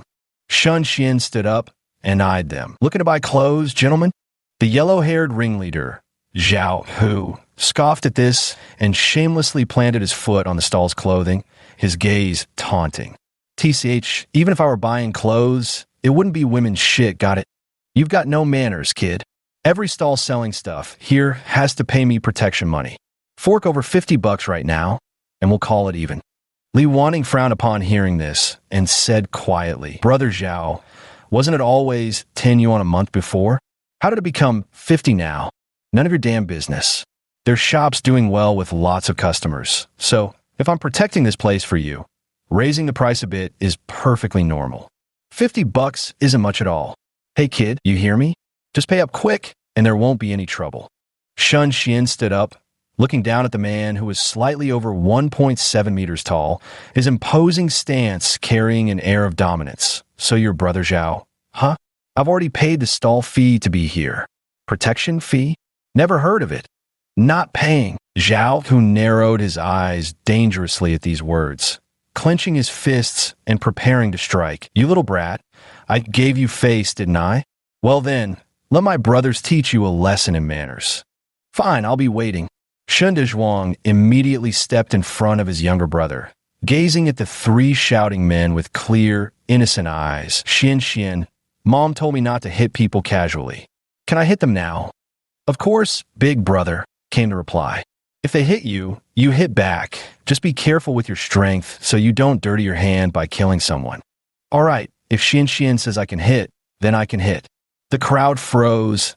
Zhao Hu's face turned livid with rage as he bellowed, "Get out of my way, you idiot, or I'll take you down too. Don't think your size can intimidate me here." He raised his fist and lunged forward, but before it could land on Shun Dezhuang, a dark shadow flashed before his eyes, and the next moment, he was sent flying 2 meters backward. With a retch, he spat out a mouthful of blood, along with teeth. Zhao Hu's head spun dizzily, his vision filled with swirling stars. Seeing this, Wang Meng and Chun Chong exchanged a glance, their eyes filled with malice, and charged straight at him. Bang! Bang! 2 more figures went flying, crashing heavily to the ground with agonized screams. The stall vendors watched the trio, their lips twitching uncontrollably. What on earth just happened? That big guy had such immense strength. Wasn't he just a simpleton who always grinned foolishly at people? Shin Dazhuang clapped his hands, glancing disdainfully at the blood on his palms. He took out a ragged cloth and scrubbed them repeatedly before extending his hand with a frown. "Xian, my hands are filthy," he said. A smirk tugged at Shun Xian's lips as he dampened a ragged cloth with warm water and meticulously wiped away the blood, staining his elder brother's hands. Softly saying, "See, it's clean now, isn't it? MHM. Seeing the situation escalating, the administrator came over, took a glance, and tried to smooth things over. "Io, Brother Zhao took a nasty fall. Gotta watch your step next time. Look how badly you're hurt." Zhao, who stared at the newcomer, his expression darkening further. "Zhou Yinshan, you goddamn bastard. You let these 2 brothers in, huh?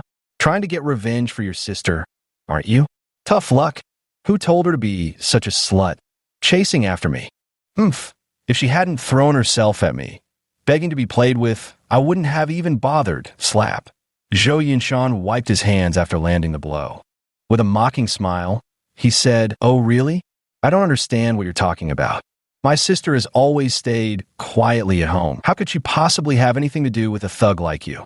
Zhao, who spat out another mouthful of blood, his front teeth missing so that his speech whistled through the gaps. His face flickered between pale and livid as his fierce gaze swept over them. Struggling to his feet, he snarled, "Damn it. You just wait, you bastards. Mess with me, and I'll make sure you regret it, big time." Zhou Yinshan watched as the 3 men fled in disarray, his expression growing more serious. He stepped forward and said, "Young man, be more careful when you go out from now on. Those 3, lowering his voice, he continued, they're from the Azure Dragon Gang. Relying on their backing, They act like a fox borrowing a tiger's ferocity around here. But don't worry too much. Those three are just small fry. The Azure Dragon gang won't pay them any mind. As long as things don't get too out of hand, no broken arms or legs, it's usually no big deal. Shun Xian understood what he meant, but observing the administrator's tone, it seemed there was more history between him and those three thugs. I'll need to make more poison when I get back. Sometimes it's inconvenient to take direct action. Poison works too. As for paying for losses, forget that. Give once, and they'll only demand more next time. After saying a few words, Zhou Yunshan turned and left. Shun Jing returned with popsicles, frowned slightly at the blood on the ground, then trotted over to distribute them to her two brothers. She asked, puzzled, what happened with second brother earlier? Where'd that blood over there come from? Who's so gross and unhygienic, spitting blood on the main road without cleaning it up? So filthy. Shun Xian's mouth twitched at his sister's peculiar train of thought. Sitting down to enjoy his popsicle, he chuckled with effortless nonchalance. Nothing much, just three thugs came to demand protection money earlier. Big brother slapped them so hard their loose teeth fell out. Really quite unsanitary. Oh, I see now. That's disgustingly filthy indeed. Shun Jing snapped back to reality with start, her voice rising slightly. Wait, second brother, what did you just say? Protection money collectors came? But we've already paid the stall fees. Shun Xian took a refreshing bite of his popsicle and replied calmly. Exactly. Those hoodlums wanted extra cash, demanding 50 yuan because our business is doing well. 50 yuan? Have they lost their minds? They deserve a beating for that. It wouldn't even be excessive. Every penny we earn comes from hard work, and they have the nerve to demand 50 like robbers. That's too much, absolutely too much. Big bro, next time hit them harder, knock their teeth out, and see how they dare ask for money again. Vendors, like master, like apprentice. Who'd have thought such a sweet-looking girl could be so fierce? Shun Jing grew angrier the more she thought about it. Her brothers risked their lives to get these goods. They nearly lost their voices selling clothes, and yet some people still had the nerve to steal from them. It was completely outrageous. Chapter 32. These siblings are mad. Best not provoke them. Seeing new customers approach, the three siblings hastily finished their popsicles and warmly called out, Hey there, folks. Come take a look. All our clothes are straight from the south. The fabric's high quality, comfortable, and stylish in design. You're welcome to try it on. No obligation to buy if you don't like it. A crowd ebbed and flowed around the stall. Shun Xian enthusiastically greeted customers, selling clothes and collecting payment, while Shun Jing bargained at the top of her voice nearby. Li Wanting and the others drew closer, lowering their voices to warn him. Young man, that Zhao who is an unreasonable thug with a dozen followers under his command. If you hit him today, I'm afraid. Thank you for the warning, sisterly. But as you saw today, they came for us. If we really gave them 50 yuan, the three of us siblings would become their personal ATM. They'd come demanding money whenever they ran out. Some principles can't be bent. If everyone paid 10 yuan, that'd be fine. But clearly they're not here for fairness. When trouble comes knocking, you fight back. Being scared is useless. Don't you think, sisterly? Shun Xian smiled, but his eyes were ice-cold and ruthless. Li Wanting met those eyes, her heart skipping a beat, and hastily lowered her head with an embarrassed smile. You're absolutely right, young man. Since they've set their sights on causing trouble for you, there's truly no avoiding it. After selling the clothes 3 times, he wouldn't be so short on money in the future and could switch to a wholesale middleman approach. Naturally, he wouldn't need to deal with troublemakers again. Of course, there was no need to tell others these thoughts. By 3 or 4 in the afternoon, the clothes were sold out. The three of them let out a relieved sigh as they packed up the stall, chatting and laughing about what to eat for dinner when they caught sight of a dozen or so men approaching from the corner of their eyes. At the front, Zhao Hu led the group with a venomous glare, his face still bandaged, shouting, "Beat 'em up, boys.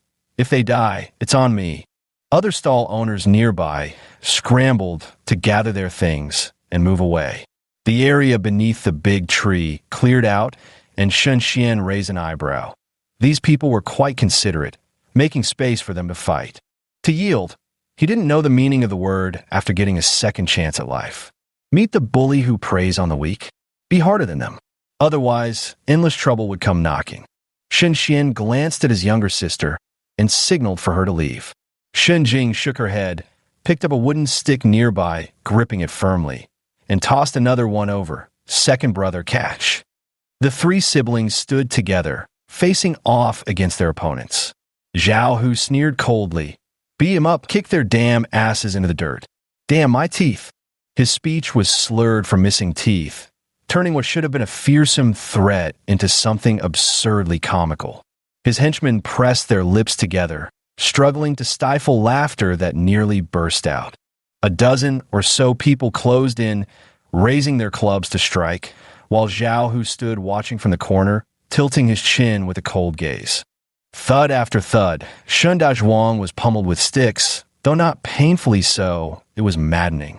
His temper flared, and he seized the weapons, yanking them away. Throwing punches left and right, his fists too occupied to strike, he resorted to his feet, kicking out with brutal efficiency. Like a mother hen shielding her brood, he stood firm before his younger siblings, his expression fierce enough to intimidate. Shun Xian and Shun Jing wasted no time either. Where they couldn't reach, they flung powdered remedies. Where they could, they swung their own clubs. Their eyes flashed with a reckless, deadly resolve. Zhao, who watched as his gang members kept getting knocked out one after another, gulping nervously as his feet instinctively retreated slightly, torn between fleeing and being frozen in place. Within barely 10 minutes, bodies littered the ground, moaning in pain. Shun Xian approached step by step, wearing a faint smile that didn't reach his eyes. Brother Zhao, was it? Still planning to collect protection fees from us? You've got some nerve. Do you know I'm from the Azure Dragon gang? When I report this to our boss, you and your sister better prepare to. His threat was cut short by 2 brutal slaps across the face. The blows left Zhao, who's seeing stars, his body swaying unsteadily. Shaking his head to clear the fog, he looked at Shun Xian with undisguised fear in his eyes. Shun Xian asked word by word, Brother Zhao, are you still going to demand protection money from us? Answer me, or I might not be able to control this hand from slapping someone. I won't collect anymore, all right?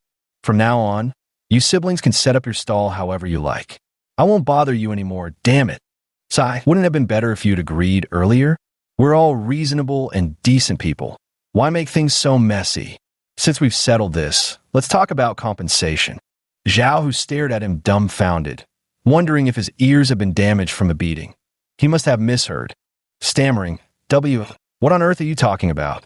Shun Xian's gentle expression instantly darkened, radiating a chilling intensity. I say, Brother Zhao, you brought people to cause trouble for us siblings. The psychological and emotional damage you've inflicted, shouldn't you compensate for that? He clutched his chest dramatically, feigning distress. I've always been timid, never dared to fight anyone. Now, my heart hurts terribly. How about you just pay us 50 yuan to settle this? Shun Jing's eyes flickered with cunning as she weakly leaned against her elder brother. Exactly, she murmured faintly. It's all your fault for provoking us. How could a delicate girl like me ever resort to violence? If word gets out, people will think I'm some kind of ferocious shrew. Who'd dare marry me then? What will become of second brother? Woo-woo, she sobbed theatrically. Zhao, who listened to these shameless words, his mouth twitching uncontrollably as he trembled with speechless fury. Why would they still owe money after being beaten like this? You're taking this too far. Shun Xian glanced at his elder brother, his voice turning icy. Brother, since Brother Zhao isn't willing to pay compensation, maybe you should comfort him further with your fists. I'll listen to Xian. Shenhuang tightened his fists, the bones cracking audibly, his explosive muscles making it painfully clear how much damage those punches could inflict. Zhao, who shivered all over, unsure if it was from fear or rage. Seeing that the idiot meant business, he stammered in a quivering voice. All right. I'll pay, okay? Here, I'll give it to you. I really will. With trembling hands, he fumbled in his pocket, counted out 50 yuan, and handed it over, pretending to be calm as he said, "The money's given. Can I leave now?" Shun Xian somehow produced a piece of paper, scribbled something on it with flourish, and handed it over. "Here, Brother Zhao, sign this pledge. From now on, you're not to cause trouble for me or my sister when you see us. It's so much better when everyone gets along nicely. Begin now, sign it." Zhao, who stared at the paper, his face flushing red with anger. "You, but going too far." Seeing the others nearby raising their fists, he suddenly changed his tune. "Fine, I'll sign. All right? From now on, whatever you siblings do has nothing to do with me. I'll just pretend I never saw you. How's that?" After signing briskly and seeing the people off with a wave, Zhao Hu hastily led his men away, his retreating figure looking utterly flustered and disheveled. Shun Xian blew on the paper, folded it neatly, and put it in his pocket as if nothing had happened. With a smile, he said, "Big brother, little sister, let's pack up and go. We'll treat ourselves to something delicious. Didn't you say you wanted fish yesterday?" Shun Jing nodded eagerly. I want braised fish." "All right, no problem." Chapter 33. Finding someone to process hair ribbons inside the state-run restaurant. The three siblings sat eating their meal. Shun Jing lowered her voice and asked, "Second brother, will those people come after us again? What if they catch you alone?" Shun Xian placed a piece of fish in her bowl and smiled at her words. "Don't worry, it won't happen. His backer won't last much longer." He couldn't recall the minor details of his past life clearly, but the major events published in newspapers remained vivid in his memory. The national reforms were imperative, with the crackdown on crime and corruption being the first step. Otherwise, policies would never gain traction. By the timeline, there's less than 2 months left before the entire Azure Dragon gang gets rounded up, some arrested, others dead. Those small-time thugs wouldn't dare show their faces. They'd be too busy scrambling for cover to stick their necks out looking for trouble. Seeing her second brother speak with such certainty, Shun Jing thought there couldn't be much danger. Otherwise, given his meticulous nature, he would surely have made preparations in advance. After finishing their meal, the three of them set off for home together. The sky gradually darkened, and lights were lit in every household. Though many homes had access to electricity by then, most still preferred kerosene lamps to save money. The kind with a base that could be carried in hand was gradually replaced by electric lamps, and eventually, production of such lamps ceased. Shun Xian and his sister stood at Granny Sue's doorstep, raised their hands to knock, and before long, the door opened. Damao looked up and asked, "Hey, pretty boy, what brings you to my house?" Hearing this address, Shun Jing burst out laughing. "Second brother, why does this kid call you that?" "Because I'm handsome. Got a problem with that, Meeting that intimidating gaze, Shun Jing obediently shut her mouth. Offending their eldest brother might earn you just a slap, but provoke the second brother, and who knows when he'd scheme against you, you'd end up conned and still counting money for him. Granny Sue's voice rang out. "Damao, who's knocking at the door?" Shun Xian replied gently, "It's me, Granny Sue. I need to speak with you about something. If it's inconvenient tonight, I can always come back tomorrow during the day." "Oh, it's little Shun. Come in, no trouble at all. At my age, I stay up late anyway. You all can talk in the courtyard." "That's right. Granny says to come inside and talk." The three of them sat in the courtyard as Granny Sue smiled warmly. "So, little Shun, what brings you to this old woman?" Shun Xian placed the hairband on the table and said softly, "Granny Sue, I heard your daughter sews clothes for people. I wanted to ask if she'd be willing to make these. We'll supply all the fabric. We'll pay 5 cents for each finished hairband. If she's willing, we need about 600 per month. If this business takes off, I'll entrust it to your daughter, all right?" Just then, a young woman emerged, her demeanor somewhat timid. After losing her husband and being driven out by his family for not bearing children, she had been living with her parents. Though she usually earned some money from sewing, garment work was too unstable. No jobs meant no income. She'd been worrying about the lack of work these days. Zhang Ju's voice carried a hint of urgency. "I'd love to. Young man, my mother has a sewing machine here. I can whip up hundreds of hairbands in no time." Shun Xian glanced over and quickly sized up the situation. This was precisely why he had sought out Granny Sue's daughter. Having a sewing machine at home would significantly boost efficiency. Hundreds for now, but if they sell well, more to come. You are? My name is Zhang Ju. You can call me Sister Zhang. I took a quick look. This hairband design seems quite simple, so I should be able to make them. How do you handle payments? Zhang Ju pulled up a small stool and sat beside him, watching eagerly. This job had to be taken. Otherwise, there'd be no income, leaving her mother-in-law in an awkward position when facing her brother's wife. Shun Xian said gently, Miss Zhang, I need a batch of about 500 to 600 items. The deadline is within 5 days, and payment will be counted clearly upon delivery. No delays in wages, I promise. Hearing this, Zhang Ju felt even more reassured. All right, I'll take this job then. It just so happens there's not much going on lately. I'll try to finish within 3 days. Granny Sue asked quietly, Xiao Shun, these hairbands look lovely. You're really paying 5 for each? Can you still make a profit at that price? Shun Xian chuckled helplessly. Of course. This is about bulk sales. I can make money by wholesaling to others. If it sells well, and we need more in the future, raising the price for Sister Zhang won't be a problem at all. Little sister, tell Sister Zhang the key points for making each style, and leave 1 sample of each for her to compare. Got it, second brother. Granny Sue turned her head to glance at her daughter and let out a soft sigh. Xiao Shun, thank you. You've done this old woman a great favor. My daughter hasn't been getting many sewing jobs lately. If this arrangement holds, my daughter will earn an extra 30-something yuan every month. Hardly any different from having a regular job. Shun Xian smiled modestly and said, Granny Sue, you're too kind. It was Sister Zhang who helped me.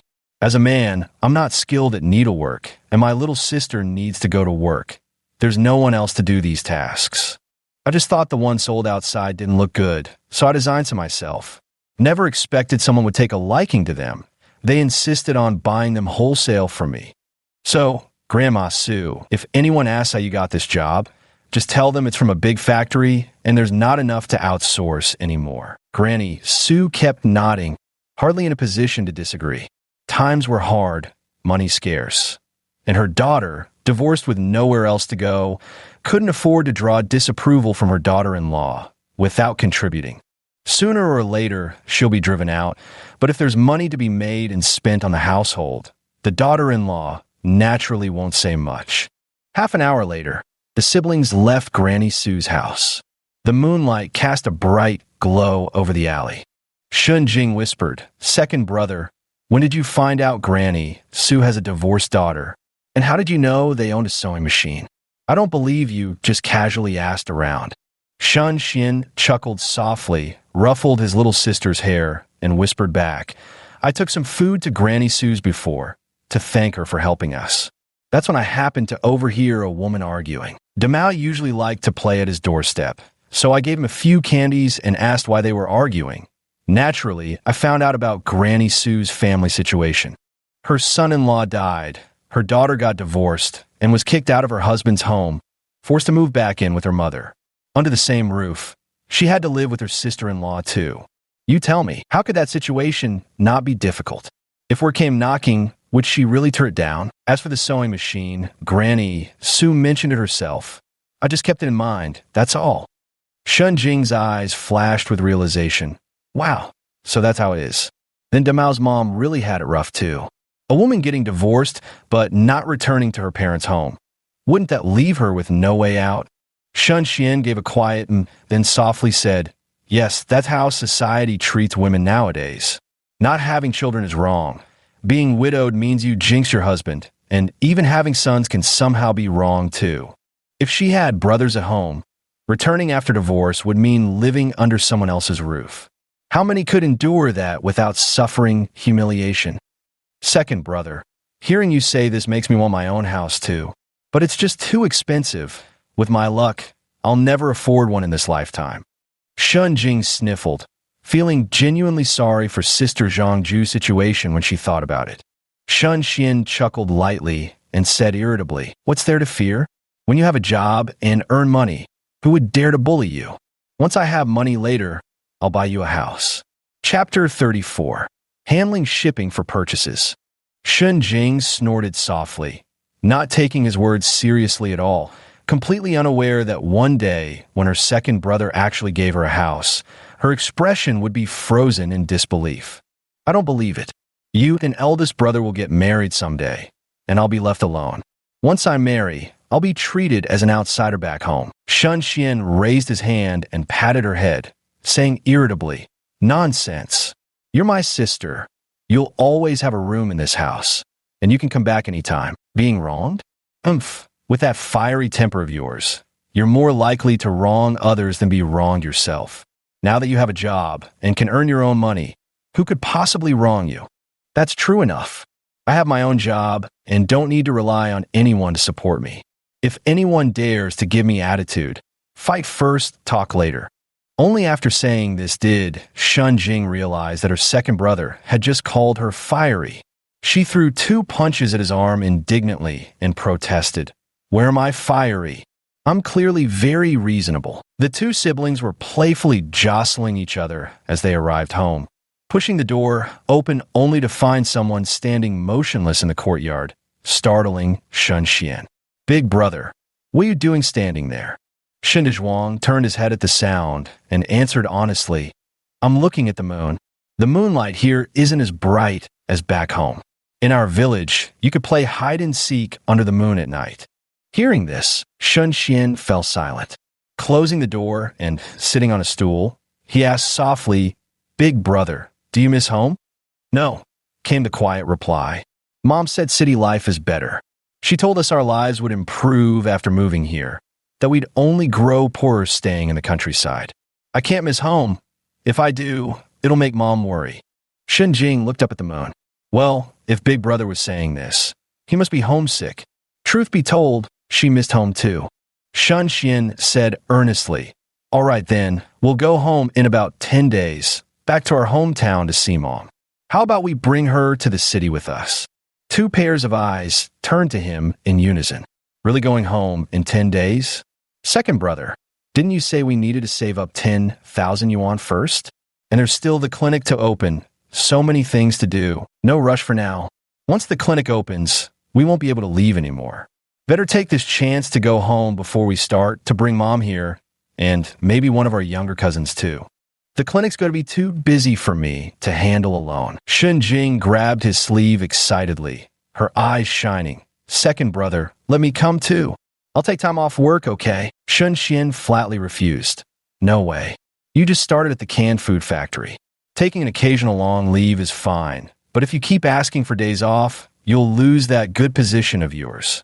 I'll make a trip back to our hometown with eldest brother. We'll bring Mom here with us. And we should keep uncle and second uncle's addresses. We'll write more letters and send things to grandma from now on." He remembered from when he was very little how kind uncle and second uncle had been to them, even though they couldn't stand that old bastard Shinji Qian. Still, they'd bring them gifts every now and then. Shun Jing hung her head and said helplessly, "Oh, all right then. As long as Mom can come. I really miss her braised chicken with mushrooms." She murmured, "I wonder how Mom looks now. It's been years since I last saw her. What if she's changed so much I can't recognize her?" Shun Xian gave her a light knock on the head and scolded, "Silly, how could you not recognize your own mother? No matter how much she changes, you'd know her. All right, go wash up and get to bed early. We got to sell clothes first thing tomorrow. Once this batch is done, I'll place orders for the next. We need to wrap this up within 10 days. All right, second brother. Stop knocking on my head. You'll make me dumb. You were already dumb. Keep knocking and no one will want you." After 3 busy days, all the stockpiled clothes at home were sold out. Shun Xian began moving on to the next step of his plan, placing an order. He dialed Zhao Yikong's number, and the call was quickly answered. "Hello, Triangle Trade Market. Who are you looking for?" "Hey, Brother Zhao, how have you been?" "It's Shun Xian." The voice on the other end immediately lowered. "Brother Shun, contacting me so soon. Is there something you need? How's the clothing business going?" Thanks to Brother Zhao's blessing, all the stock from the past 3 or 4 days here has sold out. This time, I want 5,000 yuan worth of goods, exactly the same as before, And bring me a small TV too. Zhao Yikong couldn't hide his shock upon hearing this. That's sold out? Damn, buddy, you're moving way too fast. You're about to strike it rich. His mind raced. Just a few days and over 2,000 worth of goods were gone, and now a 5,000 yuan order. No matter what, he stood to pocket 4 or 500 in profit. Crunching the numbers, excitement surged uncontrollably. Good. Brother, I got your list. So it's 5,000 this time, right? Need me to handle the shipping too? As long as the money's ready, Zhao Yikong will get it done smooth as butter for you. Shun Xian chuckled softly. Having lived a life full of worldly savvy in his past life, he could tell at a glance whether someone was worth collaborating with. If they weren't, he wouldn't have bothered keeping their number in the first place. Still, certain precautions were necessary. After ironing out the details and hanging up, all that remained was to wait 2 days for the cargo to arrive and verify it against the shipping order. After completing the money transfer at the bank and finishing all the procedures, he returned home. Well, now he only had 200 yuan left in his pocket, hardly any time for the money to warm up before it was all gone again. Carrying a chicken home, he planned to stew it and make noodles. Meanwhile, at the Triangle Trade Market, Zhao Yikong took some leave under a pretext and went to negotiate prices with those few vendors. With a flurry of persuasive talking, he managed to knock the prices down a bit more. That's the advantage of buying in bulk. Haggling becomes a breeze. Filling out forms and calling each one to confirm, Zhao Yikong was spinning like a top after the transfer slips arrived, far too busy to even think about eating. Azalea noticed he'd been leaving early and returning late these past 2 days, his face visibly gaunt, so she bought an old hen to stew some nourishing soup for him. On Shan Xian's end, after the goods arrived and were confirmed to be in order, he hired a truck to transport them back and got everything properly sorted.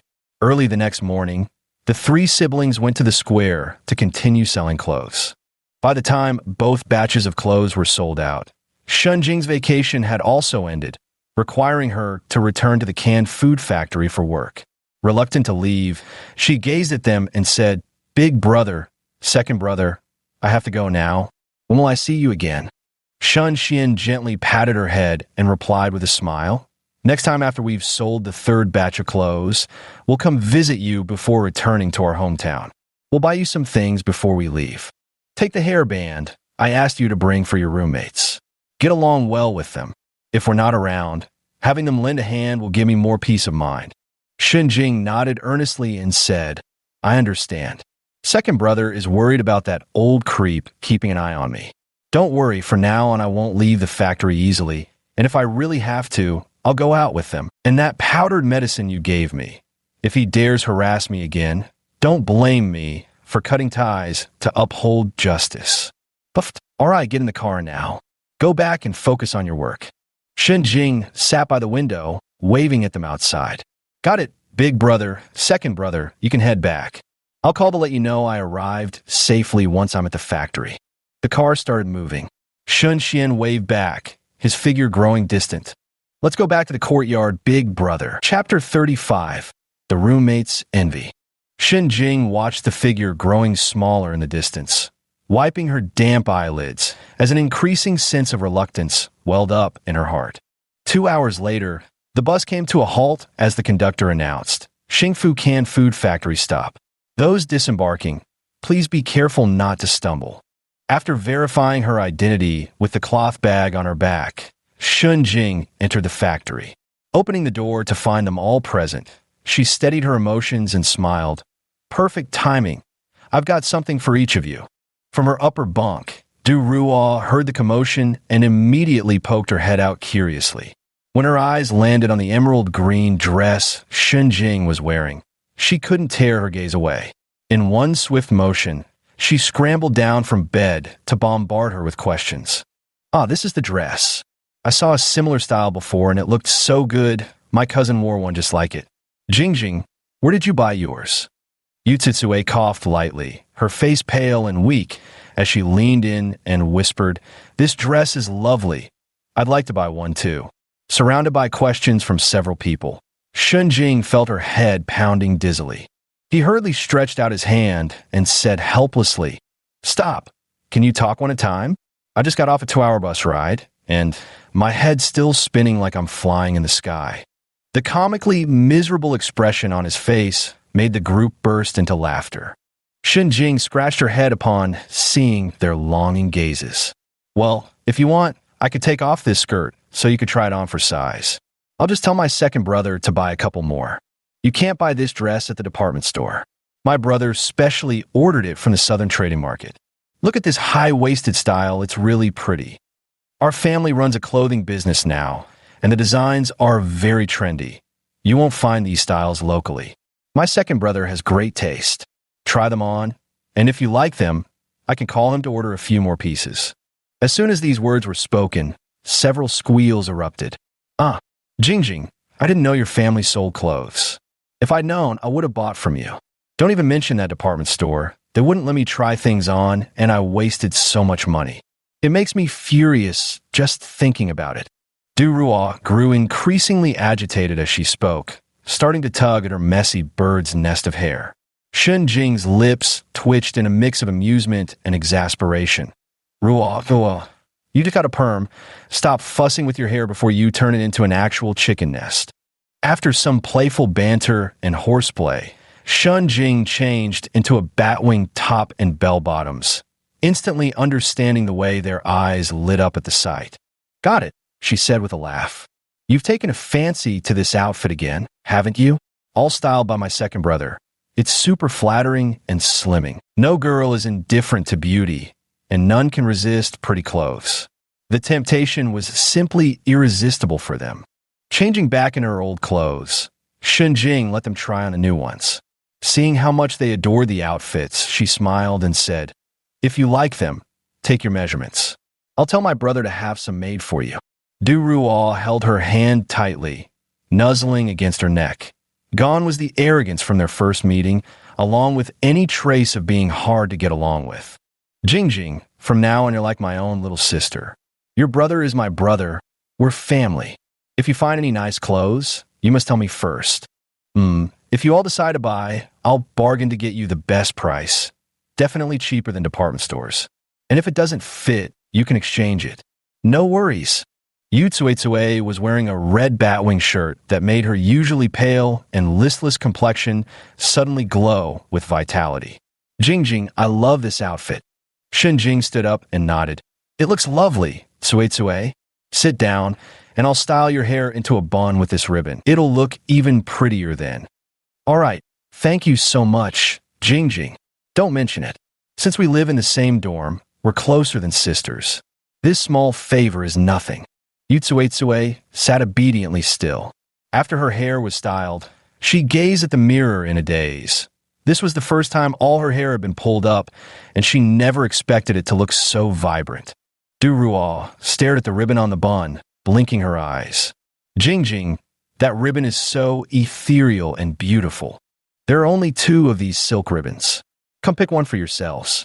The other hairbands each have their own unique charm. Let me try them on one by one to show you. 10 minutes later, each had chosen their hairbands and took out their snacks to share. Jingjing, here's some chocolate for you. Thank you for the hairband. I really like it. Yu Tsuetsue cleared her throat and handed over a small box of chocolates. Shenjing accepted it cheerfully. Thanks, Tsuetsue. I love it. The girls sat together chatting, occasionally bursting into exclamations. Wow, Jingjing, your second brother's clothing business is amazing. In the future, whatever you want to wear will be the first of its kind here. No risk of outfit duplicates. Haha, that's true enough, but I'm no good at matching outfits.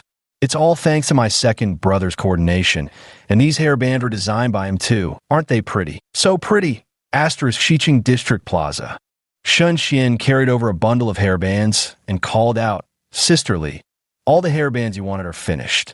Come take a look and pick what you like. If you have any other requests, just let me know. Li Wanting's eyes lit up upon hearing this, and she hurried over, squatting down to sift through them before picking up a multicolored hairband. Curiously, she remarked, This color combination is really beautiful. I've never seen this kind of mix before. Young man, the factory you source from must be quite impressive. Yeah, They export to first-tier cities, so naturally, they put a lot of effort into making the designs stylish and appealing. After she finished selecting, the two exchanged payment and goods. Li Wanting smiled and said, "Young man, I'll take these back to try selling first. If they do well, I'll order 1,000 next month." "Sound good. If the quantity increases, the factory will be even happier. Who knows, maybe you'll grow big and strong, designing new styles and going straight to the factory for wholesale." "Ah, I'll take your kind words as a good omen then." Shun Xian sat on the stool, sipping the cooling tea as a gentle breeze blew over him, feeling much more comfortable. Li Wanting handed over a popsicle. "Young man, here's a popsicle for you. This one's for your big brother. He really looks impressively strong with that build of his. Thanks for understanding. My eldest brother has always been strong since childhood." She called out, "Big brother, come here, here's a popsicle for you." Shun Dezhuang took the popsicle with a foolish grin, saying in a simple-minded tone, "Thank you, sisterly." Li Wanting smiled and waved her hand. "It's nothing, it's not worth much." With a sly glance, she probed, "Young man, these clothes of yours look to have fine fabric, and the designs aren't common here in the north. Where do you source these goods?" Their family had always been in the hairband and scrunchy business, barely scraping by with small profits. If there was truly good money to be made, it was still in young girls' clothing. Shan Xian smiled candidly. "Sisterly can see at a glance. This clothing is of good quality. Of course it was sourced from the south.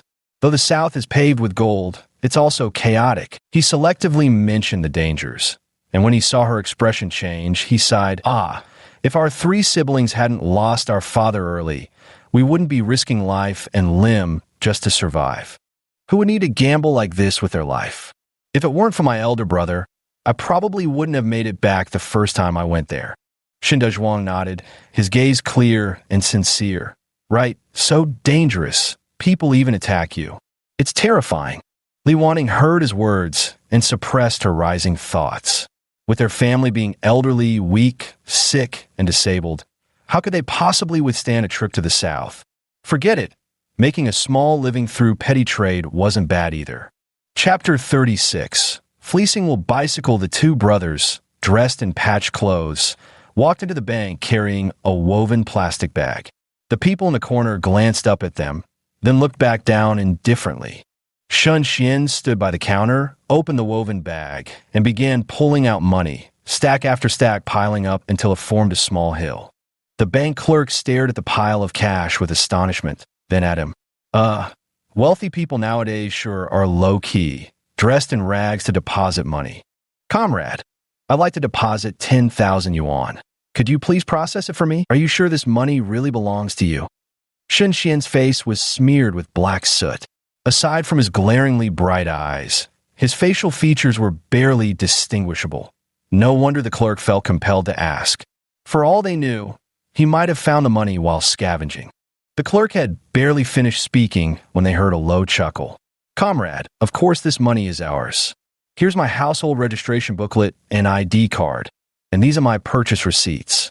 We're street vendors running our own business. Every cent of this was earned by ourselves. If your bank can't handle this deposit, I can always take my business elsewhere." Shun Xian gave him a faint smile, looking as if he might walk away any second. The staff member's expression changed upon hearing this. The deposit quota wasn't met yet. Usually, forget about 10,000 yuan. Even 1,000 yuan deposits were rare, as most people preferred keeping their money at home. If he let this customer slip away, he'd surely be scolded to death by his supervisor. Putting on an ingratiating smile, he said, "Comrade, wait a moment, that was my mistake just now. Since you're in business, making money must come easily to you. I'll process this for you right away. If you're not in a hurry, after we finish, I'll go ask my supervisor for permission to give you some complimentary gifts.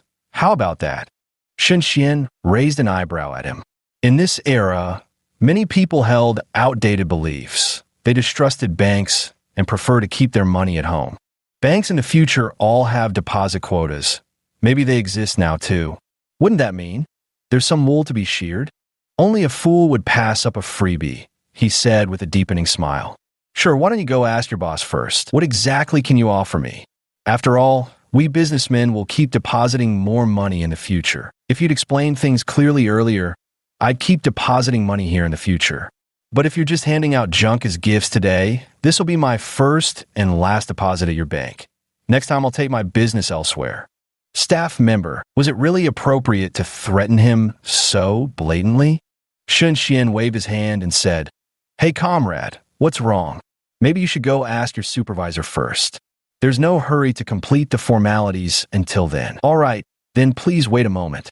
A few minutes later, the staff member returned accompanied by a bald, middle-aged man. Spotting him, the man's eyes lit up and he hurried forward to shake hands. "Comrade, hello. My name is Zhao Guang. You could just call me Manager Zhao. You've come at just the right time. Our bank offers certain privileges for premium depositors. As long as you keep saving with us in the future, gifts are guaranteed. How about we finish the paperwork first, then go to the backyard to pick something out? You can have any one item you like for free, but just one." Shun Xian thought for a moment and nodded. The idea of depositing money elsewhere was just a ruse. The other bank was a bit too far, and he'd rather stick with this one for convenience. Putting on an act of reluctance, he said, "Oh well, if Manager Zhao insists, then let's handle the paperwork now, and we'll pick something from the backyard afterward. You can tell Manager Zhao is a classy man. If the gift is something substantial, I'll definitely deposit all my money here in the future, and I'll bring my relatives too." Zhao Guang's eyes lit up. This would make completing the branch chief's assignment much easier. His smile grew even more benevolent. "Excellent, excellent. I could tell at a glance you're a capable young man. Xiao Ding, hurry up and process this for our client. Mustn't keep our young friend waiting." "Yes, Manager Zhao." The transaction took less than 10 minutes. With the deposit slip in hand, Shun Xian followed Zhao Guang to the back courtyard. "Take your pick, brother. Everything in this yard is available for you to choose one." Shun Xian's gaze swept around. Most of the items were basic staples like rice, flour, and oil, or perhaps a small radio, none of it particularly impressive and mainly impractical. His peripheral vision caught something in the corner, and his eyes instantly lit up. Without hesitation, he walked over and pointed directly at it. "Manager Zhao, I want this used bicycle." "Zhao Guang, damn. Isn't that the bike I ride to work? Which bastard moved it here?" "Art." Looking troubled, he said, "Little brother, about that car. It might not be so convenient." Shun Xian's face instantly darkened as he glared at him with unfriendly eyes. "Manager Zhao, what do you mean by this? Seeing that I've deposited the money, are you trying to go back on your word now? A dignified bank manager can't be someone who breaks promises." No, it's just that this is a used bicycle. Wouldn't it be better for you to choose something new? How about that radio instead?" "I don't want it. I don't like listening to the radio. I love bicycles. What if my family has a car? I enjoy the breeze while riding a bicycle. It's so comfortable." Seeing his insistence, Manager Zhao winced in distress. He couldn't afford to lose this client. No way. His future performance depended on it. What if this man really made it big someday and chose their bank as his first choice for deposits? That would be so ideal. Gritting his teeth, "All right, since you like it, little brother, you can take it. But if you don't like it later, you can always bring it back." Shun Xian didn't expect him to actually agree. He nodded perfunctorily. "No problem. If I get tired of it later, I'll bring it back." "Oh, there's even a lock on it? Perfect, give me both the lock and the key then." Zhao Guang pulled the key out of his pocket and handed it over, nearly on the verge of tears. Truly a businessman, his heart was as black as could be. Taking away his work bicycle wasn't enough. They had to take his chain and lock too. The two figures gradually disappeared into the distance. Shun Xian pushed the bicycle out, unable to suppress the grin on his face as he cheerfully said, "Big brother, aren't you happy we have a bicycle now for our family?" Shun Dazhuang nodded enthusiastically, breaking into a foolish grin. "Happy? Xuanxuan's amazing. Someone just gave us a bicycle like that." He'd seen it all. Xian didn't pay anything, yet that man just handed over the bicycle. Clearly, Xian was still the cleverest of them all. "Haha, of course. Big brother, let's ride our bikes to visit Mom when the time comes. The country roads are tricky, but we can just cycle home." At the sight of the bicycle, This was Shun Xian's first thought. Mother's village was so remote that taking buses meant endless transfers just to reach the nearest town. Getting to the village depended entirely on luck. A lucky day might mean catching an ox cart ride, while bad luck meant hiking the whole way on foot. Simply unbearable. Much better to bike home directly. From the shadows, the slant-eyed man watched them enter, then emerge pushing bicycles. His eyes gleamed with peculiar intensity. He quietly gave a meaningful glance and led the two to follow. Shun Xian was in the middle of speaking when an instinct told him something was off. He turned his head slightly to look back, his eyes narrowing dangerously. Chapter 37. Are you unhappy about this robbery? Seeing him like this, Shun Dazhuang asked in a hushed voice, "What's wrong, Xian Xian?" Maintaining a composed expression, Shun Xian smiled and said, "Nothing much. I just feel lucky today. First someone delivered goods to us, and now someone's bringing us money. Ah, isn't money supposed to be useful? Why would they just give it to us? Are they idiots or something? Ah, they really are fools. Big bro needs you to do a little job later. Come on, let's head over to that secluded alley."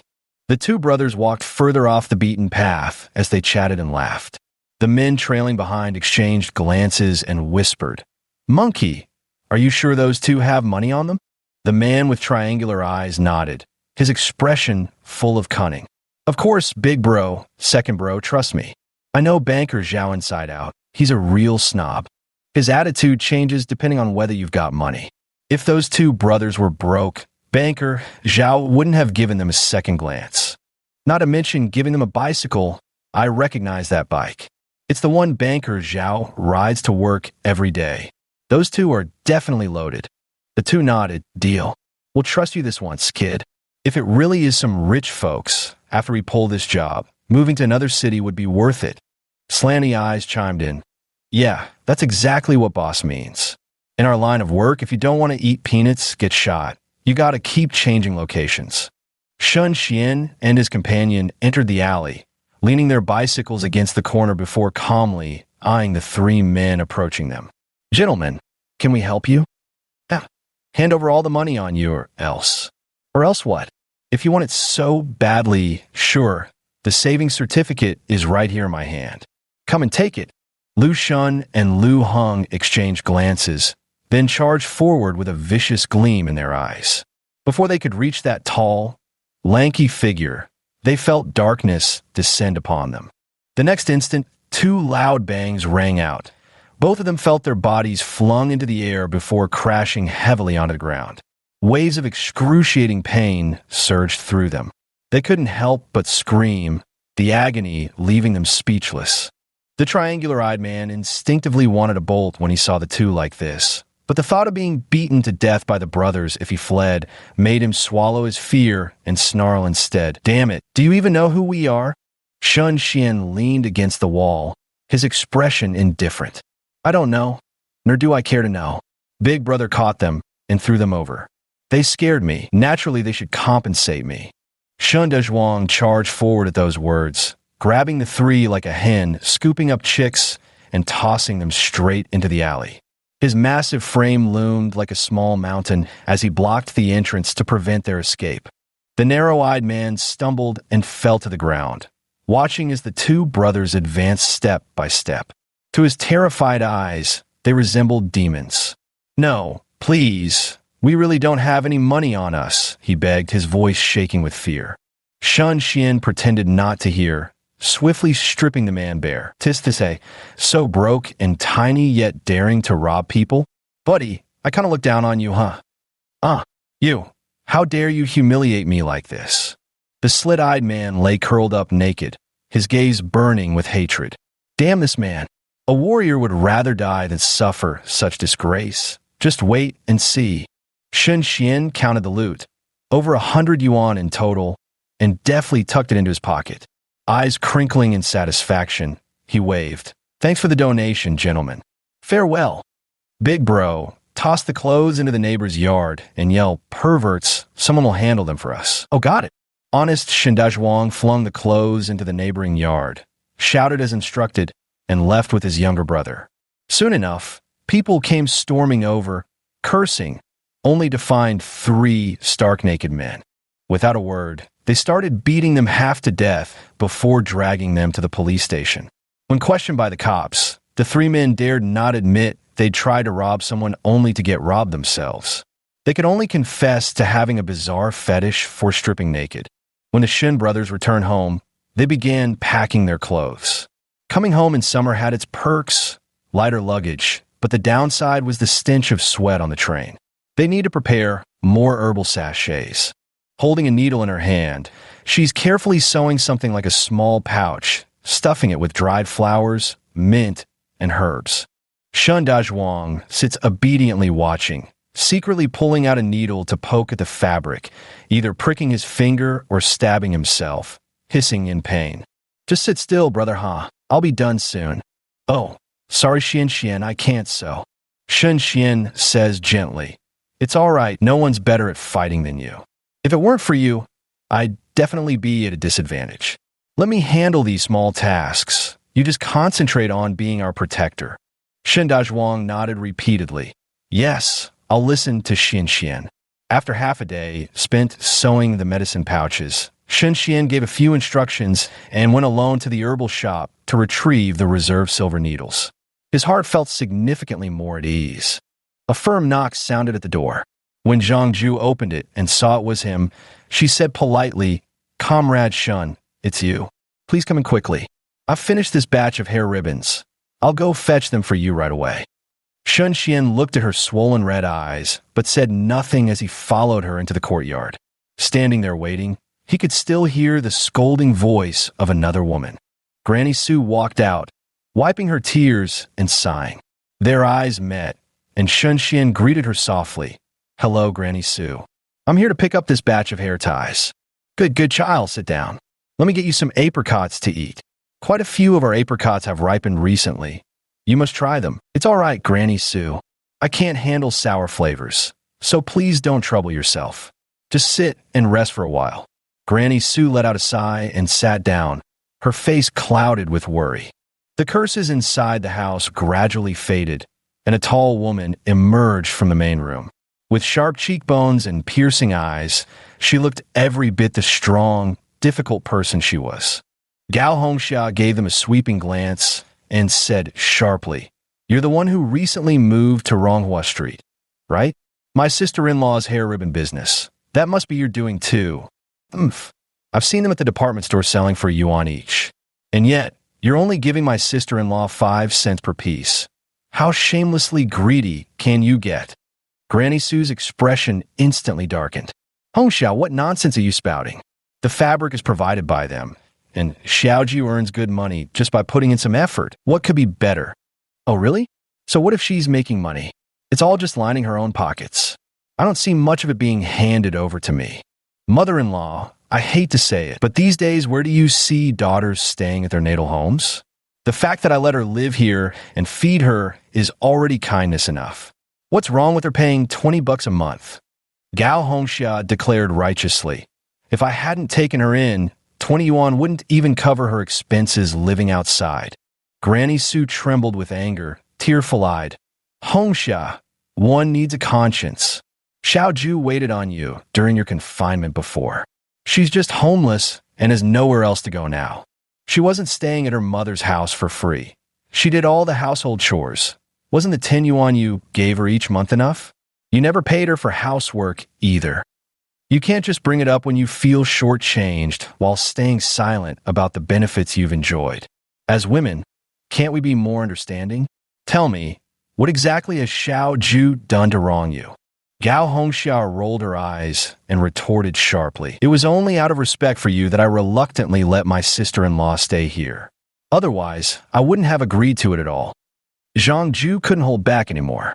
Holding the plastic bag filled with hair bands, she stepped into the yard and faced her shrewish sister-in-law.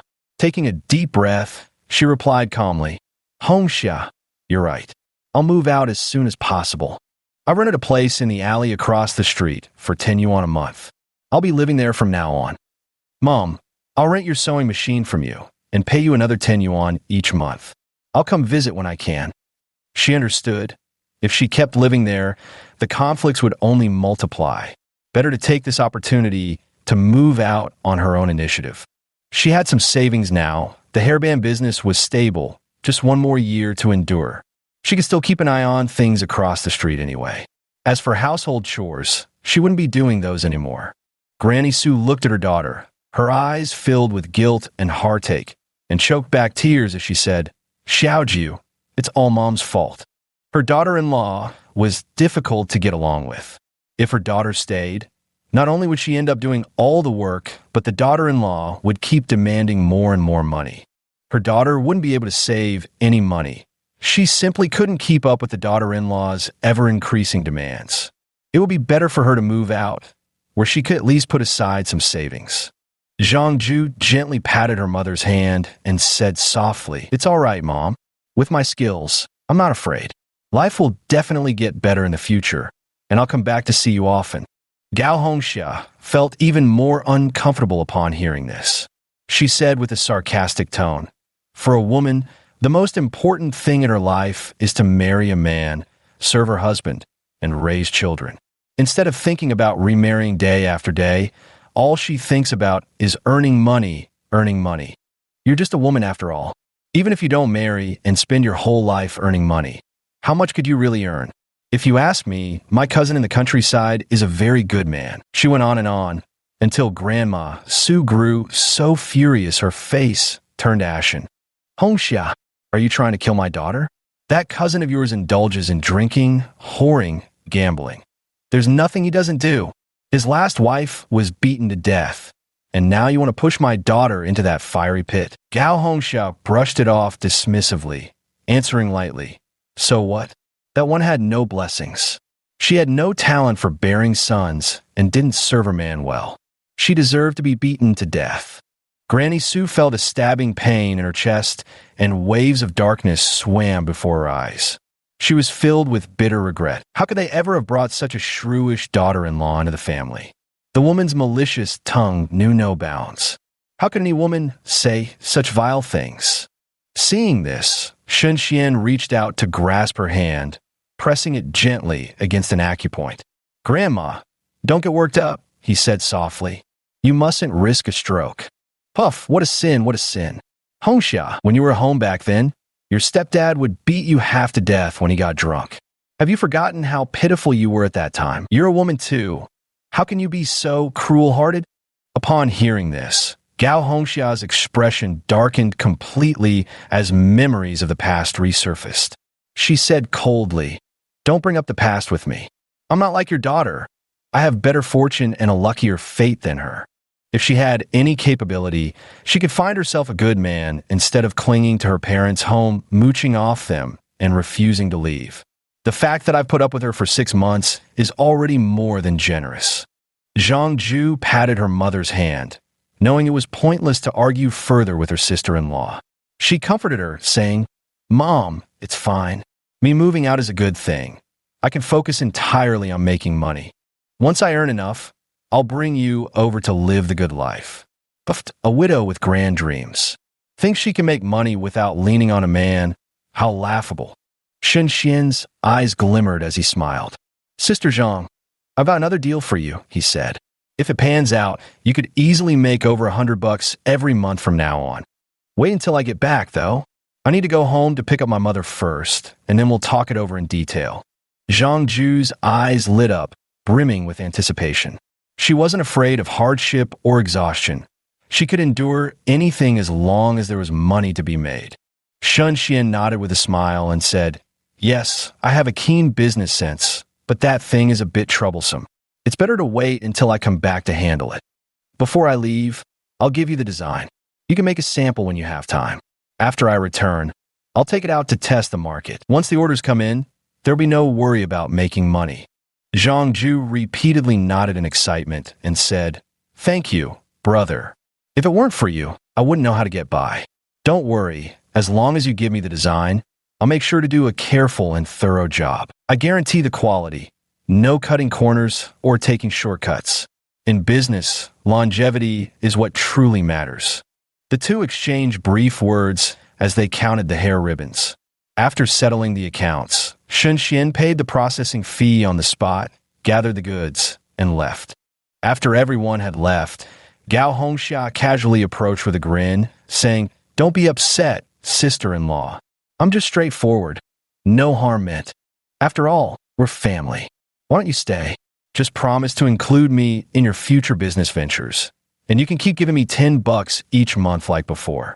Zhang Ju had already seen through her and wanted no part of it. She forced a polite smile. "No need.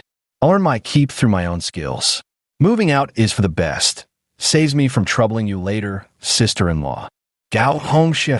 Granny Su patted her daughter's hand and advised, "Xiao Ju, since Comrade Shun is willing to give you this money-making opportunity, you must seize it. Work diligently. No cutting corners. Business-minded folks are clever enough. Cheating people only ruins your own prospects. Let's just work steadily and honestly, and we'll never lack for income." Mom, I understand what you mean. Don't worry. Life will only get better from here." Shen Xian went to hand the hairband to Li Wanting, took the money, and returned to sketch designs, those plush dolls and cute stuffed animals that had been wildly popular in his past life. After drawing about a dozen designs, he handed them to Zhang Ju along with some money and said gently, "Sister Zhang, I'm in a hurry to get home. Please buy the fabric and cotton yourself, and once they're done, keep the samples ready. I'll settle the processing fee when I get back. How does that sound? All right, Comrade Shun. Rest assured, I'll do a proper job. How long will you be away this time?" Shun Xian thought for a moment and said with a smile, "About half a month. I plan to stay home longer. It's been many years since I last visited. This time I'll take more time to look around." Zhang Ju nodded, then turned back to her room and brought out a basket, handing it to him quietly. "These are dried apricots I made. Long bus rides can leave a bitter taste in your mouth. Take them for the journey." "All right, I won't stand on ceremony then. Thanks, Sister Zhang." No trouble at all." Shun Xian returned home and inventoried his belongings. He stored the deposit slips in a bank safety deposit box, leaving no valuables at home to deter thieves. Only after thoroughly checking inside and out did he finally feel at ease. The brothers slept until the next day.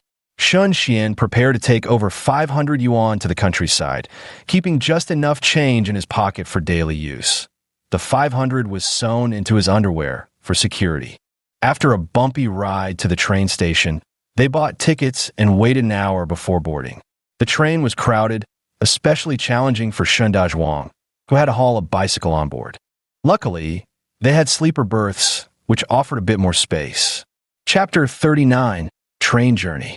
Shun Xian sat on the upper bunk, clutching a stack of newspapers with a book beside him. With nearly 20 hours on the train, he had to find ways to pass the time. Otherwise, the boredom would be unbearable. The opposite lower berth was occupied by a young couple with their child. The child's face looked pale, visibly listless and lacking energy. The upper berth held an old woman cradling a 2- or 3-year-old child, who lay limply against her, as if asleep. Shun Xian just swept a glance over them before quickly returning his gaze to the newspaper. Shen Dazhuang lay on the sleeper bunk, his tall body curled up awkwardly, one hand gripping his bicycle. Before long, he fell asleep. "Mommy, my tummy hurts so bad. It feels awful." "Be good, Xiao sure to. Mommy and Daddy are taking you to the big hospital. When a doctor uncle examines you and makes you better, your tummy won't hurt anymore, okay?" "Well, no. Hurts. Mommy, it hurts so much." A 4- or 5-year-old child was crying uncontrollably, and a neighbor from the next bunk leaned over to ask, "What's wrong with your little one, ma'am?" Wang Lin's eyes reddened with heartache as she cradled her son, gently patting him, her voice choked with emotion. "About 10 days ago, my son started complaining of stomach pain, so we took him to the county hospital for a checkup. The doctor examined him and said there's a tumor in his belly, possibly malignant. They advised us to go to a major hospital for surgery. We thought it'd be better to go to the capital. Big hospitals there have more skilled doctors. We wanted a thorough examination, just in case it's benign. Then a simple surgery might cure him." The woman's face filled with sympathy upon hearing this. The poor child has suffered terribly. How did that belly swell so large? You really should take them to a major hospital soon. The county hospital isn't very good. Wang Lin nodded, her spirits visibly low, with little desire for conversation. Shen Xian set down the newspaper and looked closely at the child's distended belly. A tumor growing that large in just half a month was something he'd never encountered. His gaze fixed on the child's swollen abdomen. The location seemed more intestinal than anything. What could grow there? For a child, it might simply be severe food stagnation or accumulated waste. With this thought, he leaned forward slightly and spoke gently. "Madam, I'm a doctor. Might I ask if your child perhaps suffered from food retention after a meal about half a month ago? It's been half a month without a bowel movement, hasn't it? The belly feels hard and stiff, as if there's something solid inside." Wang Lin raised her head to look at him, her eyes gradually lighting up with excitement. Yes. Everything you said matches perfectly. Comrade, are you really a doctor? Could you take a look at my child? Shen Xian folded the newspaper and slowly climbed down from the upper bunk. I can take a look, sister, but I can't guarantee a cure. First, tell me about the situation. All right. My son was a premature baby. His intestinal development wasn't very good from infancy, often going several days between movements. But this time it's really been too long. Little Stone, how long has it been for you this time? Little Stone leaned listlessly against his mother, his head muddled as he replied groggily to her question. Haven't pooped since coming back from Grandma's. Wang Lin's heart clenched as she exclaimed urgently. That's half a month already. Why didn't you say anything, Little Stone? We could have had the doctor check your bowels earlier if I'd known. Doctor, please look. Is my son's illness a tumor? And can his bowel problems be treated? She asked anxiously. Come, give me your hand. I'll check your pulse first. Thank you, big brother, the child murmured weakly. The child spoke weakly, his eyelids drooping once more, his forehead covered in fine beads of sweat, his expression pained. After taking the pulse, Shen Xian pressed on his belly and stood up with understanding. It's a fecal blockage, he said. I'll massage the child first, then apply acupuncture. Later, use some oil to help the child relieve himself in the bathroom. After that's done, I'll examine him in detail and give me the scan results as well. Okay. Hurry up and hand it to the doctor, urged Zhang Yong, nodding as he passed the report over. Shen Xian reviewed the report without a word, then took the child's hand and began massaging. 10 minutes later, the cold sweat on the child's face lessened. He then took out an acupuncture kit and selected a silver needle. He inserted the needle into an acupoint, causing the young couple's brows to twitch nervously. Their lips moved as if they wanted to say something, but in the end, they remained silent. After who knows how long, the child clutched his stomach and cried out, Mommy, I think I need to poop. Shen Xian withdrew the needle and stood up, saying, Big brother, take your child to the bathroom. He'll feel better once he's done. Zhang Yong nodded repeatedly. Yes, I'll take him right away. One fart followed another, and the foul stench drifted through the air. People in the hallway sniffed and muttered under their breaths. The trip to the bathroom lasted a full half hour before they returned. Wang Lin grew somewhat anxious. Comrade, is my son all right being in there for so long? Shen Xian calmly put away the silver needles, boiled water to sterilize them, and soaked the needles in medicinal solution as he replied, It's fine. After accumulating 2 weeks' worth of waste, taking an hour to relieve oneself is perfectly normal. Nothing serious. The child was just uncomfortably bloated. He'll feel better once everything's cleared out. When you get home, control his diet a bit. Eat more foods that lubricate the intestines. She took out a small notebook to jot down instructions, saying earnestly, All right, I've noted everything down. Thank you, doctor. How much should we pay for the consultation? We shouldn't take advantage of your kindness. Shen Xian smiled and said, One consultation costs 30 yuan.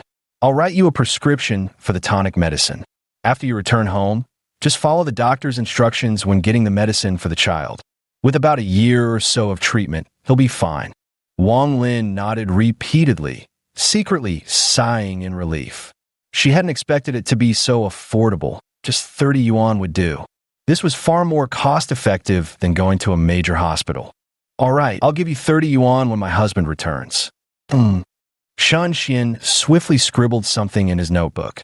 Just as the prescription was completed, the father and son duo returned, with the child looking much rosier-cheeked and noticeably more spirited.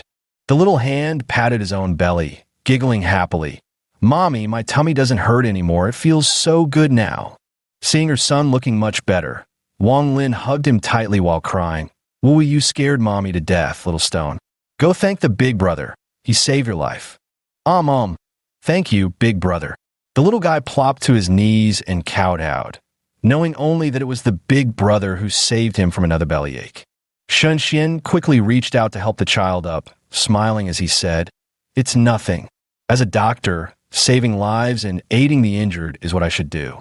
Just be careful with how much you eat in the future. Stop at 80% full, understand? Children tend to get food stagnation if they overeat.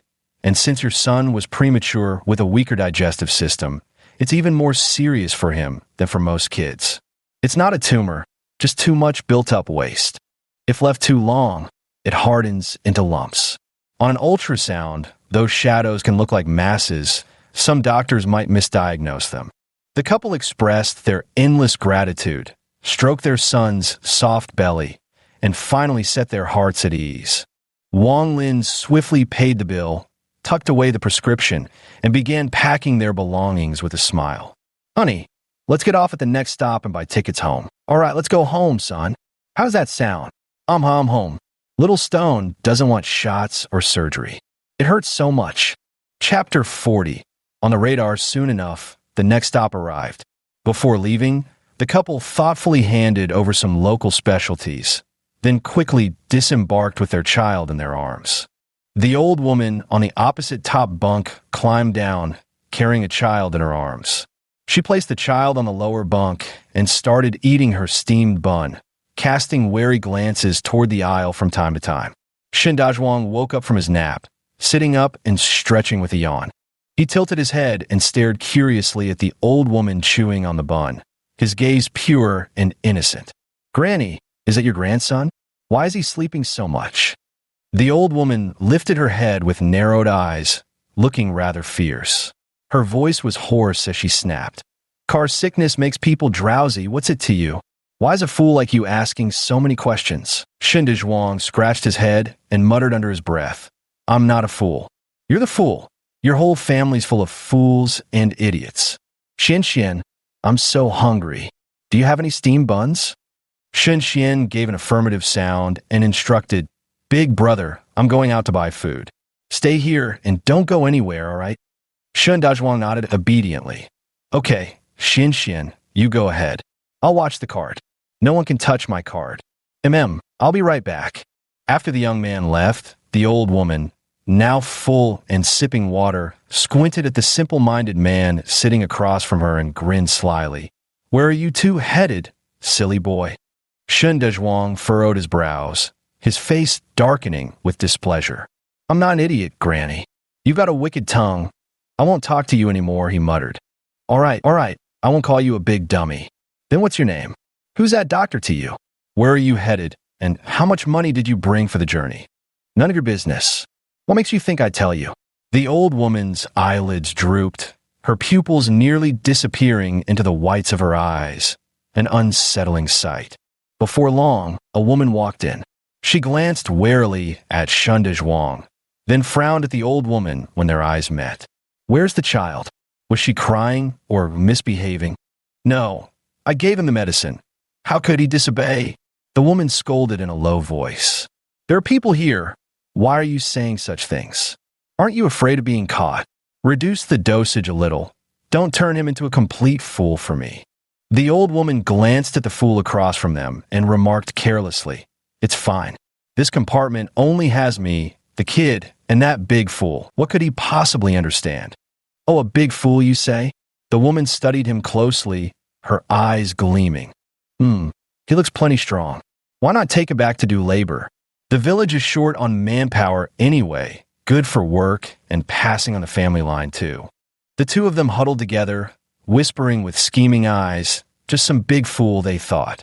Bringing him back wouldn't be a problem, and there was no need to fear he'd run off later. That body of his was truly sturdy. If they could trick him into returning to the village, one man like him could do the work of several. He'd surely fetch a good price. The woman stared intently at Shun Dazhuang, completely unaware that he was pricking up his ears, listening and committing every word to memory, waiting to ask Xian about it later. He wondered if he could hit them. Mom had said to listen to Xian. If Xian said hit, then he could hit. Xian returned with his meal and saw a woman blocking the doorway. "Excuse me, sis, could you move aside? I need to get through," he said. Meilon turned her head impatiently at the voice behind her. When her eyes met the man's face, she froze momentarily before hurriedly stepping aside, though her gaze still couldn't help but sweep over him up and down. What are you looking at, comrade?" "Oh, nothing, Granny. You tend to the child. I'm heading back. We'll be getting off at the evening stop." The two exchanged glances, and the old woman nodded. Xian handed over a meal package. "Brother, have some food. Tray meals are just barely passable. When it's this hot, it's hard to bring proper food aboard. After we get off, I'll take you to eat something delicious." "Okay, Xian." After the brothers finished eating, Shun Dazhuang tugged his sleeve and muttered, Xian, I need to go to the bathroom. Can you come with me?" Xian stared at his elder brother in confusion.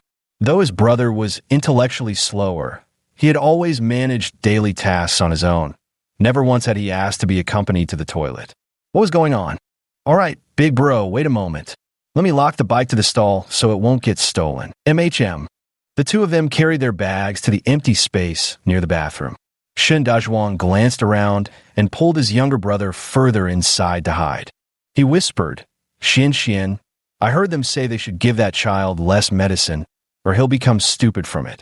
They also said I'm a big fool, but strong enough to work well. They were talking about taking people from their village. One person can do the work of several. They thought I didn't hear, but my ears are sharp and I caught everything. Xian's heart skipped a beat. "What? Are you sure you heard correctly, big brother? Those two really said that?" Shun Dazhuang grunted in agreement. "Yeah, Xian, that's exactly what they said. But I don't want to. I'm supposed to sell clothes for Xian. Why should I go work for them?" "Human traffickers. We've run into human traffickers." "Oh, then what should we do, Xian?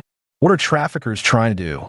Xian said solemnly, "Human traffickers are the most despicable creatures in this world. They buy and sell people, tearing families apart. Big brother, you absolutely must not go with them. Otherwise, you'll never be able to come home again. You'll never see us again. Understand?" Shun Dazhuang was startled, clenching his fists with anger written all over his face. "Don't be scared, Xian. I can fight them. No one can stop me from going home. Shoo, let's find the conductor and observe secretly. If we can catch them all in one go, fewer people will be unable to return home in the future. What do you think? MHM, Xian is so smart. I'll listen to Xian." After explaining a few things to Xian, he went alone to find the train conductor and briefly recounted the situation. With a solemn expression, he said, "They even try to take my older brother away with them. This must be the work of an organized group behind it. I can keep an eye out for you and pick out the problematic ones, but you handle the arrests." Zhao Yuwei said with a solemn expression, "All right, I'll go notify our train conductor immediately and request more personnel to assist in the arrest. These damned creatures must be apprehended. If only there were more trains. Now, traffickers are seizing the opportunity to kidnap and sell people over and over again, committing these heinous crimes. They must be caught. They absolutely must be caught." A few minutes later, the man returned and whispered, "Comrade, please keep an eye out for anything suspicious. Note down anything unusual and let us know the carriage number, seat number, distinguishing features." Xian gave a solemn nod. Since they'd already set their sights on his elder brother, there was no way he'd let these people go. If they dared to resist, he'd simply dust them with poison. No hesitation needed. Just need to do it secretly. Otherwise, there's no way to explain why they'd bring something like that on board. Xian returned with Shun Dazhuang, holding newspapers while wandering through the aisle, covertly observing suspicious individuals and jotting them down one by one before reporting them to the train attendants. Chapter 41. The inconsolably crying child, the child lying on the lower bunk, slowly woke up, sat up groggily, and looked around, no sight of mom or dad. The unfamiliar surroundings were terrifying. A loud wail burst forth. Hearing the commotion, the old woman turned her head, rushed over, and scooped the child into her arms with a fierce expression. "Hush now, stop crying. Don't you know you're disturbing everyone? Keep crying, and I'll abandon you right here." His face was full of impatience. If not for fear of overdosing the kid into idiocy, how wonderful it would be to just let the child sleep through the entire journey. Utterly troublesome. Children are such nuisances. Mylan heard the commotion and came over, giving a meaningful glance before pulling 2 candies from her pocket. "Give the child some candy to eat. It'll calm them down. We can't have them crying nonstop like this." The old woman took the candy, peeled off the wrapper, and thrust it forward as she barked threateningly. "Eat it, cry again, and you won't get a single sweet." The child's lips trembled, tears plopping down in heavy drops. "No, I want mommy. He wailed uncontrollably, his cries unceasing. Shun Xian walked in and sat down opposite the crying child. He reached into his woven plastic sack, pulled out a rattle drum, and handed it over with a gentle coax. "Here, you can play with this. How about you stop crying now?" The child looked at him, then at the fierce old woman, and finally at the smiling stranger. Reaching out his little arms, he pleaded to be picked up. "Big brother, hug." The old woman's face darkened as she tightly restrained the child in her arms. Seeing him struggle disobediently, she promptly struck his bottom. The child wailed even louder, crying until he was gasping for breath, his face flushed red with distress. Shin Xian stepped forward and said, "Grandma, the child is still so young. He needs to be coaxed. Hitting him won't work. Why not let me try comforting him? Once he's calm, I'll return him to you. Hitting him just makes him cry more, doesn't it?" The old woman, her head throbbing from the relentless cries, was so exasperated she nearly wanted to toss the wretched child down to his doom. With visible impatience, she shoved him over. "Fine, take him. Bring him back once he's quieted down." Mylan felt uneasy seeing this scene, but then she thought with 10 of them around, how could a child possibly be taken right under their noses? The constant crying wouldn't do. What if it attracted the police and caused trouble? She politely said, "Comrade, then we'll trouble you with this." Shun Xian, holding the child in his arms, smiled with a harmless expression. "No problem at all. I quite like children. Calming them down is simple." Gently patting the child's back as he listened to the fading sobs, he lowered his voice to tell a story and glanced at the time on his watch. If this group was planning to get off at dusk, they still had over an hour left. He wasn't sure if the train attendants were ready yet, but now that the child was in his arms, there was naturally no way he'd give it back. The little one seemed to sense something, nestling softly in his arms and whispering into his ear, "Big brother, I don't know them. Will you take me home?" Shun Xian smiled slightly and whispered, "Someone will take you home. Now listen to your older brother. If they try to carry you, just cry. Cry as loud as you can." "Okay, I'll listen to Big Brother," the little girl said. The old woman, having taken a stroll down the corridor, returned to find the child had stopped crying. She reached out to take the baby back, only for the wailing to start anew. "Wah wah wah." Shun Xian sighed helplessly. "Granny, where's your stop? Why don't I hold the child for you and return them when you get off? It'll save you the trouble of carrying them the whole way." "No need. I'll hold her. It's just a bit of crying. Whose child doesn't cry?" He reached out insistently. "Comrade, hand her over to me."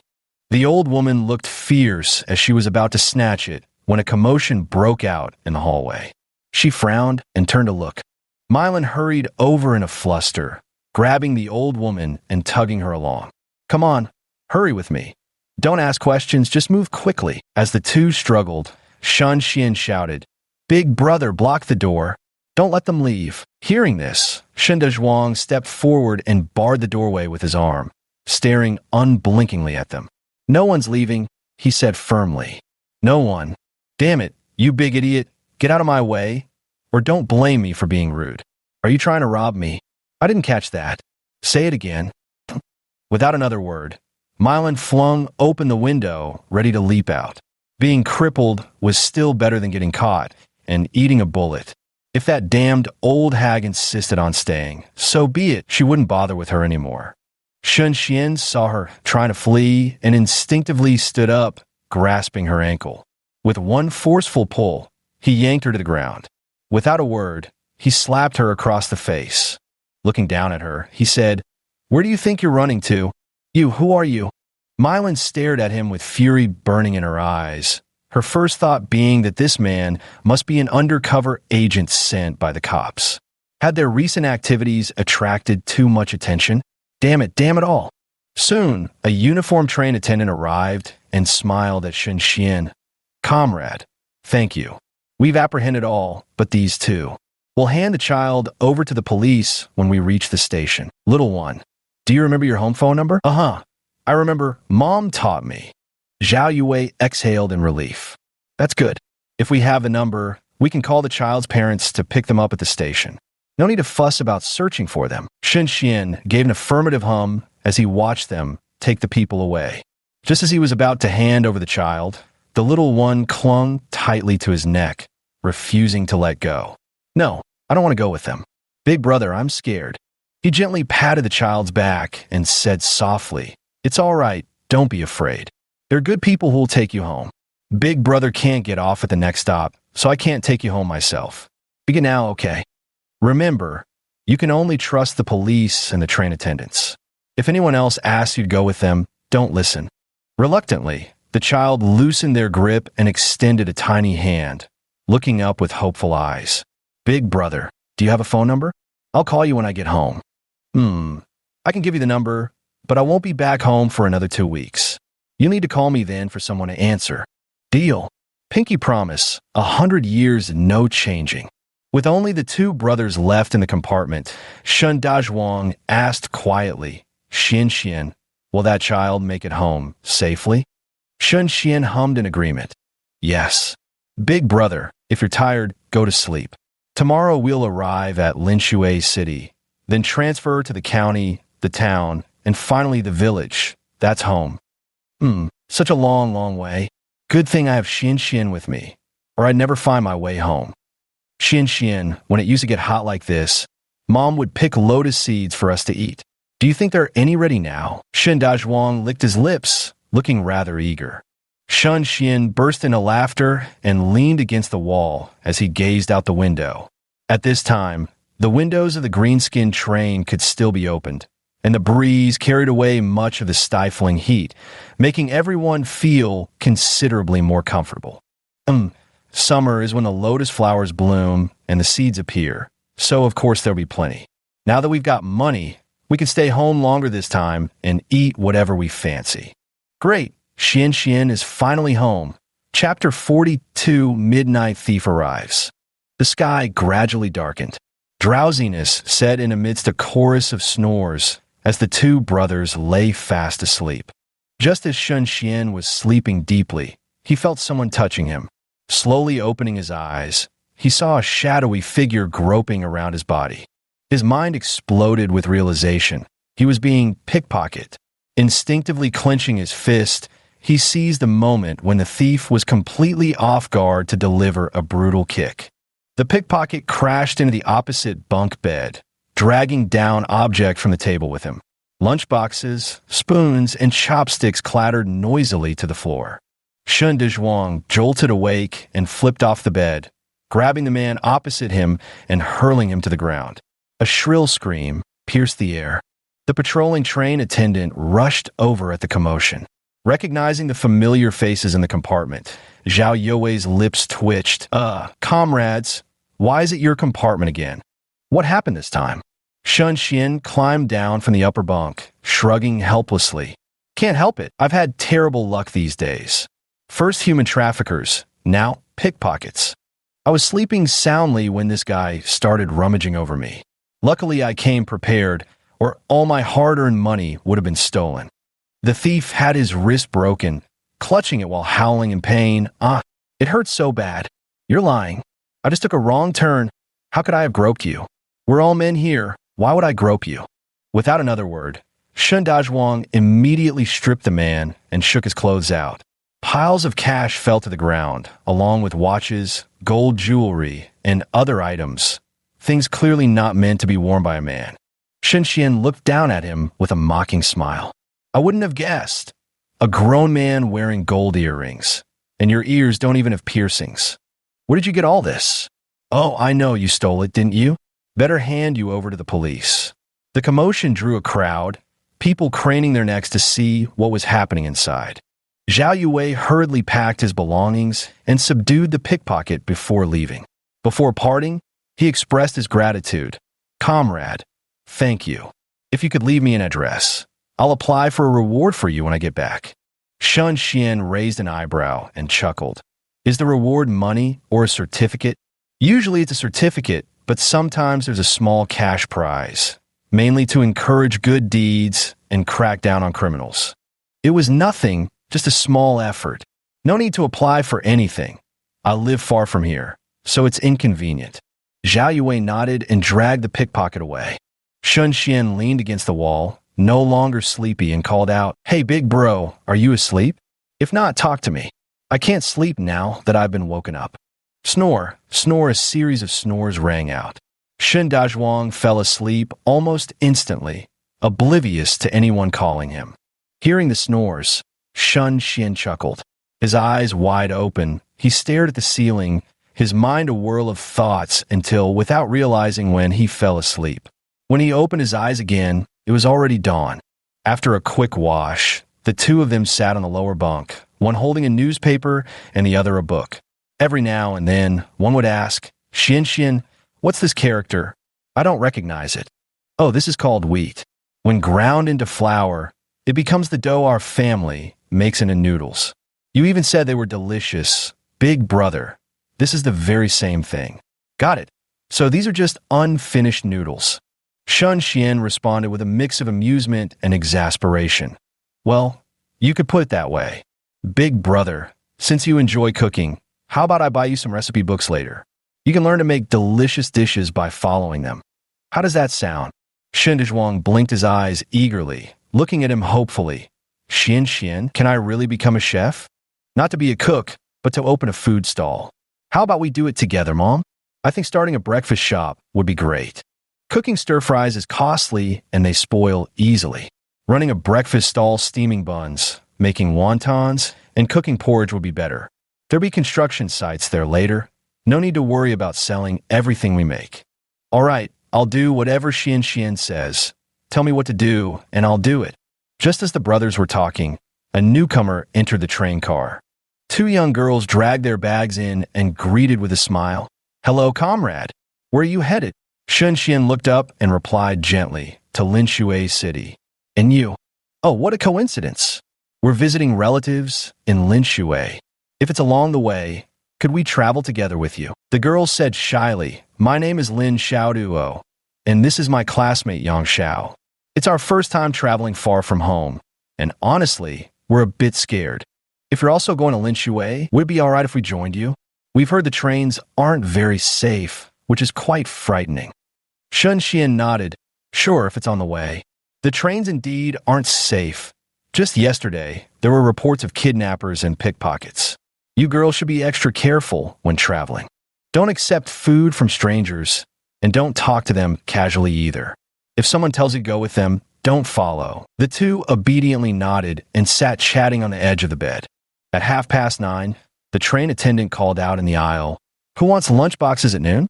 Come buy meal tickets for 50 cents each. Present your ticket at 12 to collect your boxed lunch. Shen Xian stood up and walked over. Comrade, 2 meal tickets for me, please. Seeing this, the two little girls also went to buy tickets. It was their first time taking a long-distance train, so they weren't sure how things worked. They figured if they just copied what others were doing, they probably wouldn't go wrong. Yang Xiao took out the iron box, opened it to reveal a tin of biscuits, and said softly, Duo, try these. My uncle brought them from abroad. They're really crispy and delicious. Thank you, Xiao. Big brother, you should try some too. These are better than peach shortcake. Shen Xian glanced at them and waved his hand. Thanks, but I'm not too fond of sweets. You two go ahead. All right then. Shin Dezhuang rubbed his slightly hungry stomach, swallowed hard, and stayed silent. Gurgle, gurgle, the stomach growled, scratching his head. Xian, I'm so hungry. Do you have anything to eat? Xian nodded, took out 2 metal boxes, and opened them. One was filled with peach shortbread cookies, the other packed with sun-dried apricots, their orange hue looking quite tempting. Shin Dezhuang grabbed a piece of peach shortbread and munched on some apricots, wincing at the sourness. SSS, so sour. My teeth are about to fall out. Ah, these are homemade apricots without added sugar. Granny Sue gave them to us before we left. The flavor's great, just a tad sour. Noticing the 2 girls' gaze, he smiled faintly with pursed lips. Would you like to try some? It might be a little sour. Lin Xiaoduo smiled sheepishly, her oval face flushing pink. I love sour flavors. Big brother, could I trade you some cookies for those? Sun-dried apricots are my favorite. Xian looked at his older brother. Big brother, do you like cookies? If you do, let's trade some. Oh, I don't know. Never had them before. All right, let's trade a little then. Thank you, big brother. You're so nice. The 2 little girls finished exchanging dried apricots and sat happily on the bed, munching away with delight. Yes, this is the taste, so good. Let's ask Grandma to steam some for us when we get home, too, they said, their faces glowing with enjoyment. Chapter 43, arriving at Linshui City, Xiaoduo Lin took small bites of her food as she gazed at the bulky bicycle taking up space. With curiosity in her voice, she said, Big brother, you're amazing, bringing a bicycle on the train. Had I known earlier, I would have brought mine too. Ugh, otherwise we'd have to find a rickshaw after getting off the bus. Mom even said some rickshaw drivers can't be trusted. They really like to scam young girls. Forget it, duo. With our tiny frames, whether we're carrying the bike or it's carrying us is anyone's guess. The translation preserves the playful skepticism in the original Chinese while adapting the phrasing naturally to English. The casual rhetorical question structure mirrors the original's tone. The nickname duo is kept untranslated as it's a personal name, maintaining authenticity. Yang Xiao shook her head, thinking it would be better to take the pedicab.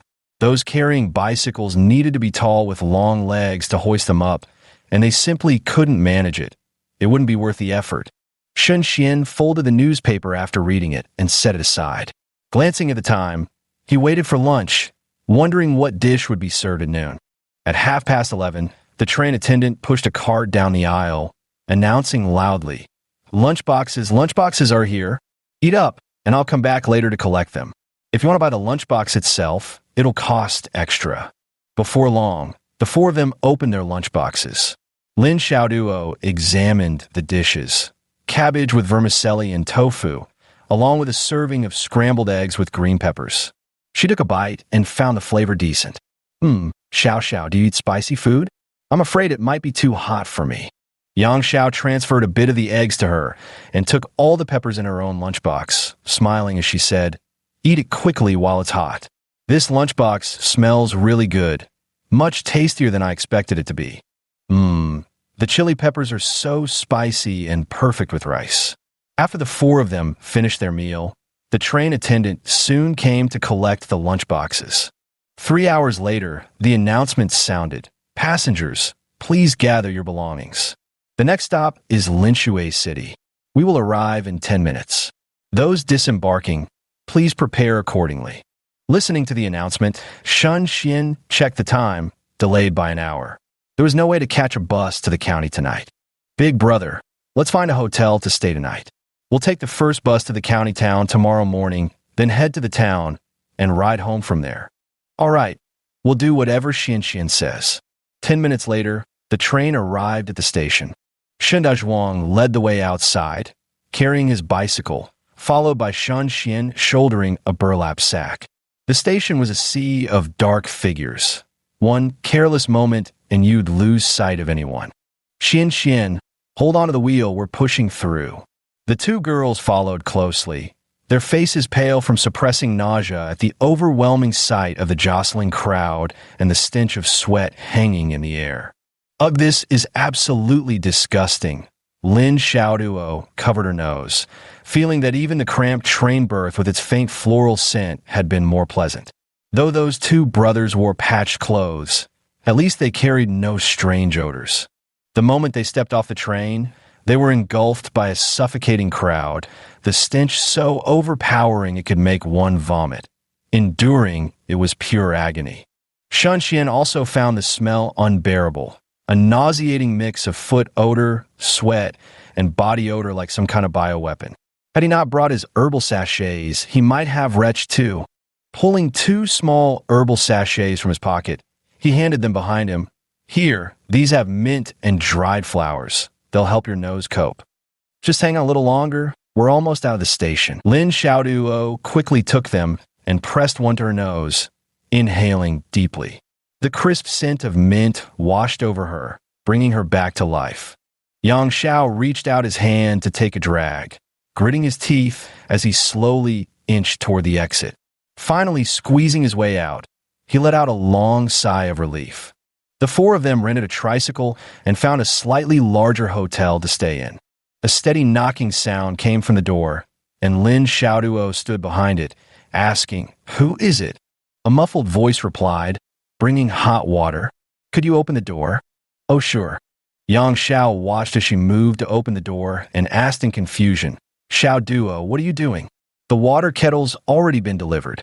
The shop owner said 1 kettle per person per day. They won't be delivering extra water, right? Lin Xiaoduo didn't dwell on it and shook her head. "I don't know. It's a big inn. It should be fine. Maybe they're sending extra." Upon opening the door, she saw the person standing outside. No water kettle in sight. Before she could utter a word, a fist came flying toward her face, followed by a powerful shove that threw the door wide open as a hand yanked her hair. A scream echoed through the hallway, drawing people to open their doors and look. The man glared fiercely at them. "What are you staring at?" "My wife sneaked out, and I'm just taking her back." "What's wrong with that?" Yang Xiao was dumbfounded by what he saw. He rushed out and shouted, "No, that's not right. We don't even know you. Who are you? Let her go now." She rushed forward, grappling with him, but being too weak, the man flung her to the ground with brute force. Her arm scraped against the rough surface, tearing off a patch of skin as blood streamed down. Lin Xiaoduo's face was covered in bruises as she weakly pounded her fists, her eyes filled with terror. "I don't know you. Let me go off." The man gave a sinister grin as he grabbed her by the hair and began dragging her away. He had been lurking here all day, and now he'd finally caught one that caught his eye. Take her home, and she'd be his wife, wouldn't she? Help, help!" Shun Xian frowned as he walked down the corridor with a paper bag of freshly roasted sweet potatoes in hand, spotting someone being dragged away. Lin Xiaoduo spotted his figure and reached out for help. "Big brother, save me. I don't know him. I really don't know him. Who are you? Who the fuck cares who I am? This bitch is my woman. She ran away, and I'm taking her home." "Oh, so you're the man she hooked up with, huh? Putting horns on me, you piece of shit." Shun Xian stared at the man, recalling the abduction scams of later years. He never expected such schemes existed already. How brazen they were. Step by step, he advanced without a word, raising his fist and striking. As the man staggered back, Xian shouted, "Big brother, there's a thief. Come out quickly and catch him." The man wiped blood from his lips, his crimson eyes burning into Shun Xian as he ground out through clenched teeth. "You're asking for death." When Shun Dazhuang opened the door, he saw someone raising a fist, lunging toward Xian. Before his mind could process it, his body had already rushed forward, slamming into the man. With a loud bang, the man crashed into the wall and spat out a mouthful of blood. Raising his head to look at the giant-like figure, a chill ran down his spine. Shun Xian shook his hand. Fighting really didn't suit him. His hand hurt. He calmly said, "Big brother, this guy bullied me. Let's haul him to the police station." Duo, Xiao, why don't you come along too? Make sure to demand more compensation for medical fees. Facial injuries for girls are no small matter. Lin Xiaoduo, her face deathly pale and her body trembling, stood up with a sob. "Thank you, big brother. I don't even know this lunatic. Why did he try to take me away?" "I don't know. We'll find out when we go to the police station. Shun Xian also felt annoyed. His luck had been truly terrible these past 2 days. Wherever he went, troubles seemed to follow. Best to settle this quickly and get home to sleep.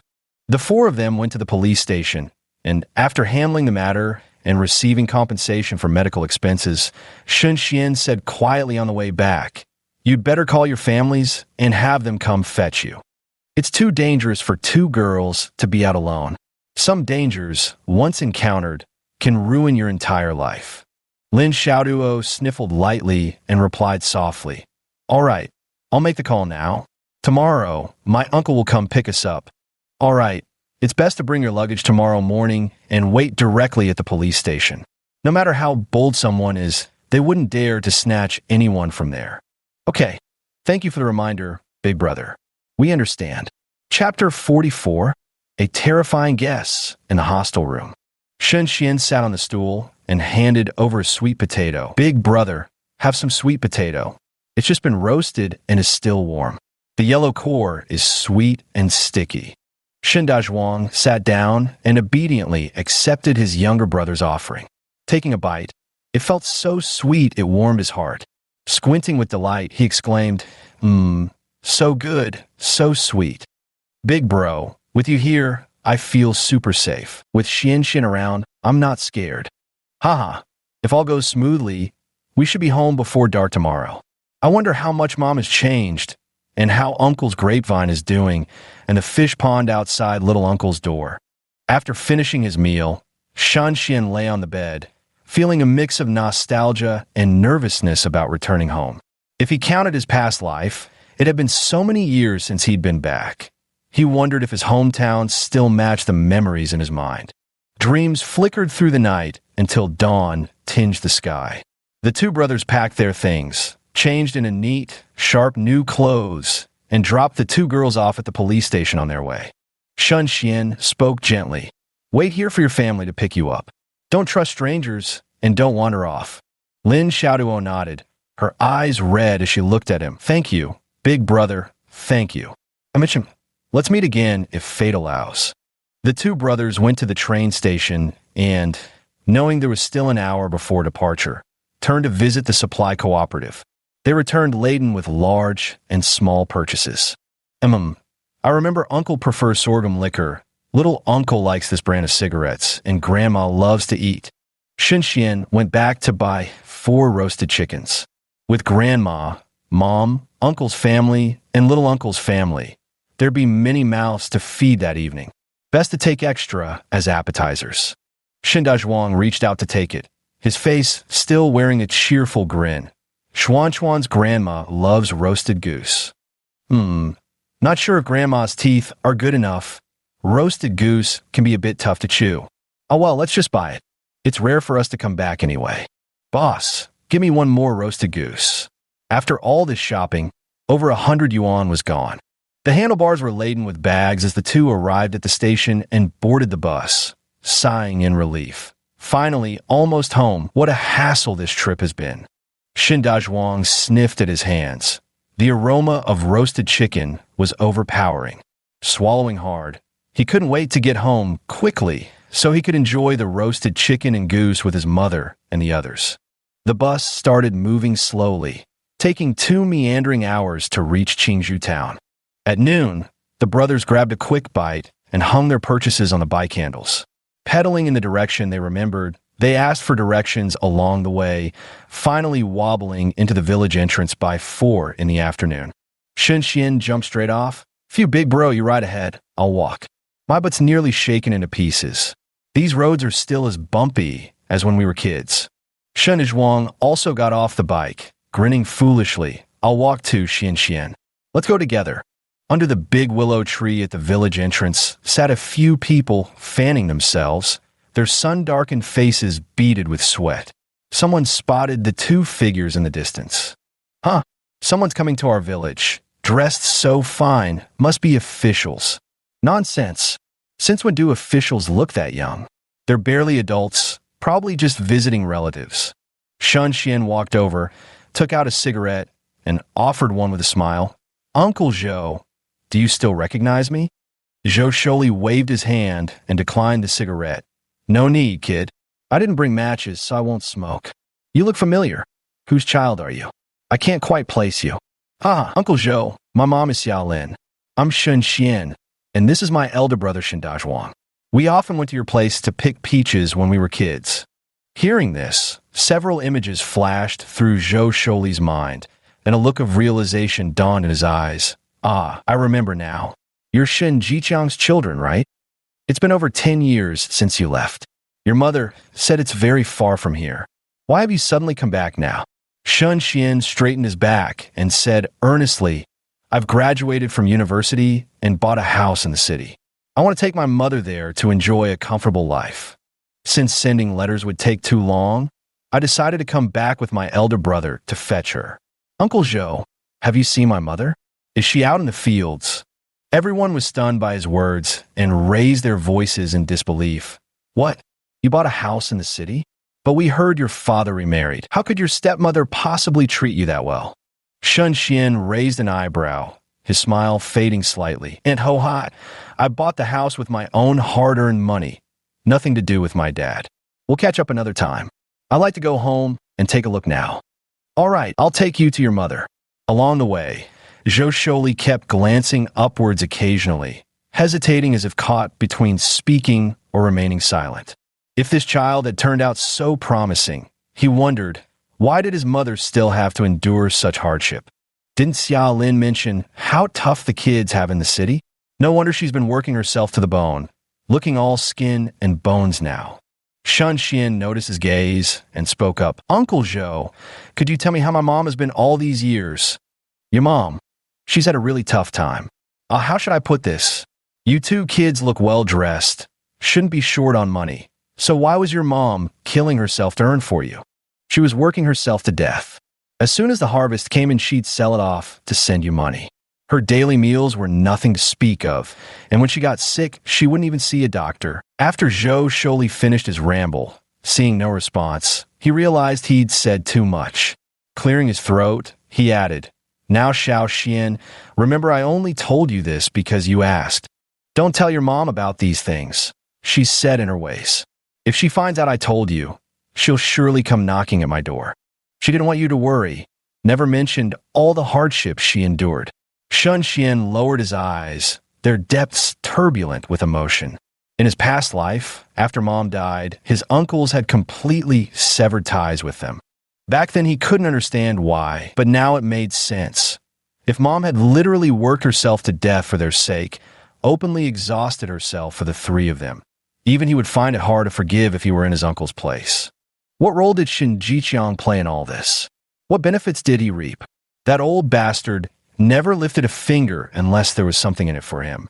This time, coming back, he would get to the bottom of it. Bringing his mother back to the city was inevitable. With her under his watch, he refused to believe anything could happen to her again. The three of them arrived at the entrance of a small courtyard, but the gate was locked and no one was around. Seeing no one around, Zhou Sholi spoke up. Your mother might have gone to town. Why don't you head to your uncle's place instead? Your youngest uncle's too hot-tempered. He might resort to violence if he sees you.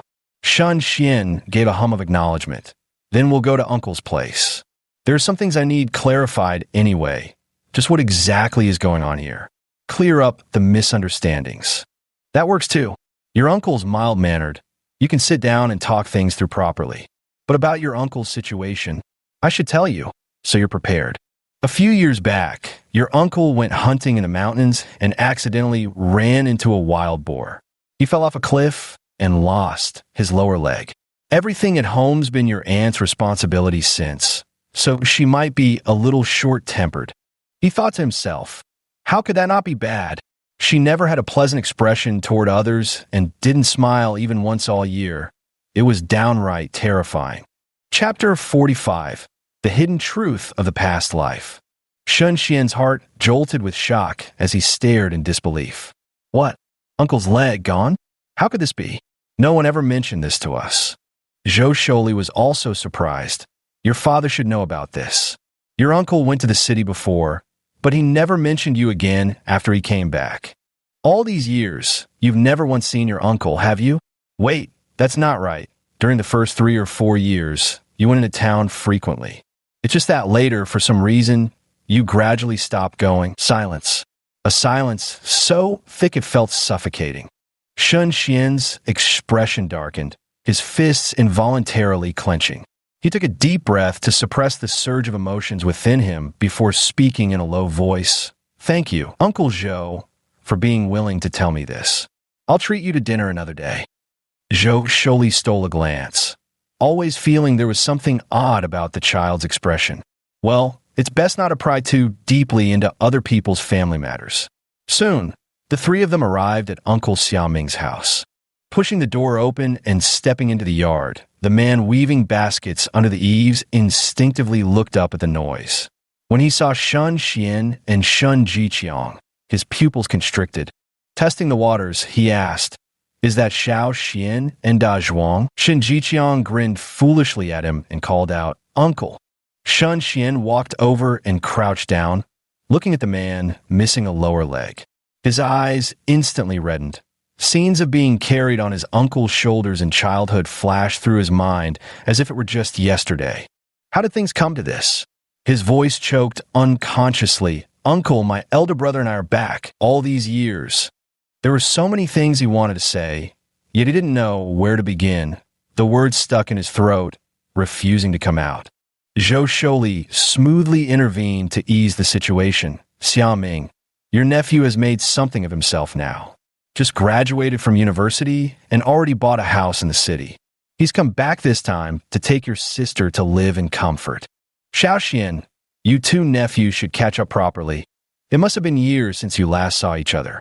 Shun Xian nodded, his heart aching as he took in the man's sunken cheeks, dark skin, and hands crisscrossed with cracks. The towering figure from his childhood slowly came into focus. Taking a deep breath, he called out, "Brother, bring out whatever you've got. We'll eat at Uncle's place tonight and talk about these past years." Upon hearing this, Shun Dazhuang nodded. He leaned his bicycle aside and started carrying the assorted bags strapped to it into the house. Xiaoming's mind was still somewhat dazed. After regaining his composure, he asked in confusion, "Xiao Xian, your Uncle Zhou just mentioned you bought a house. Is that true?" "Yes, it's a large 2-courtyard house in the city. I came back this time to take Mom and also my cousins into town to start businesses. That house was bought with money I earned from business too, but we'll talk about that later. What I really want to know is what Shun Jiqiang has been telling you and doing to you all these 10 years. Shun Xian went over to support the man indoors, sitting down facing him. Zhou Sholi found an excuse to leave. It wasn't appropriate for him to stay while they discussed family matters. After the person left the courtyard, Xiao Ming hesitated for a long time before speaking. "Xiao Xian, before I say anything, let me ask you, how's your relationship with your dad these days?" "Not great, practically on the verge of cutting ties." At the mention of that person, Shun Xian's eyes turned ice cold. Xiao Ming felt a genuine relief as he watched. He had never thought much of his brother-in-law, but back then, his sister had stubbornly insisted on marrying him. In the end, the man had divorced her the moment they moved to the city. Divorce is one thing, but constantly asking your sister for money is another. It's practically draining her dry. "Hey, since you don't get along well with your dad, I suppose telling you some things wouldn't count as driving a wedge between you two. It's just that your mom wouldn't let me speak before." Shun Xian looked at him earnestly and said, "Uncle, tell me. I want to know the truth. Maybe someone's been scheming behind our backs, and we've been kept in the dark all this time." Xiaoming thought it over and agreed, then slowly began to explain. As it turned out, 10 years ago, after Shun Jiqiang passed the exam to move into the city, he was desperate to divorce Xiaolin so he could marry the city widow Liu Mei. Xiaolin, of course, refused to agree. Back then, the two of them fought endlessly. Shun Jiqiang promised to take all 3 children with him to the city, where they could attend school and eventually find better jobs for a brighter future. "Hey, your dad told your mom that taking you 3 to the city was the only way to secure a future. Otherwise, you'd spend your whole lives scraping a living from the dirt in the countryside. Your mom wanted a better life for you. That's why she agreed to divorce your dad, on the sole condition that she could take you with her, raise you, and put you through school. She was willing to endure any hardship for that. Within 3 months of moving to the city, he wrote saying the pressure was too much, that money was tight, and asked your mom to scrape funds together. Later, it was your younger sister, Xiao Jing, writing to ask for money. Xia Ming also resented the injustice his sister suffered. Yet she was stubborn. Whenever a letter came demanding money, she'd push aside hesitation and borrow whatever she could, bearing the hardship alone. To earn cash, she labored like a man, hauling loads as a manual worker. She almost got bitten to death by a wolf while digging herbs in the mountains, and she never rested even in ordinary days, taking on all the dirty, exhausting jobs others avoided, wearing herself out until she aged over a decade prematurely. Her hair turned whiter than his own. How could anyone not ache for her? Xiaoming choked up with sorrow as he spoke, wiping away tears and sobbing. Your mother had such a hard life. Back then, your useless father left all the field work to her, while he did nothing but read books at home. Life was hard back then, but your mother never aged so quickly. It wasn't until you went to the city that those endless letters came pouring in, letters crying about how you were being mistreated by your stepmother. That just stabbed straight through your mother's heart, couldn't you see? From then on, the demands for money never stopped. Your mother's life was worse than when you were still at home. Your father kept saying raising children was hard, that his salary alone wasn't enough. Either you were sick or your little sister was ill. Shun Xian listened in silence, the fury in his eyes unconcealed. So this was the truth. No wonder he hadn't been able to see his mother in his past life. It was Shun Jiqiang who was behind all of this, preventing them from meeting, afraid he'd be discovered for extorting money from mother. On one hand, he wrote letters in their names, coercing her to hand over cash, bleeding her dry. On the other hand, he would cry to them about how hard life was after their mother remarried, how difficult it was for him to support the family alone, and pressured the siblings to earn their own money and hand it over to him, squeezing them dry for both sides. It was utterly cruel. The thought of being kept in the dark in his past life, drained dry by that old bastard's whole family for 30 years, and meeting a miserable end, made him almost want to slap himself dead with regret. Shinxian took a deep breath and recounted everything from the moment they arrived in the city, sparing no detail about their hardships over the years, including every word and deed from Shen Jiqiang. After hearing his nephew's story, even the ordinarily honest and simple farmer Xia Ming couldn't hold back. He slammed the table hard, trembling with rage, unable to speak. Damn beast, this is downright beastly. Even a vicious tiger wouldn't harm its own cubs. How could he do something so shameless? Uncle, calm down. The most important thing now is to clear up this misunderstanding and make sure that old bastard gets what he deserves. We can take our time dealing with him properly after we return to the city. His eyes gleamed sharply. I have his weakness in my grasp. I'll make him. Wish he were dead. Chapter 46, The Hot-Tempered Little Uncle. As the two were talking, a loud voice rang out in the courtyard. Big brother, are you home? I brought you a pheasant. Make some soup to nourish yourself. Xia Yong stepped into the central room and saw the seated figure's eyes filled with confusion, as if straining to recognize something. Then came the moment of realization, the identity confirmed. His complexion darkened abruptly as he retorted sharply, "Oh, so it's the Shun family. Couldn't stand living in the city? Come to the countryside to show off now. Get lost. You're not welcome here. Go live with that heartless father of yours.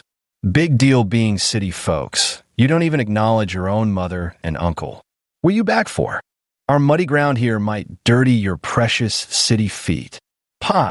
Xiaoming's expression changed, and he snapped, "What are you doing, Lao Air? There's a misunderstanding here. Sit down and let the kid explain. Shen Jiqiang is a bastard, but that doesn't mean the kid is too." Xia Yong stiffened his neck and clenched his fists. If it weren't for the fact that they were his sister's children, he would have thrown a punch long ago. The elders had no conscience, and the younger ones were even worse. Gritting his teeth, he roared, "Brother, why are you still siding with them? Have you forgotten what Shun Jiqiang said to us 5 years ago when we went to the city, eagerly bringing them food? They say those 3 city children are living, so well they don't care for our country junk when we picked out the finest things and traveled 2 days just to deliver them to their doorstep. Remember how those people looked at us? Like we were some kind of filth. And those 3 kids didn't even dare show their faces. Xiaoming saw his words growing increasingly unreasonable. He slapped the table forcefully, his face stern. Enough. You're their uncle. What kind of example is all this shouting? Xia Yong snorted through his nose and turned to leave with the pheasant still in hand. Stop right there. I told you come sit down. If you don't come over, then don't bother visiting me anymore. At your age, you're still acting so impulsive every day. Do you realize how much this hurts the child? Do you really think that scoundrel Shen Jiqiang would treat them well? Nonsense. Those 3 kids are his own flesh and blood. Of course he'll treat them well. If he didn't, just look at how nicely they're dressed.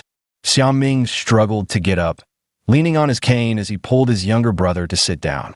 After briefly explaining the situation, he met his brother's disbelieving gaze and nodded gravely. Think carefully, second brother. If those children become loyal to Shen Jiqiang, now that their lives have improved, would they really travel all this way to visit us? They'd probably rather sever ties completely. Don't be foolish about this. Xia Yong curled his lips and said irritably, who knows what schemes that father and son are plotting again? When a father's no good, how can you expect him to raise anything decent? If they were truly decent, they wouldn't have kept writing letters, pretending to be poor, and claiming their stepmother was torturing them for money. Look what they've done to your sister. At this rate, it's hard to say how many more years she can endure. Speaking of this, Xia Yong felt both heartbroken and furious. Those perfectly good children for back then, how could they become so corrupted after moving to the city? Shen Xian knew promises were meaningless now. Shen Jiqiang had indeed wounded his uncle's hearts too deeply by exploiting their trust in him. Without seeing the truth with their own eyes, they'd never believe it. Uncle, we came this time to take Mom into the city for a better life. I bought a house through my business and moved out the household registration. I have nothing to do with Shen Jiqiang anymore. There's also 10,000 yuan saved in the bank. I have the means to give Mom a good life. As for Shen Jiqiang's debts, I'll settle them myself. I won't let him off easy, that's for sure. If you don't believe me, you can come into the city with us this time to see for yourself. If I'm lying, you can beat me to death. I won't even raise a hand in defense. How about that? The 2 men froze at his words. Huh? A 10,000 yuan household? Didn't you just graduate? How'd you become so wealthy already? Shen Xian faced his 2 uncles. Aside from the matter of his rebirth, which he couldn't reveal, there was nothing he couldn't tell them about his business ventures, or even how he had outsmarted Shen Jiqiang. Keeping silent would only make them more skeptical. After he finished speaking, Xia Yong was dumbfounded, staring at him in disbelief. Huh, so you're saying you stole your dad's money, bought a house to transfer your household registration, went south to wholesale clothes to sell, and saved up 10,000 yuan. You're a 10,000 yuan household, wow. As he spoke, his booming voice unconsciously rose. Xiaoming couldn't stand seeing his younger brother making such a ruckus and gave him a smack on the head. All right, what's all this fuss about? Little Xian is the brightest kid in all the neighboring villages. He even got into medical school and graduated. It's not like he just outsmarted Shen Jiqiang. What goes around comes around. It doesn't mean the boy is no good. You showed kindness to that scoundrel Shen Jiqiang, but did he return the favor? Not a chance. Xia Yong couldn't help but feel exhilarated when he thought about how that bastard Shen Jiqiang had been screwed over by his own son. Grinning smugly, he chuckled. Ha ha ha, you handled this beautifully. That's exactly how we should deal with such scum. Don't waste your breath reasoning with the wicked. Fight fire with fire. But does her dad know about this? Shen Xian curled his lips into a faint smile. Who knows? Right now he's still counting on me to earn money for him. Keep dreaming. The only thing I'll be sending him is straight to prison to peddle sewing machines. But that wasn't stealing. It was money we rightfully deserved. Shortly after he took us back, he forced us to pick through trash to earn money. Big brother risking his life in the mines is what paid for my schooling and little sisters. Start to finish, Shun Jiqiang had nothing to do with it. We're just taking back Big Brother's hard-earned money. This isn't stealing.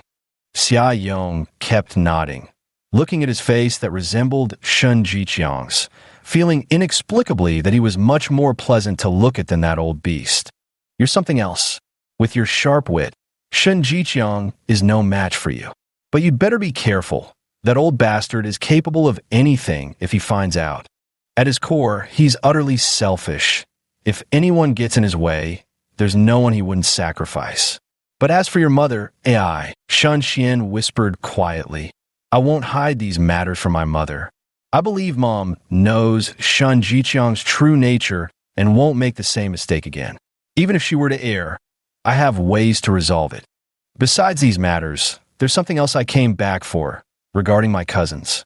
I want to take them into the city with me to start a garment wholesale business together. Both my younger cousin and elder cousin. Make a quick buck to buy a house in the city. Then we'll have urban residency. When the cannery opens recruitment, I'll have my cousin take the exam. Oh, I almost forgot. Jingjing is now a permanent worker at the canned food factory. Once cousin arrives, she can stay at home selling clothes and wait for her preferred position at the factory when a spot opens up. You can either start a business or become a factory worker. Either is fine. After all, in those days, people still idolized the idea of workers having an iron rice bowl. His elder cousin's sister wasn't getting any younger. Having that guaranteed job would serve her better in the long run. Even if there's a wave of layoffs in the future, that won't happen for another 7 or 8 years. Plenty of time to enjoy the current golden opportunities while they last.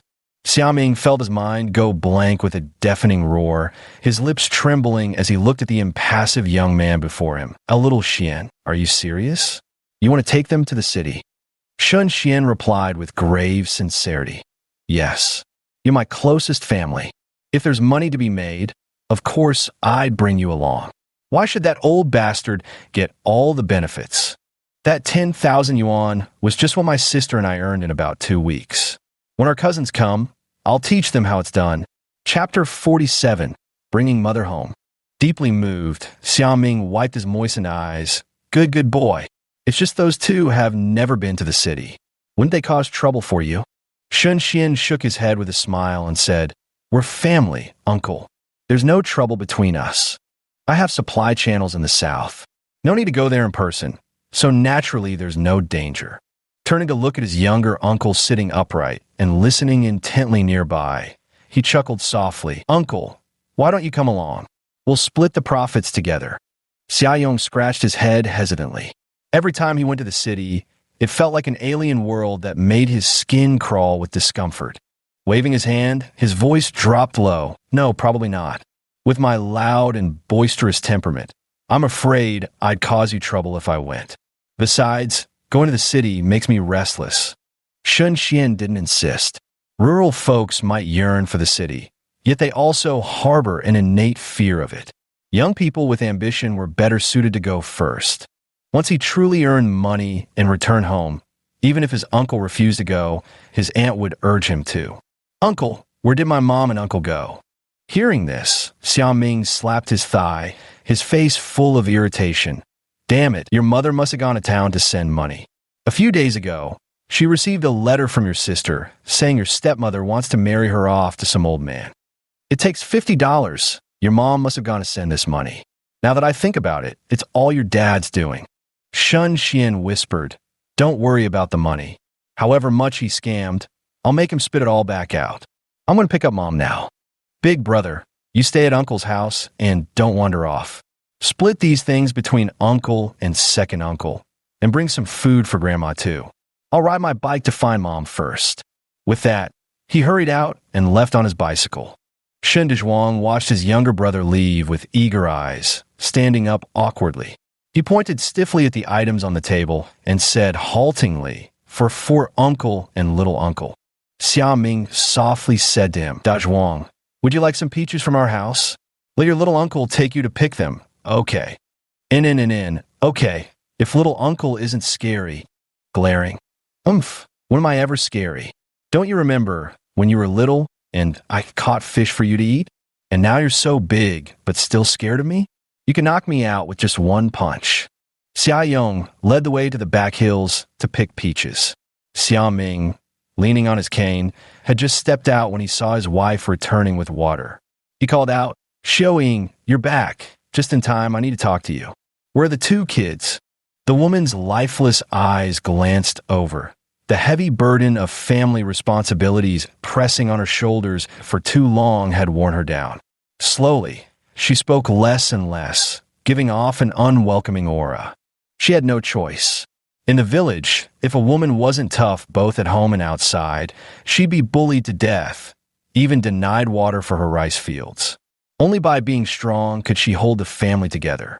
Digging herbs to sell, He Xiaoying said, pursing her chapped lips as she saw him blocking the doorway.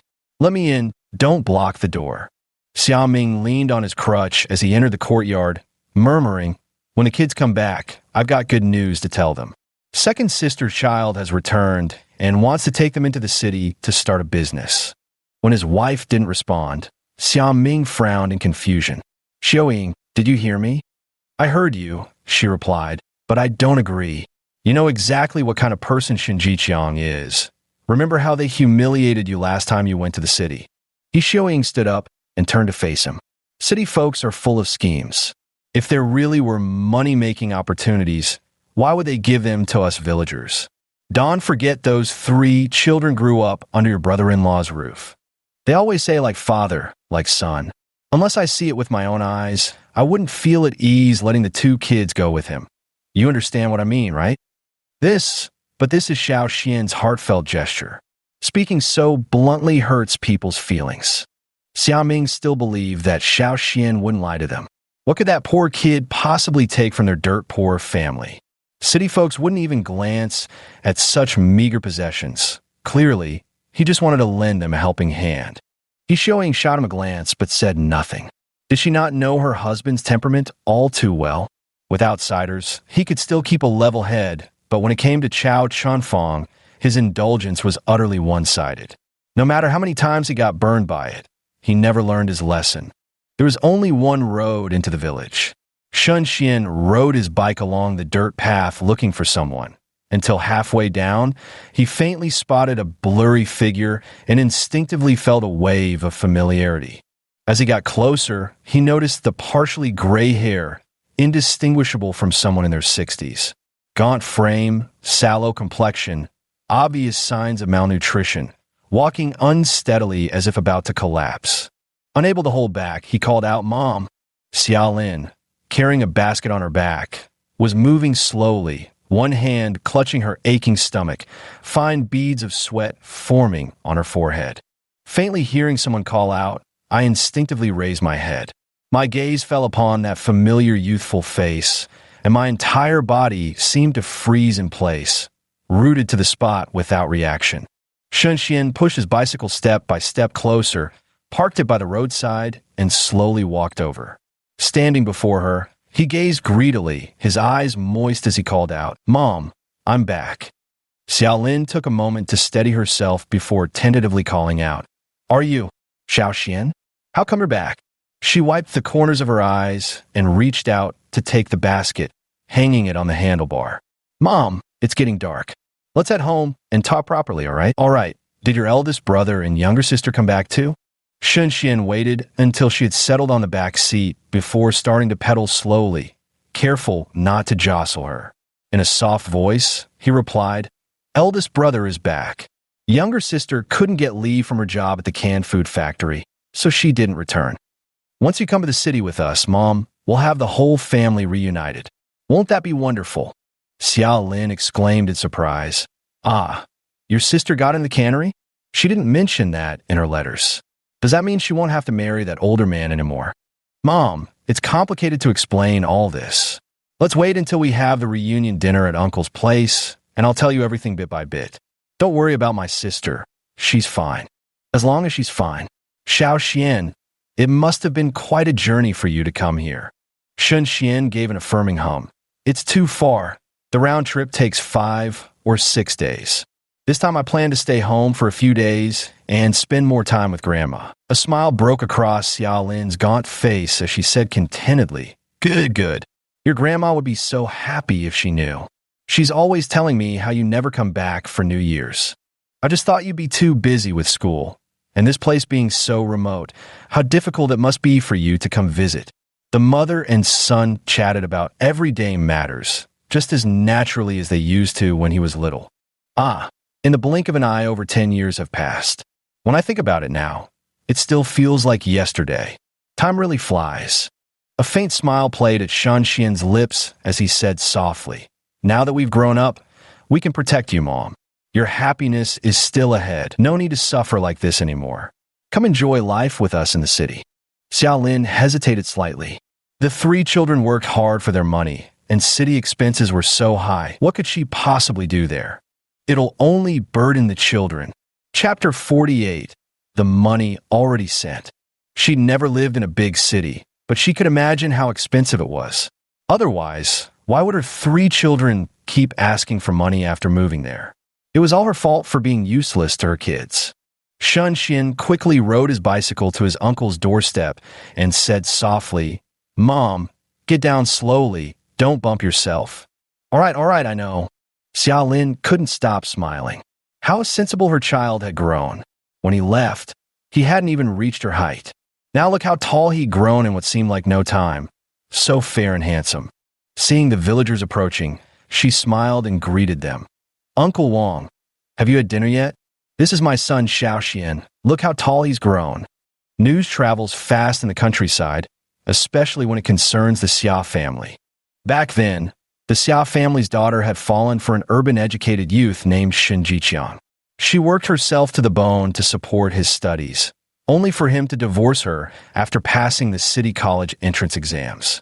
Countless people gossiped behind their backs. Since ancient times, scholars have often been heartless, they said. Poor Xia family girl, what a wretched fate. Later, when the three children were also taken away, the Xia family's daughter suddenly changed. She would brave wind and rain every day to earn money, with such a reckless determination that even the villagers grew fearful watching her. They had thought those three children would turn out as heartless as their father. To everyone's surprise, they grew up and returned, even buying a house in the city to bring their country mother to live with them.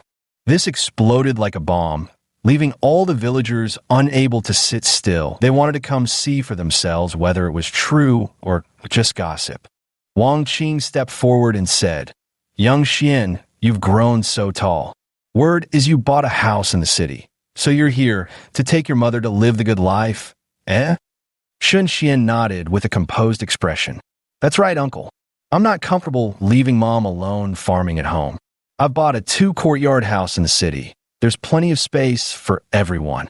Mom has worked hard all these years. She deserves to enjoy life now." What a filial child. But what about your father and stepmother? After all, your parents are divorced. If you take your mom to the city, wouldn't they object? The other villagers turned their eyes on them at these words. In their minds, who would want a divorced rural woman? Bringing her to the city would only stir up trouble with the father and stepmother. Shun Xian chuckled softly. "Uncle, that house was bought by me, so naturally I have the final say. We won't be living with my dad and stepmother. They have no say in this matter. Besides, we've cut ties with my father. He's just a stranger now, nothing worth worrying about." No sooner had they recovered from one bombshell than another was dropped. Wang Qing couldn't help but exclaim, "What? You've cut ties with your father? Why on earth would you do that?" Shun Xian sighed with a bitter smile. "Second uncle, it's a long story that can't be explained in just a sentence or two. My father and stepmother wanted us dead. How could we possibly remain family after that? We'll talk another day when there's time. Second uncle, it's getting dark now, Mom. Let's go home and have a proper talk." With those words, mother and son entered the courtyard. The villagers outside the courtyard were thoroughly hooked, their curiosity gnawing at them unbearably. Yet the family deliberately left them hanging with no resolution, ensuring these villagers would toss and turn sleepless all night. What's going on here? If all three Shun children turn out well, Shun Jiqiang is such a clever man. How could he possibly have fallen out with them? Who knows? The Xia family's affairs are complicated. But no matter what, Xiaolin has finally seen better days. Her capable child brought her back to the city. She won't be like us anymore. City folks, their good fortune is yet to come. The villagers gradually dispersed. Xiaolin followed her son into the courtyard, her head still swimming with confusion. She couldn't understand how her son had clashed with Shun Jiqiang. Had that man done something dishonorable? After parking the bicycle, the two of them saw the brightly lit house with people inside. Shun Xian took a moment to recognize them, matching faces from his childhood as he greeted them one by one. "Hello, Grandma." "Hello, Aunt and Auntie." He knelt before the elderly woman, holding her hand with a smile. "Grandma, it's me, Shun Xian. Do you still remember me?"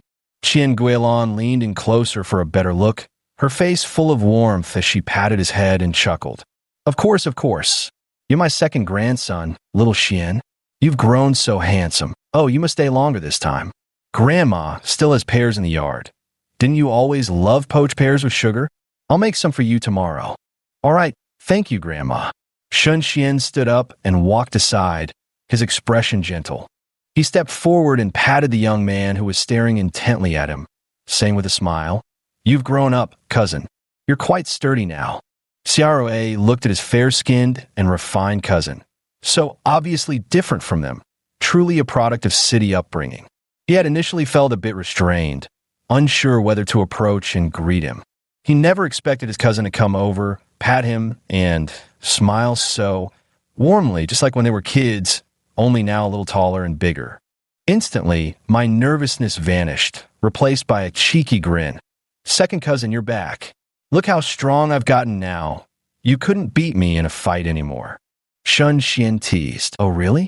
But I've never been fond of throwing punches myself. When it's time to fight, I just call for Big Bro. One of them is worth several men, isn't he?" Xiao Rui glanced at the towering figure of his eldest cousin and instantly deflated.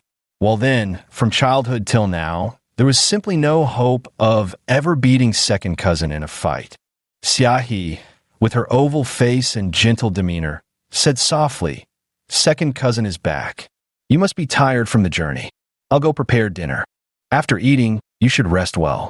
Traveling by car is exhausting." "All right, thank you, cousin. You've worked hard. No trouble at all. It's only right." They had already bought roasted chicken and goose, so simply chopping them up was enough. Stir-frying some vegetables and stewing a chicken soup didn't take long, and soon dinner was ready. The family gathered around the table, sticking to pleasant topics. After all, they rarely enjoyed a reunion meal together. There was no need to spoil the mood with unpleasant matters before finishing. Those could wait. Shun Xian placed a roasted goose leg in her bowl and said softly, "Grandma, try this. It's from Zhang's roast goose near the train station.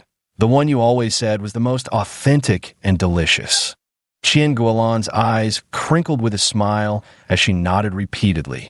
Good, good. Your memory is truly excellent, child. After all these years, you still remember. What grade are you in now? When will you start working?" "Grandma, I've already graduated and started earning money.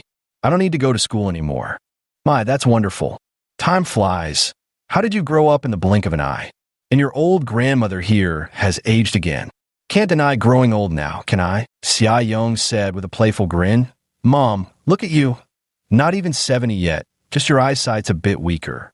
But you're so spry and healthy, you'll easily live to 100. Qin Guilin laughed heartily at these words. All right, I'll try my best to reach 100 then. Wouldn't it be wonderful to have 4 generations under one roof? This old woman sure is blessed." Taking a bite of the roasted goose leg, she struggled slightly with her teeth. "Grandma, how about I take you to get dentures tomorrow?" Waving her hand in refusal, she replied, "No need, that's too expensive. I've only lost 2 teeth, I can still eat just fine. I'm not 80 or 90 yet, no need for dentures." The family chatted and laughed, creating a very warm atmosphere. After finishing dinner and cleaning up, they closed the door and sat together to talk. Chapter 49, Clearing the Air. Shun Xian turned to his mother, who was sitting nearby, and said, "Mom, could you bring the letters the city has sent you over the years? There are some things I want to clarify face to face." Xia Lin's heart skipped a beat, and she felt inexplicably uneasy. "All right, I'll go get them." She returned holding a metal box. opened it to reveal neatly arranged stacks of letters with stamps still affixed to them. Xia Lin was illiterate, so whenever she received a letter, she had to ask her eldest brother to read it for her. Sometimes her younger brother helped instead, but every time they read the contents, they'd fly into a rage, saying Shun Jiqiang was no good. Gradually, it evolved into, those 3 kids were corrupted. Stop giving them money, or you'll just raise ungrateful wolves. She didn't believe it. How could she not know the true nature of the children she had born? Her 3 were no bad seeds, nothing like their father. Xia Ling handed over the box, cautiously saying, Auntie Xian can't read. Could you read each letter aloud for her? Your 2 uncles always get angry halfway through reading them. I didn't quite understand everything either, just that you need money. Once you're done reading, explain it to me in detail. What exactly is the trouble you've run into in the city? Shun Xian nodded, searching through the letters by date before opening and reading them. The earliest one was from 10 years ago, meaning not long after they had moved to the city. Shun Jiqiang and his stepmother had already begun plotting their schemes. This scheme spanned nearly a decade, 10 whole years. The first letter, April 5th, 1973.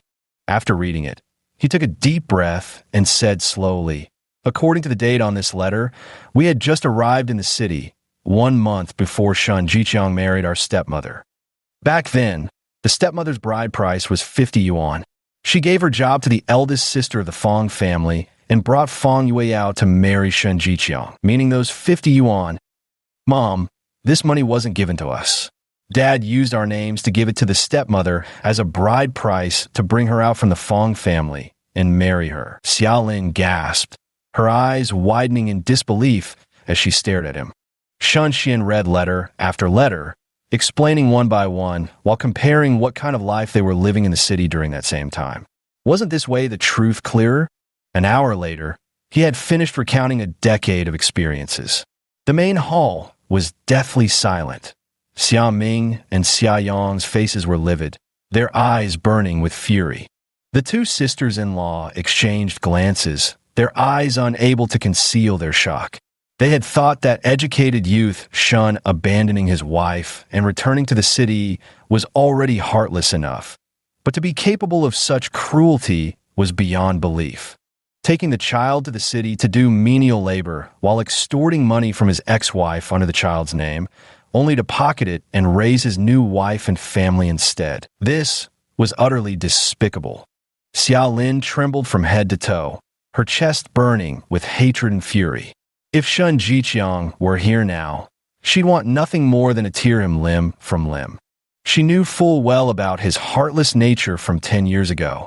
She'd assumed it was because she was just a village girl unworthy of a city man's regard, that his contempt was natural, but never did she imagine he could be so ruthless toward his own flesh and blood. Covering her face in remorse, it's all my fault. If only I'd gone to see you, they wouldn't have been able to hide the truth for 10 years, making you suffer all this time.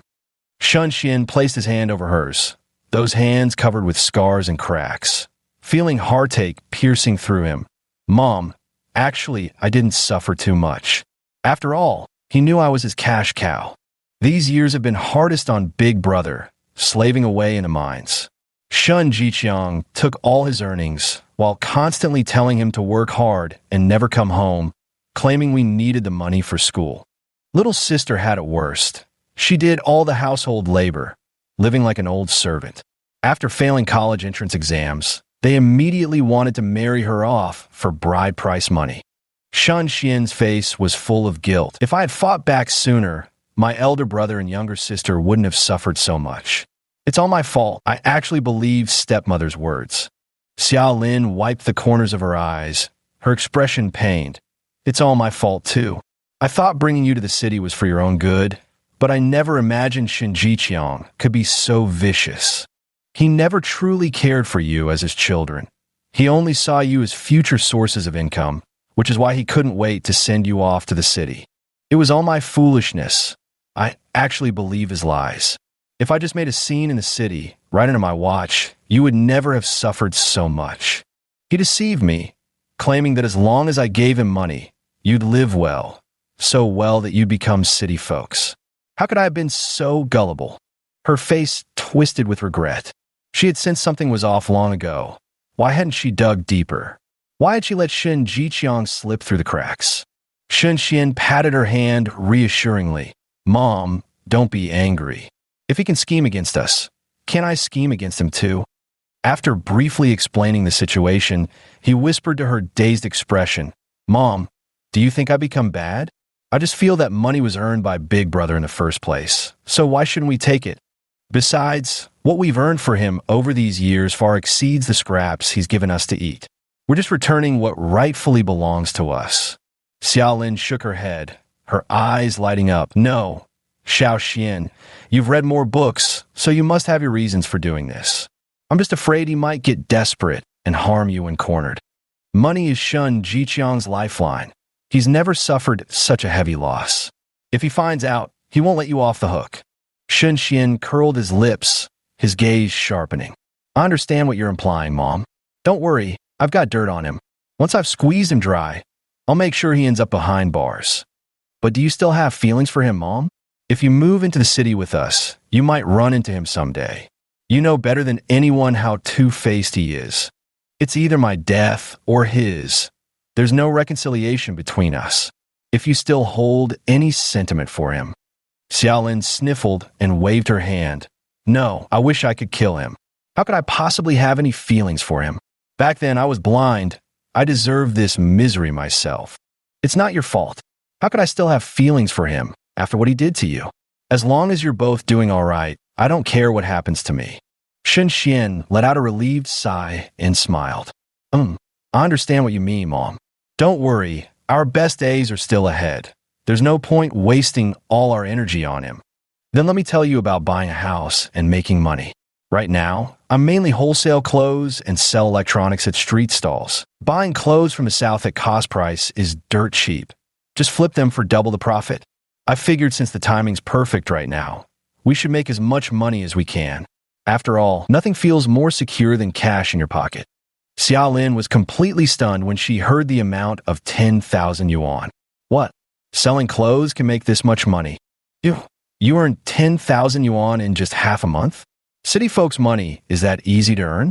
It's like a dream come true. Shen Xian nodded earnestly. Yes, Mom. Come with us to the city and see for yourself. You'll understand then. I've also started a hairband business, though the plush toy venture hasn't taken off yet. Chapter 50, A New Hope for Life. When cousin visits, you can choose whatever interests you. If you like making plush toys, I'll get you the patterns and buy a sewing machine. We can make them ourselves and sell them. As long as the distribution channels are established, making money will be a piece of cake. Farming all year is so exhausting, yet the income is meager.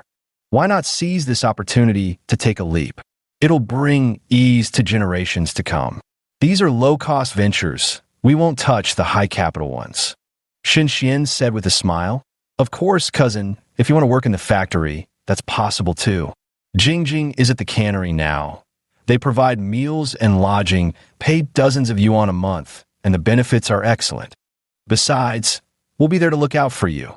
No one would dare bully you. Xiaohi was swayed by their words, her eyes shining brightly as she looked at He Xiaoying, brimming with anticipation. Mom, I want to go earn money in the city. Then you won't have to work so hard anymore. Didn't Xiao Xian also say he'd take Xiao Rui along? We'll obey Xiao Xian and study hard, Mom. Please let us all go. Thinking of another matter, her eyes gradually dimmed. Besides, I was just rejected in marriage. There are too many gossiping tongues in the village. I'd rather go to the city to seek my fortune than keep staring at these 3 acres of land forever. He Xiaoying felt a pang in her heart seeing her daughter like this. Patting her hand tenderly, she said, All right, your mother also hopes you'll find work in the city and become a city girl someday. Toiling in the fields all day, facing the dirt under the scorching sun. Mom knows this hardship, and Mom doesn't want you to live this kind of life either. Shen Xian gave him a puzzled look. When had his cousin gotten engaged? How come he didn't know about this? Could something have changed in this lifetime? Auntie, what did you mean earlier about cousin calling off the engagement? He Xiaoying saw no reason to hide it, so she laid out the whole story. Originally your cousin was engaged to the Kong family from the neighboring village. According to the agreement, they should have gotten married the year before last. But then the Kong family's old lady passed away, so it just kept getting delayed and delayed. They wanted to delay the marriage for 3 more years. But this May, when the Kong family's son got a job at the supply and marketing cooperative, they broke off the engagement, saying our family wasn't good enough for theirs. She spoke lightly, but the resentment and helplessness in her eyes were unmistakable. It was all their fault for being incapable. If they had the means to send their daughter to university, she'd never have been looked down upon like this. Shun Xian nodded thoughtfully and said earnestly, "Aunt, I actually think this is for the best. If cousin had really married into that rural family, she'd have been trapped there for life."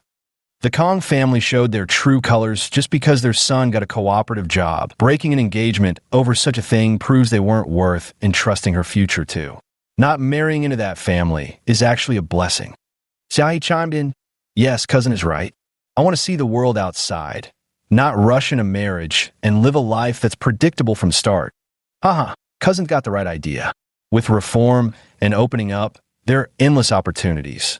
When cousin becomes a 10,000 yuan household, her perspective will naturally change. Why would she still care about the Kong family then? Isn't it human nature to climb upward? What's wrong with wanting a better life? When opportunity knocks, you've got to seize it. Xiaoying made up her mind. Struggling with a few acres of village land offered no hope, just a predictable dead end. Might as well take a gamble and head for the city. If her children could someday truly settle in the city, the debt of gratitude they'd owe to their aunt would last a lifetime. This helping hand could alter destinies forever. "Xiao Xian, could your aunt ask you for a favor?" Shen Xian froze momentarily before responding gently. "Auntie, your family. There's no need for such formality. Just tell me directly as kin should." Xiaoying felt a warmth in her heart and nodded. "If you're taking Xiaohe and Xiaowei into the city, could I go along to check on things? Not that your aunt doesn't trust you. I just want to familiarize myself with the place so I can bring you things in the city later without getting lost." After speaking, she grew uneasy. Xiao Xian was so clever. Would this request upset him? Having the whole family stay, there would be troublesome, but she truly couldn't rest easy otherwise. Neither child had ever been to the city before. She wouldn't feel at ease without seeing them off in person. Shun Xian readily agreed. "All right, then Uncle and Annie can go too. That way the 3 of you can return together, and I'll feel more at ease. Otherwise, I wouldn't feel safe with Annie traveling back alone.